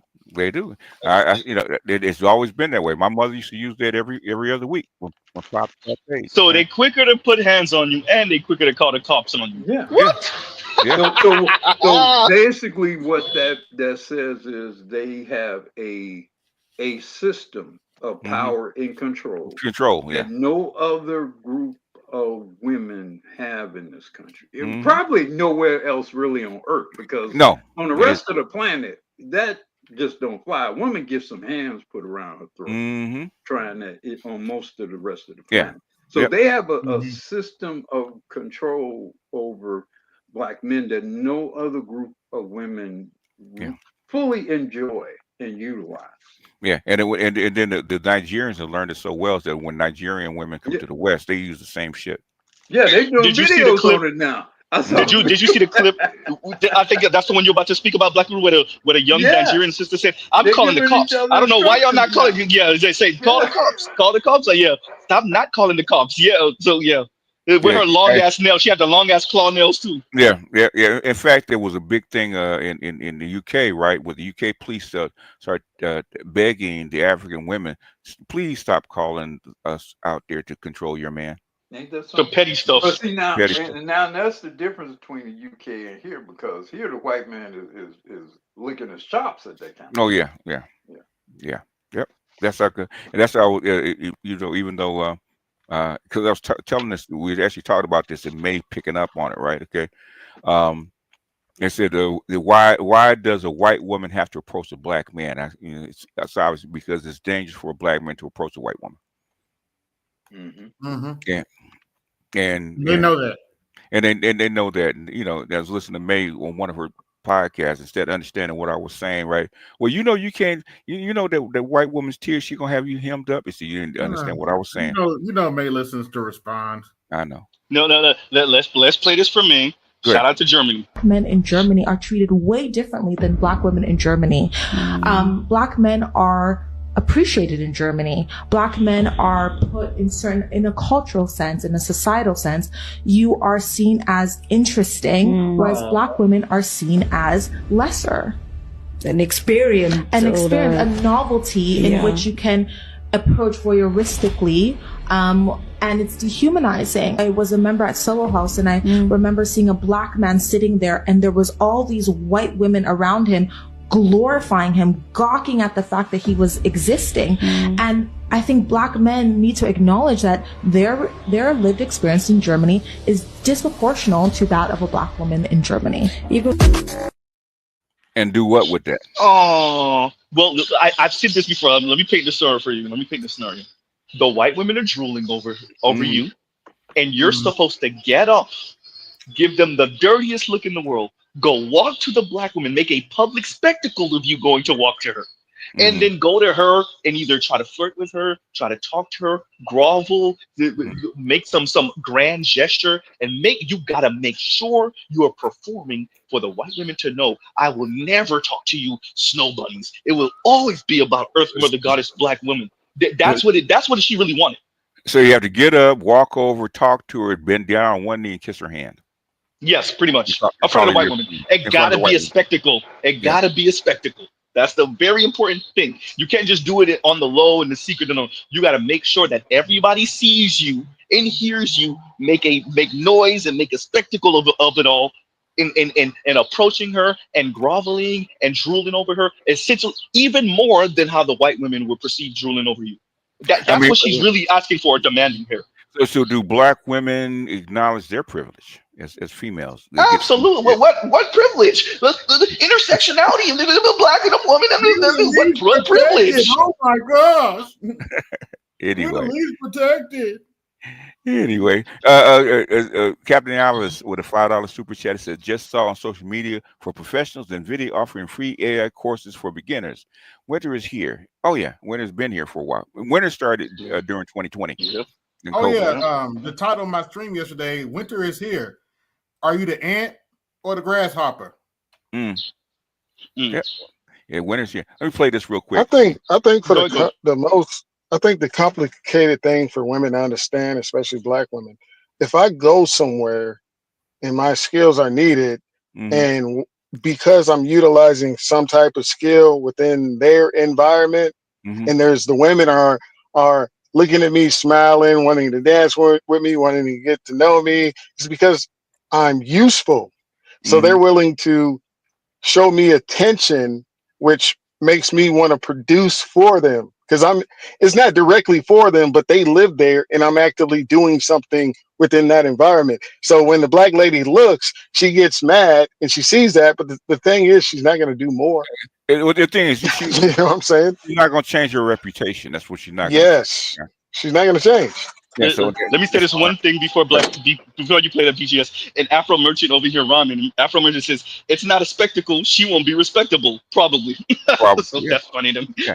I mean, That was funny. I mean, the black women want to portray themselves as hoes and jump offs. That's what they're going to treat you like. Yeah, Ooh. and like I told my mom, I said, Mom, you raised me to be with other women. I was like, I can argue with you because you're my mom, but you raised me to be with other women. I said, you got mad when I curved Nicole because her mom was your best friend and we grew up. You got mad when I curved it. You being groomed. You were being groomed, man. Yeah, I told her. I said, you groomed me for other women. Yeah, you groomed him. Okay. I said, you can't have me around African girls, Dominicans, these girls and these girls, and then think I'm gonna go to Mississippi and operate with them. I was like, no. I was like, you groomed me for other women. Oh hell no! If you're not a man raised in the South, it's kind of hard for you to date a Southern women now. Yo, I've already said stories on this channel and had Mr. Z laughing. Okay, it's Oh, not I know. happening. I know. My folks are from Shreveport, Louisiana. I know. Anyway, let me go ahead and play it. This is funny though. It's just like I'm not the type of person that feels sorry for myself, but I'm just every time I look at my son, I just cry because it's just no way. There's no way I put us in this position. Like it's just no way, and I did. And it's just like I'm so sorry. So sorry. I just get to it. I'm just so sorry. And it's like, yeah, I might be at someone else's house, but who's to know how long this is gonna last? Like all of our stuff is in the storage. I can't even get my soap, toothbrush, toys for my son to play with. Like nothing. And he just laughs it off every time. He just laughs it off. Oh, y'all don't need that right now. And don't use lights and water. And before he left, he's like, respect my house. You don't have to tell me these things. I already know that you're doing me a favor, so I'm gonna do that. And it's just like before we got here at his house yesterday, he let me know, all you gotta do is cook, clean, and and have sex occasionally. I've been friends with you over 15 years, best friends with you. I've never had sex with you. Why would I do that now? Good Lord. That was before I came here. Oh well. Laughed it off, brushed it off, but it's literally just a different story now. Now it's to the point where we're literally in the dark. He told me don't open any blinds to let any light through because the leasing office is right here. Be mindful of the water. We have to take a bath. I have to brush my teeth. I'm always gonna be mindful of that. Before he left out to go to work, I'm about to go to work. Respect my place. Don't open the blinds. Don't go outside. Like I said, I'm in here with a 2-year-old. So that is hard. It's very, very hard. Yo, this is sad. It's very, very sad. It's so much to unpack in this video, but we're going to try to do so. It looks like she is under duress, meaning that whatever her circumstances, I don't know if she got a job. Obviously, she don't have a job, but I don't know if she had a job. Obviously, she did not have a child with whoever it is that this is, but this person was their friend or best friend for 10, 15 years. When she got under duress. No, he was in the friend zone for 10, 15 years. He wasn't friend zone. He wasn't her best friend. No. Yeah, that's what I said. Big male opener. Yeah. No, and what ended up happening, the second you can no longer tell him no, he got your ass. That's Literally. what. Yeah, and you knew it. Yeah. You knew he was always want some of that. That's gonna be okay. You Thank you. agreed to it. You agreed to having Yep. sex with him. Okay. And let's be very clear. I have a niece. I have sisters. I would not want them to have to barter the box. With that said, that deal ain't the worst. I'm not even gonna lie to you. That really don't sound like the worst. Okay, but That really don't sound like the worst. Go ahead. think about this. This is a female who has no mother, no TT, no, she's still young, no grandmother, Mm-hmm. no father, no cousins, Mm-hmm. no girlfriends, Mm-hmm. none of those people she can go to. Mm-hmm. So by my math says you ain't shit. Mm-hmm. In fact, you're so much You got a not point there. shit. You got a point there, Guru, but You're yeah. so much. Yeah. You're so much not shit. You alienated all That the people. fact that you having to give up some ass a couple times a week to stay in somebody's place, bitch, you got a steep discount. Yeah. So this old me looking at her crying, I'm like, shut the fuck up. Keep that man's blinds closed. Figure out whatever the best kind of meals you can make for when he come back. Yeah. Mm-hmm.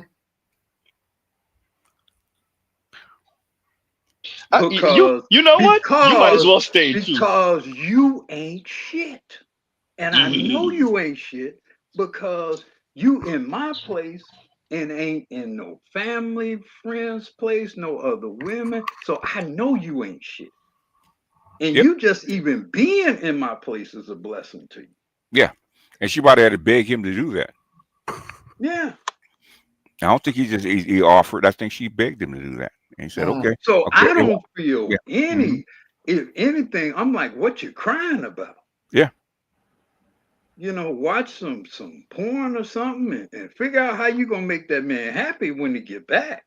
Evidently, baby daddy must be married. Yeah. Yeah. Probably. And very few men that are walking around with a job is gonna let their kid stay up there with the mama and some other in that kind of situation. Yeah, that's just not gonna Yeah, happen. I mean, which is also the reason why if this guy has been a friend or orbiter of his, he's like, so you want to have this baby with this other nigga. You wouldn't give me the ass. Yes, yeah. You go give it to this other guy, have a kid with him. Yeah. We both know he ain't shit or he don't think you worth anything. Right. You have his kid anyway. Now you got to come to me 2-3 years later begging for someplace to stay. Mm-hmm. Oh man, I could do this all day. Hey, she lucky it ain't me. Yeah, and for free for the most part. Right, you're for free. No, that is for the free. That is for the free. That's for the free. Yeah, that's for free. If all you got to do is and give no, some I vagina, don't that's for the want free. you and your child shit in my house. No, so keep that shit in storage. Yes, exactly. Yeah, yeah, and evidently, I don't want you getting too comfortable up in here. Evidently, if you're next to the leasing office, that means you ain't supposed to be there in the first place. You really do. You're taking a risk by having you up in there. Yeah. Yeah. Mm-hmm. You ain't gonna get too comfortable, get the squatting in here and all that kind of stuff. Next thing you know, I gotta get eviction notices and shit like that. So we gonna keep this as I'm gonna manage this as much as possible. And the moment in which you no longer useful or you not tooting it up the way you need to do it, you're up out of here. Yeah, yeah. That means you could then find a place to squat. Yeah. Yeah. And he actually giving you a friend discount. Yeah. Let me do this real quick. Wait, before anybody goes. BGS tax. Thank you for the super chat. SL. Number one. Number two. This is what I was speaking about. Actually, I'm gonna try to find this on Anton's channel. He probably put the link. And yeah, no, this is what I was speaking about earlier. Where like, share, subscribe to the super chat. This is what it's gonna look like. I do think you're gonna see more and more black women, working class, working poor women, but definitely black women engaging in this as this between the AI, between the slashing of some of these BS jobs, especially some of these jobs that affect women more than men, right? Office jobs, some of this stuff they can automate, or software, machine learning going to take over. Yeah, that's going. Yeah, people gonna have to negotiate somehow. Mm-hmm. Look, let's be real. That far better women than her have had to do a lot grimier shit to get by. Mm-hmm. True. It's a window. Far better women than her. I think there's a, and this is, I guess, what you and BGS speak about a lot, Black Root. Like, there's a window, like of delusion. And I don't know when it started. Maybe y'all two could tell me. Like, it was in 1980, was it 75? And it's like this window of like something that seems like a constant, quote unquote, progress. And so people just thought that wave was just gonna keep on going that direction forever. And I think that's how you get a certain level of materialism, consumerism, delusion. It started in the 70s, really. Yeah, but Oprah. Oprah. Yeah, with the women. Much as anything is really, all that stuff that came with that. Yeah. The delusions that came with that. Are you gonna pay my bills? Are you gonna? Ain't nothing going on but the rent. All that 80s. All that 80s. Yes. Yes. I mean, look, the sabotage was always there. It's bred in them. It go back to Eve. But as BGS say, the environmental issues started in the 70s. Mary Tyler Moore, Julia, all that kind of bullshit. But by the 80s, and Oprah in particular, and all the Rolandas and all them folks, Jenny Craig's and Jenny Jones and all that bullshit. Yep, and then Clinton kicked the shit in the gear. I think Jenny Jones was on Jenny Craig though, so that's funny. But go ahead. No, she was always skinny. She was never big. Yeah. Yeah, I think you think about the other girl. The other girl was fat.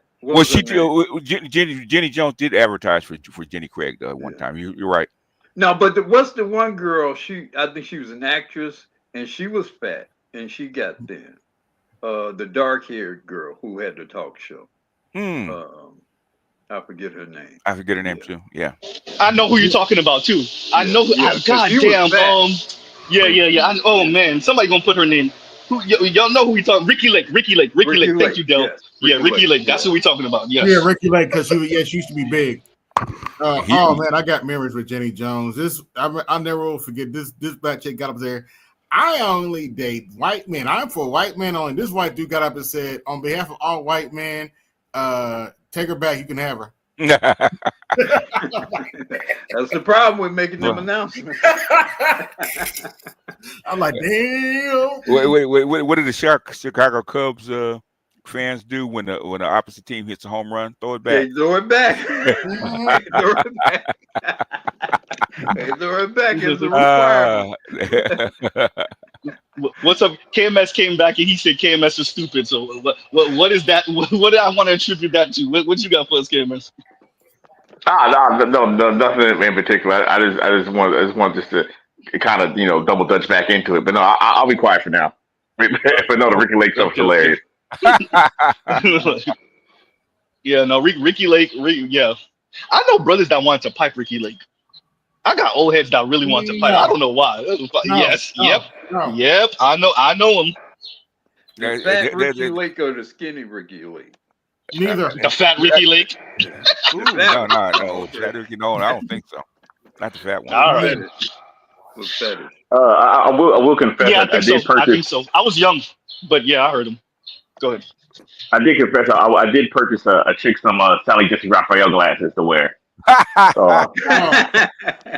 She had great lips though. Sally Jeffrey had great lips. Yeah. Oh no, man! I had a thing for them glasses, man. But hey, man, no kink shaming, right? So it's all good.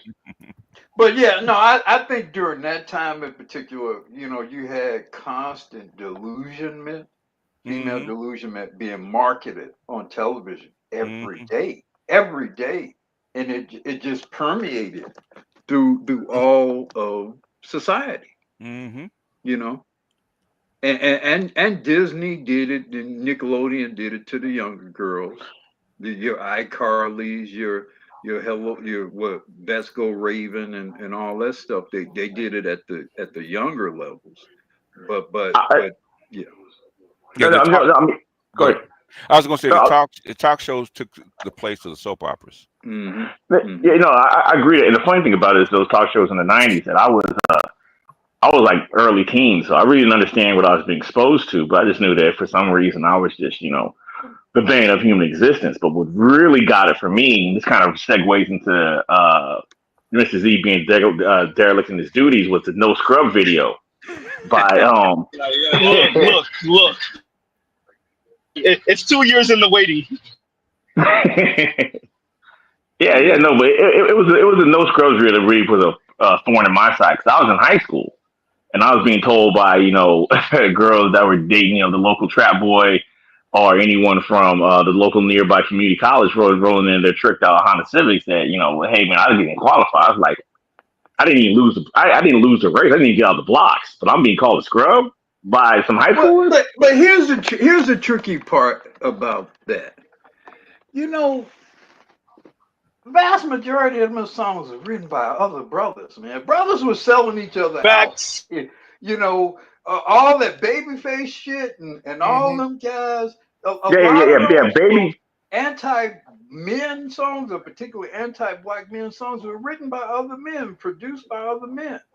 Babyface and Neo should be drawn and quartered. I say it here. You can quote me. Exactly. Not Neo also. Goddamn. Yeah, Neo wrote. Didn't he wrote that Beyonce song? Was it? To the left. To the left. Yep. Yeah, no. You. That's a great call out, Doc. That's a great call, Black Roo. There's a lot of these nigga, what you gonna do anthems that were ghost written by men. Yeah. Well, let's be real. Black men are the ones who really the artistic talent behind. I mean, look, there are talented women. You have your Patrice Rushen, for example. She's a great musical producer, songwriter. There are some women who are talented in their own right, but generally, the songwriters, the producers, the arrangers, the engineers, vast majority of that is dudes. So even when you see women performing No Scrubs, men are behind all that shit. I mean, goddamn, Black Roo. I mean, I'm on my adjudication slant, but I mean, at least the bitch can sing. I mean, you trying to say that? You trying to say that I was telling you? Very often when you see some woman, she is a creation of some team of men. So sort of like how Tina Turner was ultimately a creation of Ike Turner, which I've heard was more true than not. Of course, she was a creation of Ike Turner. Without Ike Turner, she somewhere in Mississippi. Well, she dead now, but she St. Louis, somewhere in St. Louis, or wherever the hell he found St. Louis. He found her in St. Louis, yeah. Yeah, he only had one hit after she left him. So look, Karen White is not your Superwoman. That's Babyface too, by the way. Yeah, and was she at some point with Reed, L.A. Reed, I think, or they Karen all White, Pebbles. maybe. Pebbles was with Reed. Yeah. White, yeah, and she was the one, and Pebbles was the one who brought TLC to Reed. And she's the one who screwed them over too in the deal. And then screwed them over, right? She screwed them over on their deal.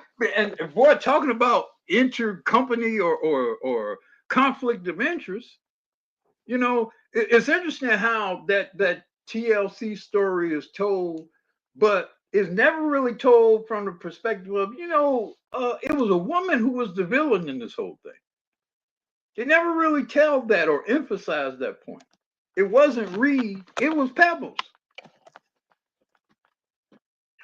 Facts. Oh man, and Tony Miss's Tone's analysis was and usually is spot on. Yeah, no, he's good with the numbers. I think what Black Roo and BGS are speaking on is lacking of context, right? Which you would have to be in that time to really get it. I have a problem with his interpretation of history. I mean, you can read some numbers, but they're not really telling the actual story of history. And a lot of things that happen to the passing of wealth and the maintaining of wealth, the whole lot of things that happen to Black people in the 60s and 70s and 80s. And I mean, the 80s was devastating to Black, the crack thing was devastating to Black families. People lost properties or whatever, trying to save each other and whatever, because of all the turmoil associated with either someone being caught up on the dealing end, or someone being caught up, your children being destroyed, being addicted. So a lot of things was going on connected with the decision making that I don't think, it seems like to me, based on what was presented in a video, that Tone accurately and empathetically accounted for. And a lot of decisions that Black people have made economically, very often it was very seldom that they had full control over how their resources could be used and where. And you had all the issues where Black people who had, for example, same or better credit rating, getting worse terms on lending, on mortgages, which then of course affected people economically for the duration of, or for much of the duration of their purchasing and the ownership of those properties. And then you had the issues involving redlining of certain communities and the ability to grow the valuation of those properties. So, I mean, if you're going to have that conversation and have that analysis of whatever, of the so-called failure of the boomer generation, I mean, and even it's funny, there's all this emphasis on the boomers when the decision making behind much of what happened, those were greatest generation folks. Those were silent generation folks. Your Reagans, your Cheneys, your Bush seniors, all those were not boomers. When Reagan flipped no fault divorce, he was a greatest generation guy. He wasn't a boomer. All the issues involving, well, I guess, Clinton, barely a boomer, but certainly all the people who came before him were either silent gen or in most cases greatest generation people. And so a lot of what boomers were doing were actually reacting to things that older people or prior generations had instituted. So I mean, it's not even a real accurate representation of what was really happening, when it was I think happening, who actually had influence over what was happening. Let me go through a couple of names before you go real quick, KMS. Let me. So Kissinger, Milton Friedman, the whole entire Chicago boys. Kissinger, Lee Atwater, like name them. Like all of these are like silent and greatest generation white dudes that were all in the mix for all of what's his name from Fox? That was the jump start, the idea for Bill. What's his name? Goddamn. And some of these guys, Yeah. I mean, Kissinger, died just recently? He was 100 or whatever. Like 2-3 years ago, if even. Yeah. So all of those folks, I forgot the chubby dude from Fox News. Him. Rupert Murdoch, another one, even though he's Australian. Like all of them folks. Rumsfeld, Bush Senior. All of those folks. I'm getting a flood of faces and some of the names, but all of them folks or Lickman from Nixon, that's even a little bit I mean, older, but still, yeah. Cheney, Silent Jen, he done had about 3 or 4 different other People's Oh heart. no, that's why. Yeah. That's why they call it. That's why they call him Darth Vader. That's exactly what they call his ass, Darth He Vader. is literally Darth Vader. I mean, all the strikes and the labor organization and the riots and the protests and all the way up until I think the last one they did was a Ford walkout, okay, with Detroit for wages and stuff like that, right? Okay, y'all don't realize all the stuff the boomers had to do just to get where they are. Nothing was given to the boomers. Nothing. And here's the thing with, to me, the crack epidemic or the crack thing, it neutralized that fight. Yeah. See, brothers who would have been still fighting those fights and still going to those universities and all of that energy, all that power, all that creativity got sucked up into that damn crack thing. Yeah. It did. I think. I mean, you even saw that with the women, right? Didn't you see that? That's Fox mom. That's the biggest thing that we didn't as a boomer that saw this stuff from the ground up, because basically Free Ricky Ross, like I said, came from my neighborhood, right? I saw this shit, right? The boomers, we didn't expect that the women would get cracked out like that.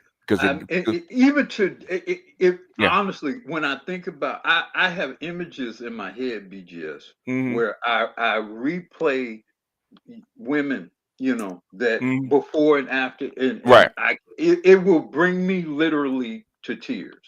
There are images that are burned in my head that of that change, of that transformation. It is literally like a zombie apocalypse. So whatever the genome that black women have, okay, crack talk, man. Ooh, it talked to it. It was like a beeline. Yeah, to it was. Whatever that was. Yeah. It was. I think. Thank you guys for the historical context. I think that's what Tone's missing. I think what Tone's analysis would make a lot more sense if there was like a flat Americanism, but there clearly isn't. I mean, for the longest time, there's been two Americas. There's been Black America, and then there's been everything else. And I think Tone's analysis makes more sense if you were looking at it from a flat Americans, as in, white America and Black America didn't exist. All America treated equally. They truly were not. So I think in his analysis, although accurate in some places, is wildly inaccurate, because just as you guys keenly made up, there was a situation there for about 15 years where you had to make hand-to-mouth decisions, as in, okay, I could save this money for the next 2 years, but I got to get my son out of county, or we got kicked out because LA SWAT done bulldozed our house. Yeah. So there's a lot of nuance that adds up in there, which makes his assessment, although correct in a lot of ways, inaccurate. Basically, what's coming down to, I understand the numbers. The numbers are the numbers, okay? Yeah. Numbers are numbers. But motherfucker, you begging, okay? Okay, you're begging. You're begging boomers to actually give you something before they die. Like you're owed something, okay? You're not owed. You're not owed that old person stuff that they work with. You're not owed that. They don't owe that to you, okay? I think you're right on both accounts, BGS. I think it is begging, but I think it is an idea. It is owed, and will drown if it's not given. Explain to me how it's owed to you, okay? You owe somebody. If you work for something, you owed something, okay? How is it owed to you? Explain that to me. You said it earlier when you were next to my background. You said it earlier when you was like, just because you were born, or just because because I think what he's saying is the age of launch is no longer 18, right? That's not the thing anymore. Yeah, and that's because I've been listening to Tone for years and years, about a decade now. So I think that's the argument. I don't know. That's the thing is, okay. The thing is, at 18, nobody's in control of you. Okay, that age to launch, you blame it on your parents. That's bullshit. Okay. I remember my lawn man. Before he died, God rest his soul. He died about 10 years ago at the age of like 101. Right. Okay. He told me about his mother putting him out at 11 because she got a new man. At 11 years old, he had to hit the streets. Okay. He was in New Orleans. Right. Mama got a new man. He got put out. He had to hit it. Okay. He wasn't 18. He wasn't 15. He was 11 years old. Got put out of his house. Okay, he had to hit the streets. He had to go survive. And there's stories that are replete like that. Okay, I want to hear that shit. That what somebody owes you. And let's take a step back away from America for a moment. Mm-hmm. How much of the world includes men leaving estates to the next generation of people? Probably 1%, 0.1%. So even this whole argument he's making is a very privileged position to take. It is. When you look at it just from a broader humanity, it's like it's like you watch a television show or whatever, and it's all about, it's like what's this popular show that's on Netflix about Love Island? I bet you that's what you're talking about. I'm about to say it's named after this aristocratic family. God. I think it begins with a B. They didn't finish the series, I think. Somebody who was speaking about it. I haven't watched it. Somebody gonna put it in the comments. Somebody put it in the comments. Yeah. I'm gonna tell you. Yeah, I know what you're talking about. Yeah. It's like viewing how all people are supposed to be and act based on what's going on in that particular show. Bridgerton. That's it. So it's almost like you're making this projection of what everyone's supposed to do based on how this very sort of privileged family operates. Now, obviously, I'm not saying everybody's supposed to be Bridgerton or whatever, but I'm saying from the perspective of the world, that's this whole notion of being able to pass on this comfortable estate to the next generation of people. Like the brother, I think it was KML said 1% maybe. Yeah. That's an aristocratic thing. Yeah, I mean, where I know well-to-do upper middle class kids that where white, especially white kids, it's mostly white kids. That's what he really taught about, where the parents can actually put a down payment on the kid's house, right, or buy the kid a house to put the kid in, or give the kid it makes them inheritance baby, okay. Okay, ain't there many of those? Okay, I don't know. Those are kids that you went to school with. That doesn't mean that the rest. I mean, even amongst the white people, it's rare. It's drying up. Yeah. Even amongst white people, that shit is drying up. You got to look at JD Vance, man. JD Vance is your vice president. He had that shit. A shit kicker or a redneck. He's a redneck. Yeah. So I don't know. Go ahead. I think also. I think if we explore this a little bit more, it can also be a situation like I kind of agreeing with you and Uru on how to atone is saying it's almost like a Hail Mary pass of desperation, because to you guys' point, you're like, okay, well, no, we don't necessarily owe you anything. I think that's exactly what it is, Camus. But also, hold on, but maybe he's not saying, or maybe what he should have said is that historically up to this point, that what would be passed down would be a community or ties to a community, which is what a lot of the people who aren't the 1% up until recently have been able to pass down, which kind of ties back to what I'm saying is that the Black community is finished because there are no communities.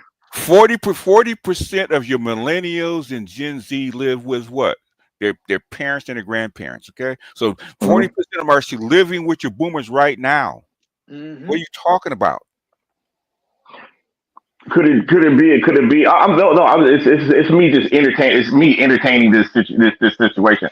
What BGS is saying is they're passing the wealth when the woman was staying with her folks and they're paying $60,000 a year for her.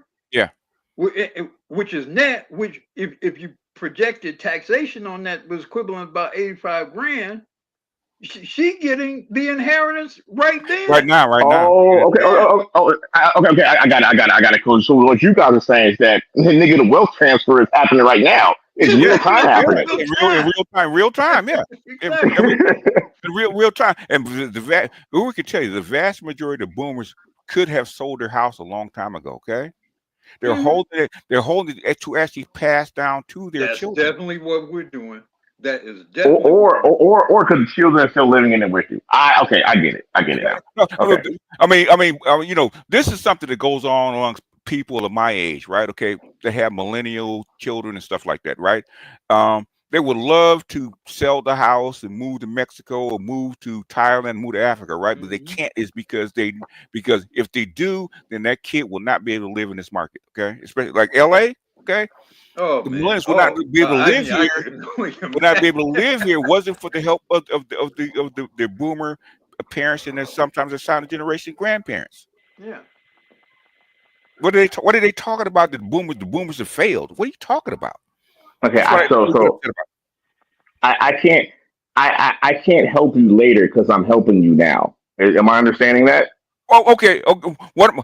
So I'm supposed to commit Harry Carey right now, commit suicide, and hand everything over to you right now. Is that what you want? No, not at all. So in other words, you're not gonna get the shit till I die. Okay, stop complaining about what you're gonna get. Whatever. And here's the thing. Whatever's left. You know what I can do while I'm here.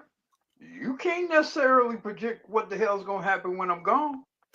In other words, the way inheritance works, I don't know how it works with other people. That's rich people, you know, because it's more about an estate, it's more about a legacy, because they can do that kind of shit, right? For most people, okay, whatever's left when I die, that's what you get. Because I'm using this stuff to survive for myself. Because whatever's left when I go, whatever, like my kids, whatever there is when I go, it's yours. That's okay. And I'm helping you now. Okay. This is the thing, okay, and this is what was taught to me, okay. I'm old Southern folks, okay. My job when you were born is to get you to adulthood, where you actually fend for yourself. That's my one and only job, right? Okay. If I educate you and I help you in other ways, that's extra.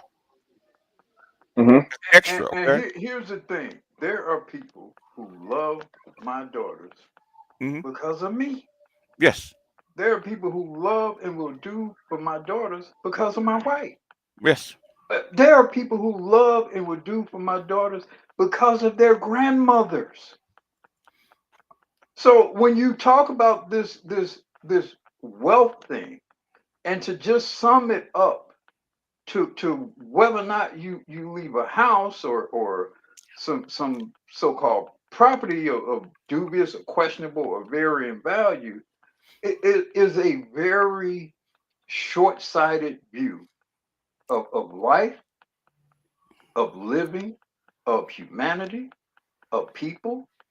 It's just, look, I don't think, and here's the thing, I don't think Black people have ever been able to depend on this whole notion of American wealth and capitalism.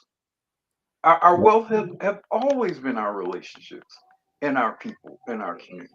That has always been our wealth, whether in Mississippi or New York City, where nobody owned any of the properties in New York City that Black people lived in.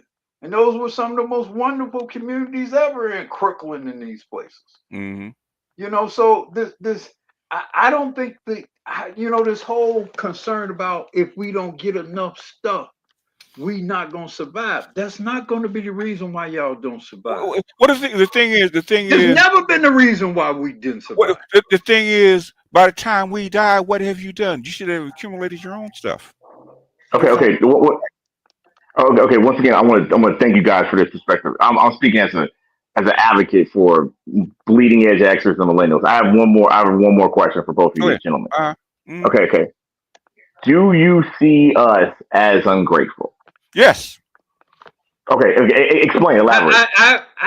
I disagree. I do. Well, you. Well, go here's the thing. I think your lack of perspective, and in my critique of Tone Talks, I think the lack of perspective leads to the ungratefulness. That's what I will say.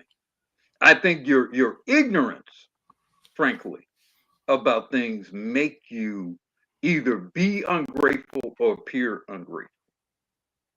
If that, I mean, and I hope that that isn't perceived to be a cop out or whatever. No, but, no, that makes sense to me. You know what? I'm gonna say this. Why? But I know BGS. Okay, all right, go ahead. I'm gonna let you finish. So go ahead. Okay. Can I cuss? Go. No, you're good. You're good to go. You're good to go.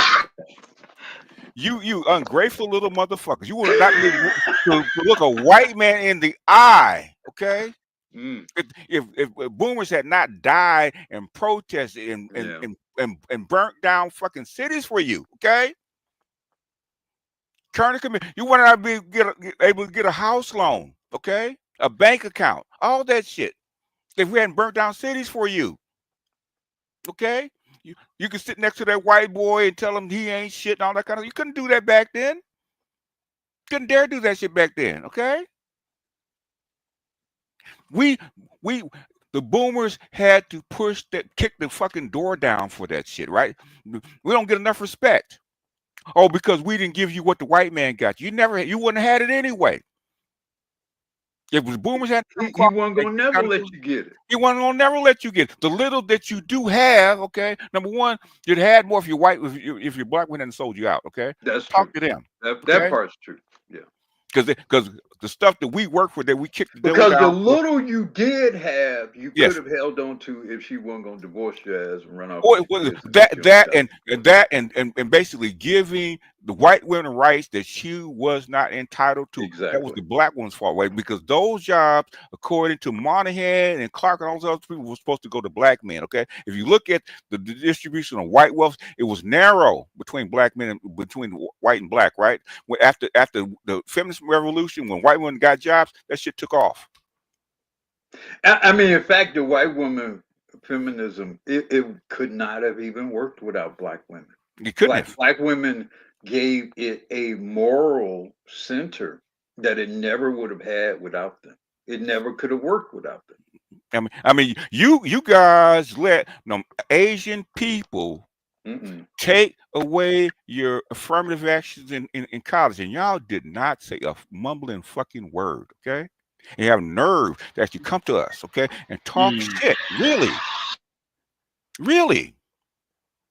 I mean, even through that whole affirmative action thing with the Asians or whatever, where was the protesting? Where was the disease, shutting down college campuses, and where did any of that happen? Where did they do that at?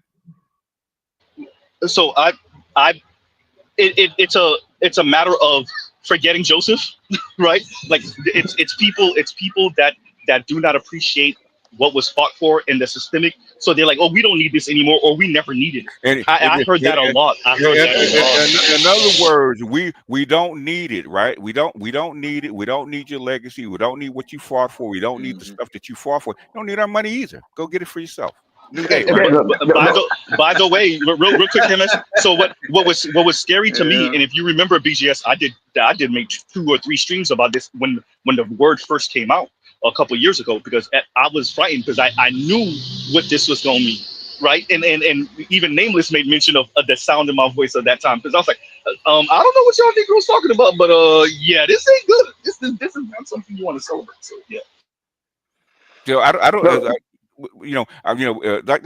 I was talking to this brother, man. He was in Chicago, talked about he ain't have no houses, right? I said, but you let BlackRock and all these other people raise the rent on your fucking houses. Y'all don't say shit, okay? Y'all don't go to your congressman and say nothing, okay? They can buy up these houses and jack up the rents and raise the rents and all this kind of crap, and y'all don't say a word. So why not? Let me say this, BJ. Let me say this. Going to what Tone Talks does say, this is, I think, what you really agree with, is he speaks on the mentality that says that I'm gonna be the shark just like him, right? So like, what it's a delusion. It's a delusion that says I don't want to fight against him necessarily because I want to be him.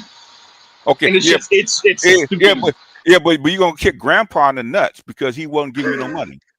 Well, I mean, but of course, I am an inconvenienced millionaire. I need startup capital. Don't sell your home. I need it. Exactly. Because you need it. Okay. What have you done to earn it? What I've done, sir, is simply one. No. I got it, KMS. I was born your son. Yeah, that's why you're breathing and you're not on the street. No. Once again, Black Guru and BJ, I understand. I'm playing devil's advocate to kind of flush out this conversation because I know a lot of people. There's a lot of people who would not understand the context of it. They're just like, well, I'm here. You have this house. Give it to me. Yeah, I tell you what, that old woman that had the house, no matter what she wants to do with it, she paid for the house, she lived in it, she paid the mortgage, she paid it off. Okay, no matter what she wants to do with it, you don't have the right to come in my face and tell what I owe you. Yeah, look. We saw a snapshot of something. It's when there's a whole lot of backstory to what that woman said. Oh yeah, and it probably would make for some very compelling viewing. When you talking about family business, and she kind of put some family business. She put some family business out there, and it's kind of like we're all kind of interpreting what it means. And I tend to, I am on the side of leaving an estate for children. I mean, and I think most Black men are. Yeah, But it's a gift. It's not a debt. Well, but also, it's a whole lot of living, to get to, you're 60 some years old, right? Yeah. And you might have, BJS, I recently saw, I think it was the Department of Labor or I forget the name of it. And this was a stunning statistic to me. It presented by all demographic groups and broken down male to female, Hispanic male to female, Black male to female, white male to female, Asian male to female. Do you know that Black men work more hours per week than any other demographic group of people in this country? No, I know. Now, why am I citing this? I'm citing this. I'm 60 some years old. I'm a part of that demographic that has worked more hours than any other group of people in this country. Now, your little fancy pants ass gonna come and tell me what I'm supposed to do with my shit? After I worked like a fucking slave the last 50 years? Yes. So that's what you're dealing with. This whole passing the legacy, whatever. No, I work like a fucking slave for you, your mama, your siblings, everybody. I paid off your auntie's house. I did all this. Her husband left her. I had to come in. So it's a whole lot of history that get to then when this woman say, well, I'm going to, do whatever I want to do with this house. Yes. The whole lot of stuff behind that. So which is her right. Yeah. That's why I'm like, so a lot of times when you dealing, particularly when you talking to Black men, y'all better come correct, man. When y'all talk to some 60, 65, 70-year-old Black men, y'all got to come correct. Y'all dealing with men. Y'all not dealing with whatever the hell y'all are now. Y'all dealing with men. Let me say this before BJ goes. So speaking about the hours worked, how do I say this without hurting myself? For the past few weeks, I'm also exposing myself just a smidge. Don't talk your talk, bro. You don't count. You Haitian, man. You don't count. No. I'm with an ADOS woman. Y'all gonna have some ADOS babies in this motherfucker in a minute, okay, right? So look.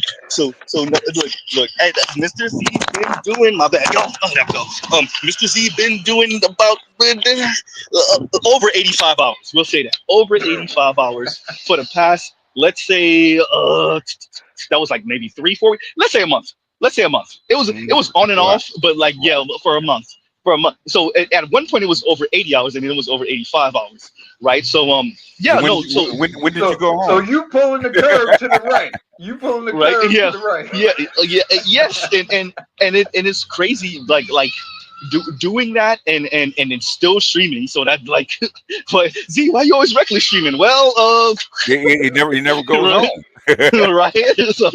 So like, no, I do for like a couple hours, just enough. And Miss Z feel a certain way about it. Mama Z feel a certain way Yeah, about it. Like everybody. she feel used. You just come here for one thing and then leave.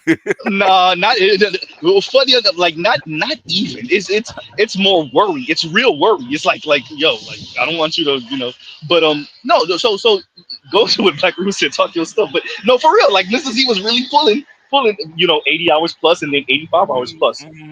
Number one, but number two, speaking to let me bridge the gap a little bit. There's a desperation, and I understand it. So yes, because I'm a millennial, and you could feel the walls closing, and I know like as y'all being elders, y'all get it. Like in like this chasm, because our money won't just be in a vacuum. It will be compared. It will be compared to those elite folks' money, and not just even elite. The wealth gap that is supposed to be a chasm in the next decade or so. So what yeah, are y'all doing about it though? No. This is what I'm speaking hold to. on. Listen to what Tone presented.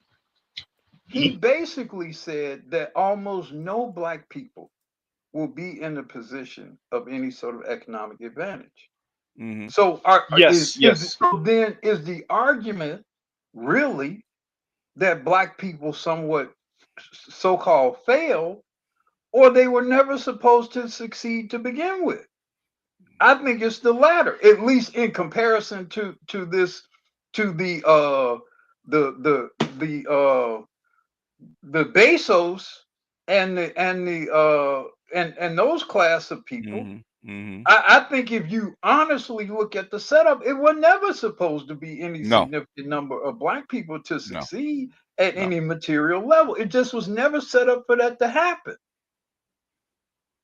No, it never was. And basically, it's only been the last 50 years where you even had a shot. Okay. Yeah. Yeah, we had. No, I think so. Why it's important with your context, with Black Root and BGS's context, is having that context with that, because I don't know if Tony's having those conversations with elders. So all it is for him is the desperation, and so the numbers just hit so much harder, because it's like, how in the hell are we supposed to overcome this? And like going to what you said, Black Guru, where maybe it was never supposed to be overcome. But not in the way you're thinking. The numbers anyway, have always been against if surviving. If Black people surviving was supposedly based on some numbers, shit, you give this shit up, 150 years ago. Yep. It was never about us, I remember talking to my aunt. I mentioned my aunt earlier, and she was talking to me about the pricing that they were sharecroppers. My aunt, this how close I am. My aunt and my mother, they were sharecroppers. Yes. Yeah. And the pricing they were getting on like 100 pounds of cotton. Yeah. I mean, I'm like, damn, y'all were getting that little? Yes. And she was talking about it as if it was some great amount for the time. I mean, I saw the movie Sinners. The Sinners, yeah, they talk about it. It's difficult for me to watch that movie without kind of tearing up a little bit, because I know that area of Mississippi very well. A lot of that shit looks really familiar to me. Very familiar. Very familiar. Them cotton fields, when I saw the cotton fields, I was like, oh, God. I was almost in tears. In the little shotgun houses, yeah. So we're not that far away from nothing, man. I'm sorry they done tricked you all into thinking we were supposed to have so much and all this. Man, we not that far from nothing, man. No, agreed. And just to add to the context, I know Z is busy, so I'll go ahead and read this super chat from Iron Waffles for $5. Thank you for super chat. I think what Tone talks about the decadent veil and Black celebrity part of Generation X and M millennials problems is trying to use Black celebrity and business to replace politics. Can you two gentlemen expand on that? The Magic Negro theory. Well, yeah. I mean, so you're saying Chicken George represent all of what the slaves were dealing with, 200 years ago? I mean, you're talking about Chicken George. You're talking about this half of a percent of a fancy Negro flouncing about, and that's supposed to represent how black people are really living? I mean, Jay-Z is good, so that means we're all good, right? That's how it's supposed to work. I guess you could say Donald for white people, Donald Trump and other billionaires, right? Do you know collectively, black American people have less than 3% of the wealth in this country? That includes Jay-Z, Oprah, MJ, all of us. 3% of the wealth. By comparison, the royal family in Saudi Arabia could buy and sell our asses 3 times over, collectively. Yeah. Yes. So you guys are saying that this could be more of a systemic item or a social economic system in place against us. It is systemic. It's been systemic. It's been systemic. What part changed? What part changed? No. Once again, I'm playing devil's advocate just for a reason. I'm making myself a representative. Why isn't Michael Jordan worth $200 billion? Because the other owners, at the economy that Michael Jordan single-handedly or almost single-handedly created. It's a systemic reason why Michael Jordan is not worth $200 billion. Oh yeah. Or why Cosby couldn't buy NBC back in the day. Systemic reason. Mm-hmm. Yeah. That's not them being smart, not capable, not, industrious or brave or any of that shit. That is systemic. There is no NBC without Bill Cosby. When Bill Cosby, NBC was almost bankrupt before the Cosby Show. Yep.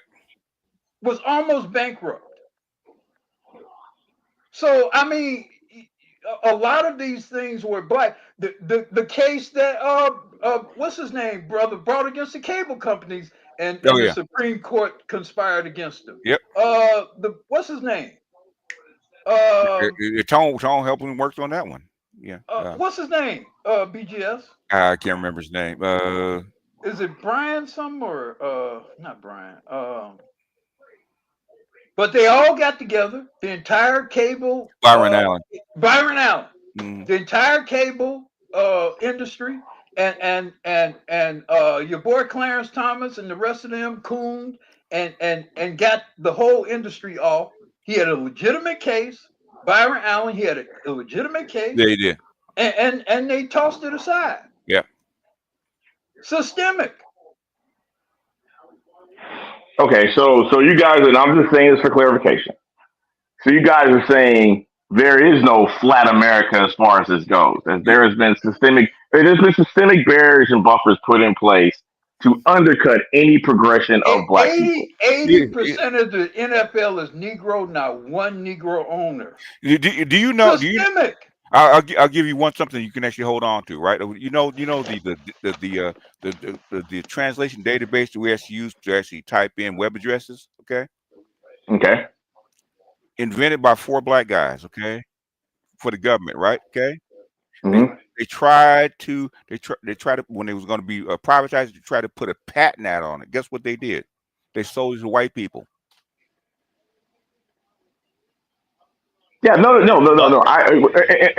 Once again, let me re-emphasize this. How much is that worth? It's priceless. It's priceless. It's worth. We're talking about trillions at this point. But once again, I'm speaking as a conduit for other people. But no, a lot of stuff I agree with. And I already understand. You look. And again, that's why I say, I mean, I don't think I disagree with BGS. I think I try to be a little more. Yeah, you're more diplomatic. Yeah. Well, because again, a lot of times my question to younger people is like, okay, either you're ignorant, and I hope you're ignorant, because to me, either you're ignorant or you on some bullshit. They're on some bullshit.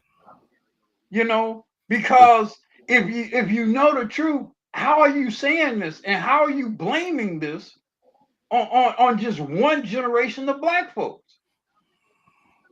Because we're the most prominent, because we are the civil rights generation. That's why. We're the one Yes. that's in the history books. We're the ones that said we're led civil rights. We're the ones that actually pushed to get to your rights that you have, and it's basically it's generational jealousy. Okay, for the most part, I mean, I do think that's an element of it. there's a lot of it I do think that's an element. because there's a collective failure. But see, to Yeah. them, what I would say is this, man, y'all can go and try to tear up some stuff too. Because Yes. guess what? If you willing to bleed, you can get a whole lot of shit done. Oh yeah, they're not willing to bleed. They're not I even think willing to vote. and this is me breaking character. I think we're going to get that opportunity. Brother, hey brother, the opportunity is You create the always there. opportunity. The opportunity is always there. Yeah. Really, for the most part, okay, America is not going to be, or America isn't what it was, and it's not going to ever be what it was again. Okay, Yeah. Mm-hmm. it is what it is. So you're gonna get lots of opportunities. That moment has passed. You're going to have to make other opportunities besides the ones that you can't copy and paste what the boomers did. Okay, different era. Okay. Oh yeah, no, exactly. No, I totally agree. Being courageous never goes out of style. No, it doesn't. And that's the whole thing. Basically, millennials and Gen Z gonna have to find their nuts somewhere before it's too late. Oh yeah, no. I think I 1000% agree with you. I think the nuts are going to be found. I think we're going to come across hard times, and hard times are going to have to make strong. Hard times are going to make strong men. It always does. Now, once again, a lot of us are going to perish because of it. But the strong men will come back because they're going to have to. There's no choice. Well, here's the interesting thing about these times. Most of the white people have been broken too. Yes. So I think you're going to find some interesting. I don't think you're going to have the dichotomy of black and white that you used to have. No, white supremacy is done. It's cooked. Yeah. And so I think you're going to find more opportunities in some places that we might not have necessarily expected to get. OPW, go back and look at who was doing the sit-ins in the 50s, okay? Those are 13, 14, 15-year-old kids, okay? Oh, yeah. Yeah, John, the brother that died recently, man, them guys were 17, 18, 19, getting hit with rocks at food counters. And shit. They were 13, 14 years old. What are you talking about? Yes. Getting dragged off of buses. Dragged off, yeah. Emmett Till was what? How old was 14, I think? 14. What are you talking about? Okay. One more. When you go critique any, because man, when I think about what my parents or elder generation and then generations before, I have nothing but respect and regard. I have nothing but I have such great appreciation. I am so appreciative that I have a few of my aunts left. I've lost my uncles, but I have a few. Well, no, I have one uncle. Thank God for him. Thank God for him. They went through hell. They went through hell. And the things that they went through. Yes. And endured, like I say, the sharecropping, you 100 pounds of cotton, and you get maybe $3 or some crazy shit like that, and they happy about it, you know. I mean, the stuff. How can I speak negatively and think negatively of that? Just to keep us alive, to even be here. And here's the thing too. When I listen to my aunt speak about my grandmother, just nothing but gratefulness about my and my grandmother was a tough cookie, old woman. Yeah. But she when she speaks about her mother, it's like she is speaking about a saint, angelic, right? Yeah, a saint. Yeah, like an angelic figure, and so I feel for you younger people because you all, like I said, and I will reiterate, the crack era really destroyed. It broke the line in the regard, I believe, between generations. It corrupted the culture and society and the neighborhood of Black communities. And so the regard that people would have from an elder generation to younger generation, it broke down. And a lot of the disrespect, frankly, BGS, Yeah. we witness here is a product of that. Yes. You know, a lot of it is a product of that. No, I thank you guys for saying it because my final question was going to Wait, be. Tim, before you go, because I want to thank you for asking the questions that you asked, because again, keeping it going along. Y'all know Mrs. Z, reckless, but yeah. So yeah, thank you for asking the questions in the way you have, and thank you for being respectful. Thank you, BGS and Black Food for answering. And continue. Go ahead. Thank you. Mm-hmm. Oh yeah, no, I'm glad you said that, Uru and BGS, because that's kind of segues into my final question as far as this topic. It's like how did we go about losing our way? And I think you may have alluded that to the crack epidemic. Oh, okay. This is how millennials lost their way. Okay. Okay. In the 80s, okay, the feminists took over and said we have to parent a different way. Okay. You took the SWAT out of the school. You can't punish the kid. You got to give every kid a trophy. You got to put a pillow under his head and say, there. In other words, you got to, you can't do anything negative. You got to encourage them. Everybody gets a trophy. You're all valuable. There's no such thing as competition. It's equity, blah, blah, blah, blah, blah. And everybody's entitled just for existing, yada, yada, yada. Da, da, da. That's what happened. So how you guys grew up. And it was happening concurrent with it was the crack epidemic. So you sending all these brothers to jail. Mm-hmm. You sending all, you're corrupting, and you're also offshoring jobs. Jobs, yeah. That those brothers would have gotten, those factory jobs, GM, whatever. You're making it difficult, if impossible, for millions of young black men to build themselves up, and then you're corrupting the children By taking discipline out of school, as BGS just described. So it was a perfect example. It was a perfect environment for multi-generational corruption. And now you hear young men saying all this stuff about protecting women from their own misbehavior. And God forbid you say something that women don't want to hear. And it's all this weird kind of so-called protecting women by totally neutering and clipping the nuts of every man in sight. Mm-hmm.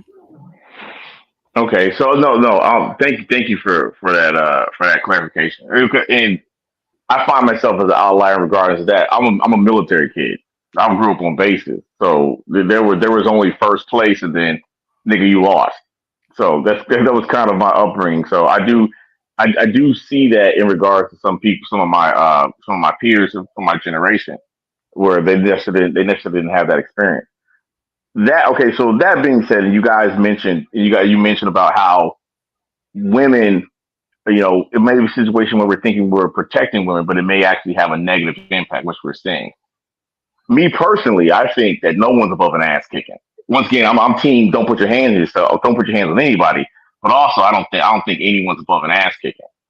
What do you think we could do as far as course correcting of that outside of society and environmental things that are going to have that happen organically? Why are you letting the carpetbaggers, the upper class, rob you? Okay, why are you letting them do that? Why is your rent so high? Okay, why? That's why I play inside China business. They can build a fucking. They can put together a prefabbed 1,000 square foot house. For like $15,000. Why are you paying $400,000 for a freaking house? Okay, or $200,000, $2,500 for a freaking apartment. You actually have this imported, built, or use the same technology to build this shit and make it affordable. Why is the cost of living so high? Why does a drug that costs 10 cents in China cost $1,000 in the United States? Okay, why is that? Why do they put additives in your food to make you sick and make you go to the doctor where your medical bills are so high? How come you guys don't step in and do that shit? You guys are railing against RFK Jr. like he's done something. He's trying to make it cheap and try to bring the price of living, a cost of living down. Okay, how come you guys not fighting for that? Yeah, why are we fighting? I'm asking you guys. You're millennials. You guys are younger. You guys got all the energy. You asking boomers how come you're not fighting? I gotta say, man, because we weren't raised to make things cheaper. We were raised to make more money. If that makes any sense. In other words, you still coming to mommy and daddy or grandpa begging, how come you don't fight for us? That person. Okay, and you saying that, and me circling back to the beginning of our conversation 30 minutes ago, I do understand the vitriol in your response on me coming to you earlier saying, hey, I need your house. And you're like, nigga, I ain't seen you fight for anything. I ain't seen you fight for anything, yeah. Well, okay, explain to me how you are entitled to my house that I worked for 40, 30, 40, 50 years for. Explain but that. You haven't seen me fight. But you haven't seen me fight for anything. I ain't seen you fight for anything, but basically you have all this leeway, of learning anything. Like I was trying to take my daughter to Cuba to be a doctor. Okay, mm-hmm. I don't want to work that hard. My son could have been in the NBA. I don't want to work that hard. Okay, how is that my fault? And then all of a sudden you're gonna come to say what I owe you when you haven't even done it for yourself. You owe you. Yeah. You owe you first, okay? You owe you first. One biggest gift I gave you was life. That's number one. Second biggest gift I gave you to survive till you're a grown up. That's the second biggest gift. Everything after that is extra, okay? As a boomer, God is my witness, and Uwe can tell. We never expected our parents to give us shit because we know where they came from, okay? We never expected them to do anything for us. You know, I the thing. I mean, I love my mother for many things, but she was so, and she wasn't an educated woman, but she so praised and supported and valued my becoming educated and celebrated it. Yes. And it has had a profound effect. My children are beneficiaries of that. Their children will be beneficiaries of that because it helped to create an ethic that it passed from her to me to them. How is that not a part of the estate that she created? How is that not a part of her legacy? You know, how, I mean, and that influenced my relationship again, not just with my own family, but with other people. People look to me for this or that or whatever. That was all of a product of the ethic that passed from my mother. How does that not count? How is that not real? How does the fight that you have boys and men and black people be literate? Okay, black people were only like 50 or 60% literate back in the 60s, right? We rose that to like 92%. Now it's slipping back down. Why is that? How's that happen? How are we going backwards instead of forward? How's that happen? Okay, let me ask this question. But it still ties into your guys' conversation. We also have children. Yes. Do you think it's over? No. Do you still have breath? Yes. It's not over. Not only do I not think it's over, but I am generally an optimistic pessimist. Explain. I believe all manner of wonderful things is possible. I don't believe y'all gonna do what's necessary to make it possible. That's the problem. I don't think you have the courage. I don't think you have the will. I don't think you have the faith. But I think you can get those things and do what's necessary. I believe you all can do everything. I believe you guys have information. Yes. You have perspective. You have connections to things that we never had. Couldn't even dream of. and which then affords you opportunities untold. You actually can think about going to Ghana someplace or whatever and make a whole life. BGS and I never would have thought about that as a 30-year-old man, or You know how to learn. 20-year-old You know how to learn to read in when I was 6 years old. KMS. Mhm. And my bunk bed by the street light. Okay, the books Yeah. I got from school. Okay. Nobody taught me, okay, other than the teacher giving me the basics. Okay, I had to teach my fucking self to read. Do it by a street light. I mean, you guys have access to Do so much every stuff, stuff. but it makes you it makes you, I don't know, lazy is maybe not necessarily a fair way to describe it. Unmotivated. Let's put it that way. Yeah, Unmotivated. yeah. I think. That's probably more accurate. Well, I think maybe what it is this. It's not that I'm not unmotivated.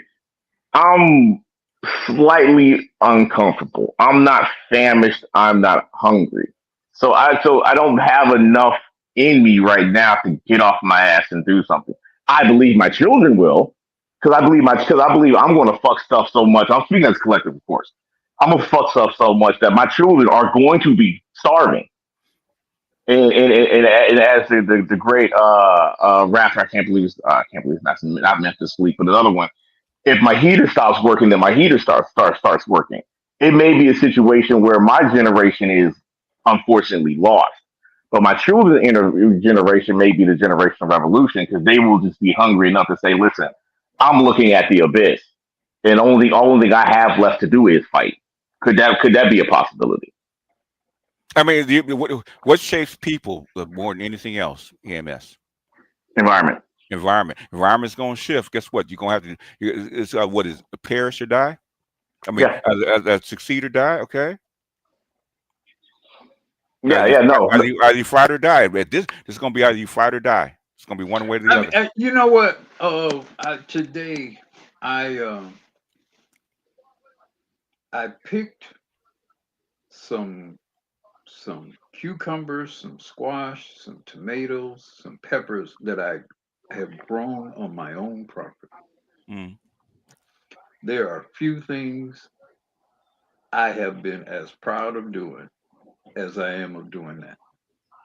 There's something about growing something that you can eat and feed to your family that you can make money, you can do a lot of wonderful things, you can go a lot of wonderful places. But man, it's something about growing food that you can feed to your people. There are so many ways that you all can do some basic kinds of things. You need to get grounded into doing some basic kinds of things for yourself Mm-hmm. and teach them to each other and teach them to your children.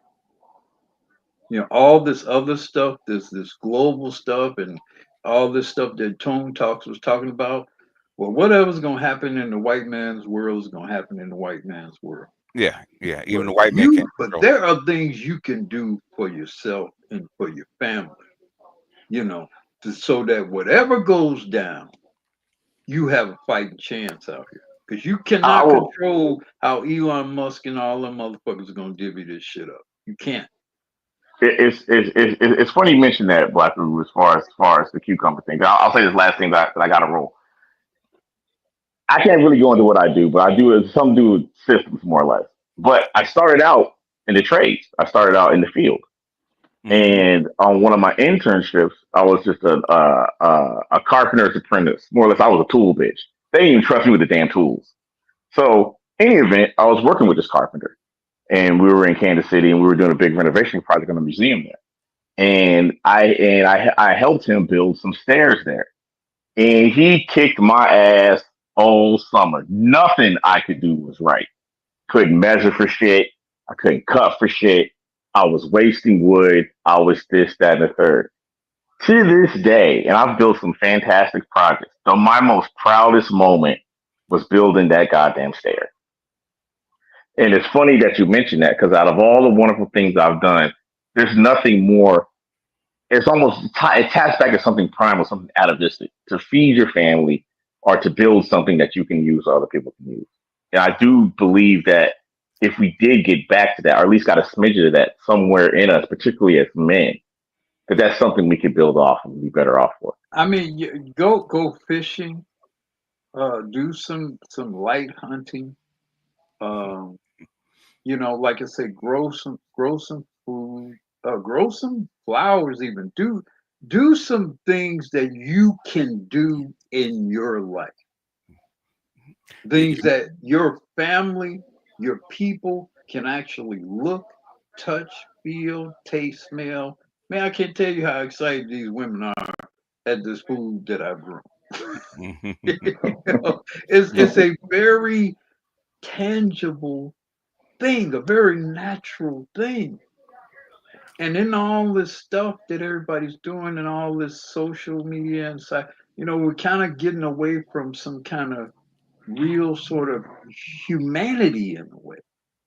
And I think with all the other stuff that you cannot control, there are things that you can definitely begin to do and embrace that will make you feel a little more hopeful about what you can do with the more other stuff, more difficult stuff, the things that you have less control over. I wish So one of the hardest things. real quick, BGS, because I'm at 8%. If y'all don't mind reading these 4 super chats back to back, please, Go ahead. so we can. Y'all don't mind. Ghost Rider says black folks can't have the inheritance legacy convo until we confirm lineage through DNA. Half the men have their mother's last names. Most black people have their father's last name because they don't want you to crossbreed. That's the reason that most black kids have their father. That was definitely a part of the that's the reason. Okay, yeah, that's still that's why the tradition still now. exists. But I will say this, BGS, there is a level of belligerence under, I would say, the 30 and under set of females. Yeah, that's going feminism in a different direction. But yeah. I would agree with you. Definitely amongst our generation and maybe before. Yeah, that was imperative. I know they listen to the white women and says basically it's patriarchy. The reason that you name your kids, give the father's last name. That's actually a matriarchal.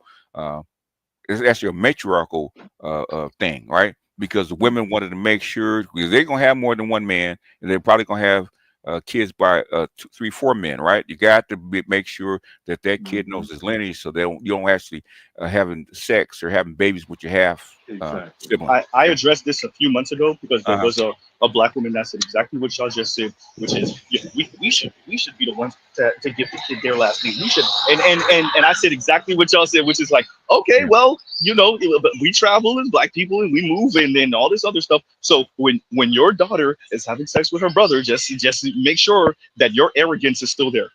Yes. Yeah. I mean, and what I'm saying is, there's very pragmatic reasons for the practice, and people kind of lose sight.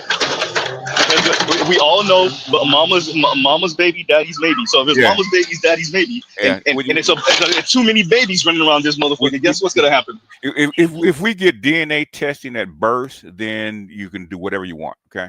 Because most black men really don't give a shit about what you name. There was a social aspect to it as well, and because even if the people were not married, right? Yeah. If you were BGS Idmore's son, right? There was a value to being BGS Idmore's son. Yes. So the woman would want to convey that value to that child, even if they did not necessarily marry, because BGS was his own value system. And you wanted that child to benefit from that, because then people would say, well, y'all know that's BGS Idmore's son. And you might get treated differently just by virtue of that. And the surname conveys that. Yep. There's a lot of reasons that you do things, okay? Yeah. And the thing is, people, when they say they don't want to put that man's name on that, that's their way of saying that man ain't shit. Yeah. That man is I worthless. agree. So what? So why did you carry the baby for him if he wasn't shit? Exactly. That's why. Exactly. If you Because can't it wasn't put for him, it was for if a her. woman can't Oh no, put a no, no. man's She name could on pick her any man. child, She could pick that any woman man. ain't shit. Yeah. That woman ain't nothing. Yeah. Yeah. Okay. I mean, wait. Yeah, with Mrs. Z being predisposed, I'll kind of help out here. I am Waffles from $5 super chat. BGS spoke about jealousy of the civil rights generation. I believe the female leaders of the BLM movement sabotaged what should have been Generation M's millennials civil rights movement. What's your thoughts on that, Black Guru and BGS? I think there's a there. There's some there, but the thing is that okay, because they took the steam out of it, you guys didn't continue. I think the reason that the older guys believe in the manosphere so much is because, you know, at some point we want you guys to stand up on your own 2 feet and do something, man, instead of rolling over and taking it. Well, but let's be fair to them. Let's tell the whole story about what happened there. Yeah. They killed off guys who could have taken that in that direction. Oh yeah, they killed them all off. Rest in peace, Darren They Seals. killed off, yeah. So that's a part of the story too.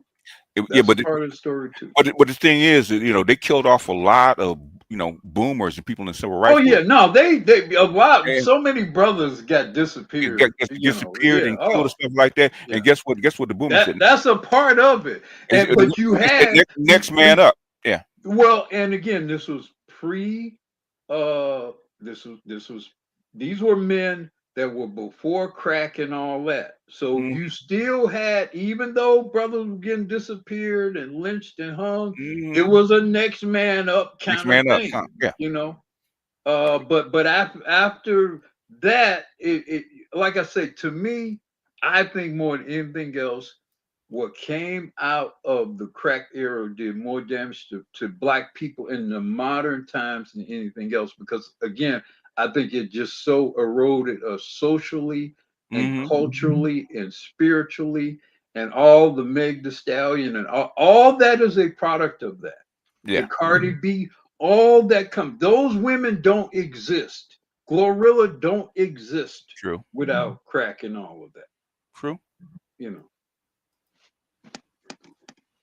Agreed. Let me read this one. The last 48 hours, hours, okay, typo. The last 48 hours, the wife worked 24 hours and I worked 36. Teamwork makes the dream work.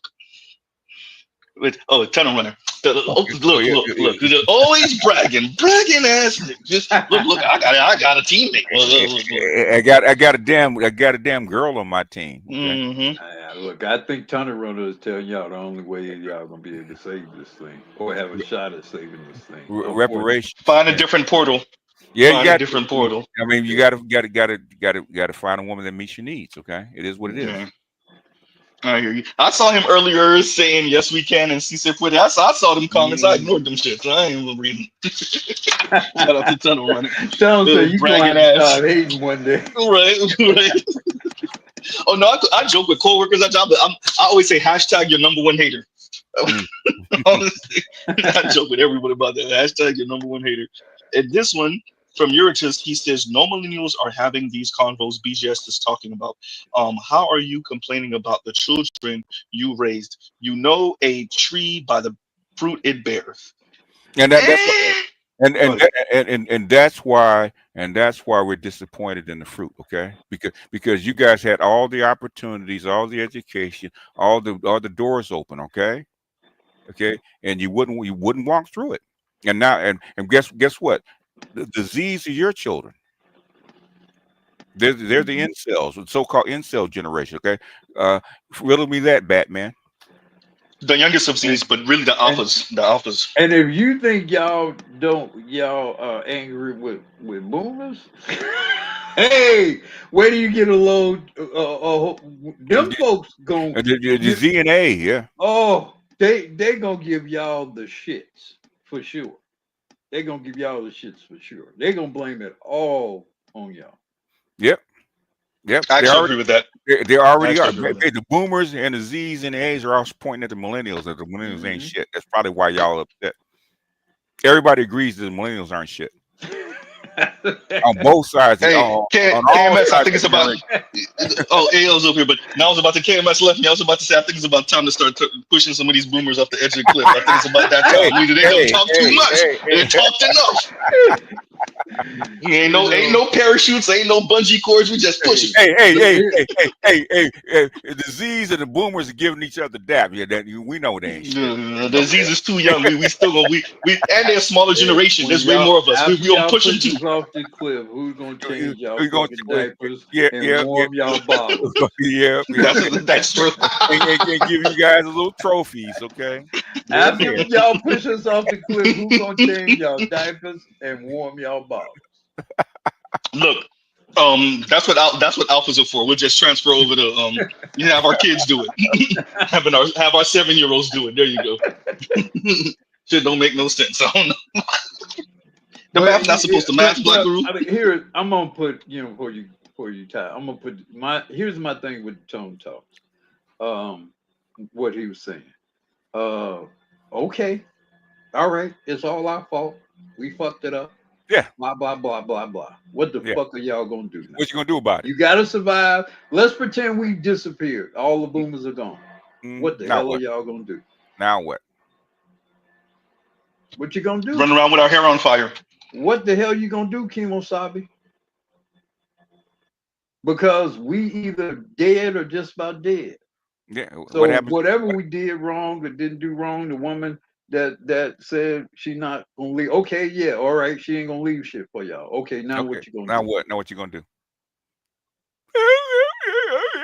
It's time to forge some. It's time to forge some documents. That's what it is. Now you leaving this house, goddamn.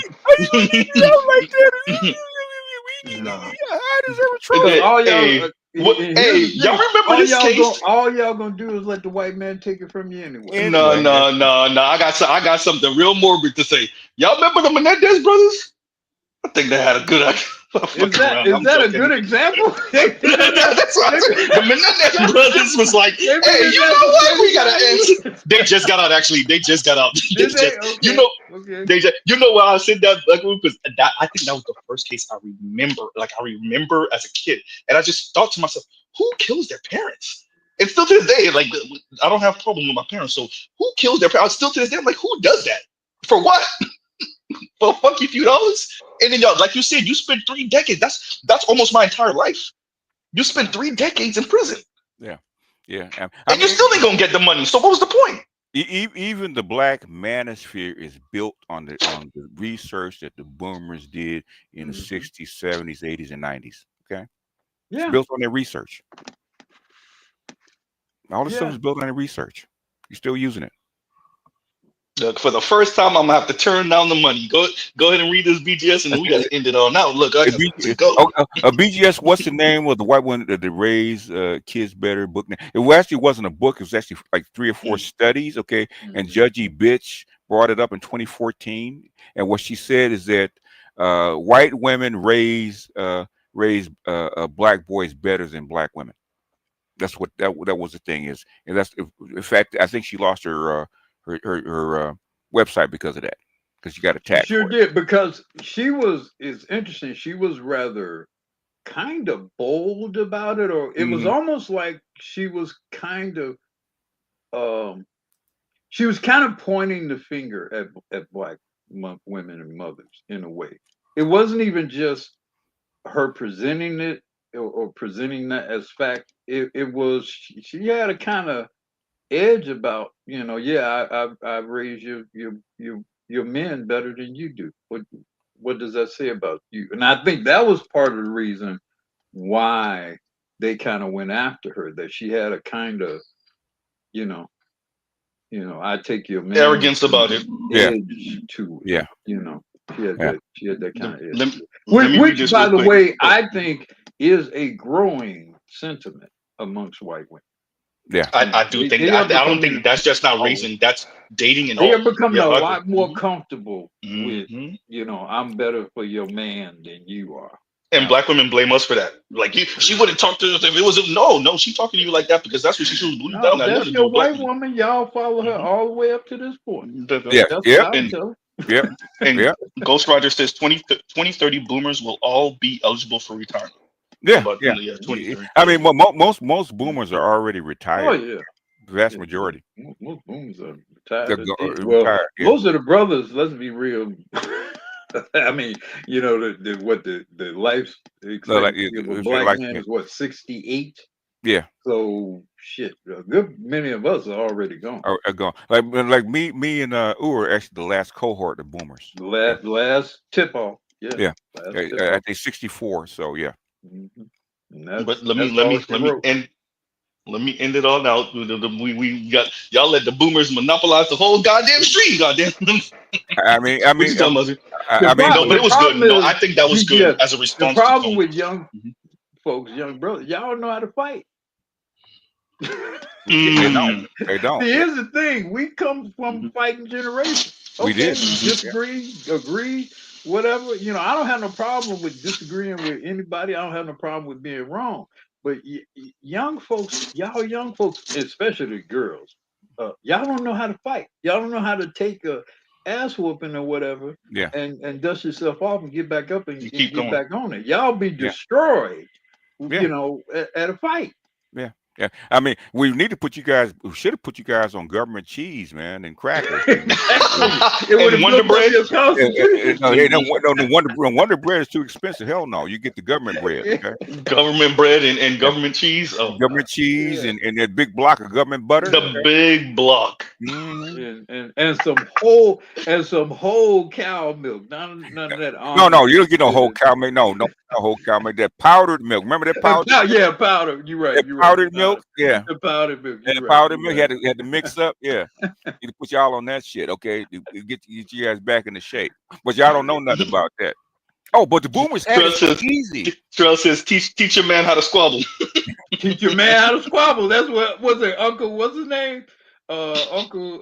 What was his name? Yeah, it was on the show. Yeah. Trell said powder egg, powder milk, powder eggs. Yeah, they were powder eggs too. Yeah, yes, sir. Teach your man how. Yeah, y'all don't know how to squabble. Y'all don't know how to squabble. Oh, what is that? What is it out of Snowfall? Yeah, Snowfall.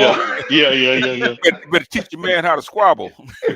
What is it? Keep your hand on your trigger, nigga. let me end it out now. Let me end it out now. So thank you, thank you, KMS. If you're still listening, thank you for asking the questions. Very important. Ghostwriter, yes, Ghostwriter, powdered milk, yes. Right. Yeah, no, that's the thing. That's the thing. And grateful to have it.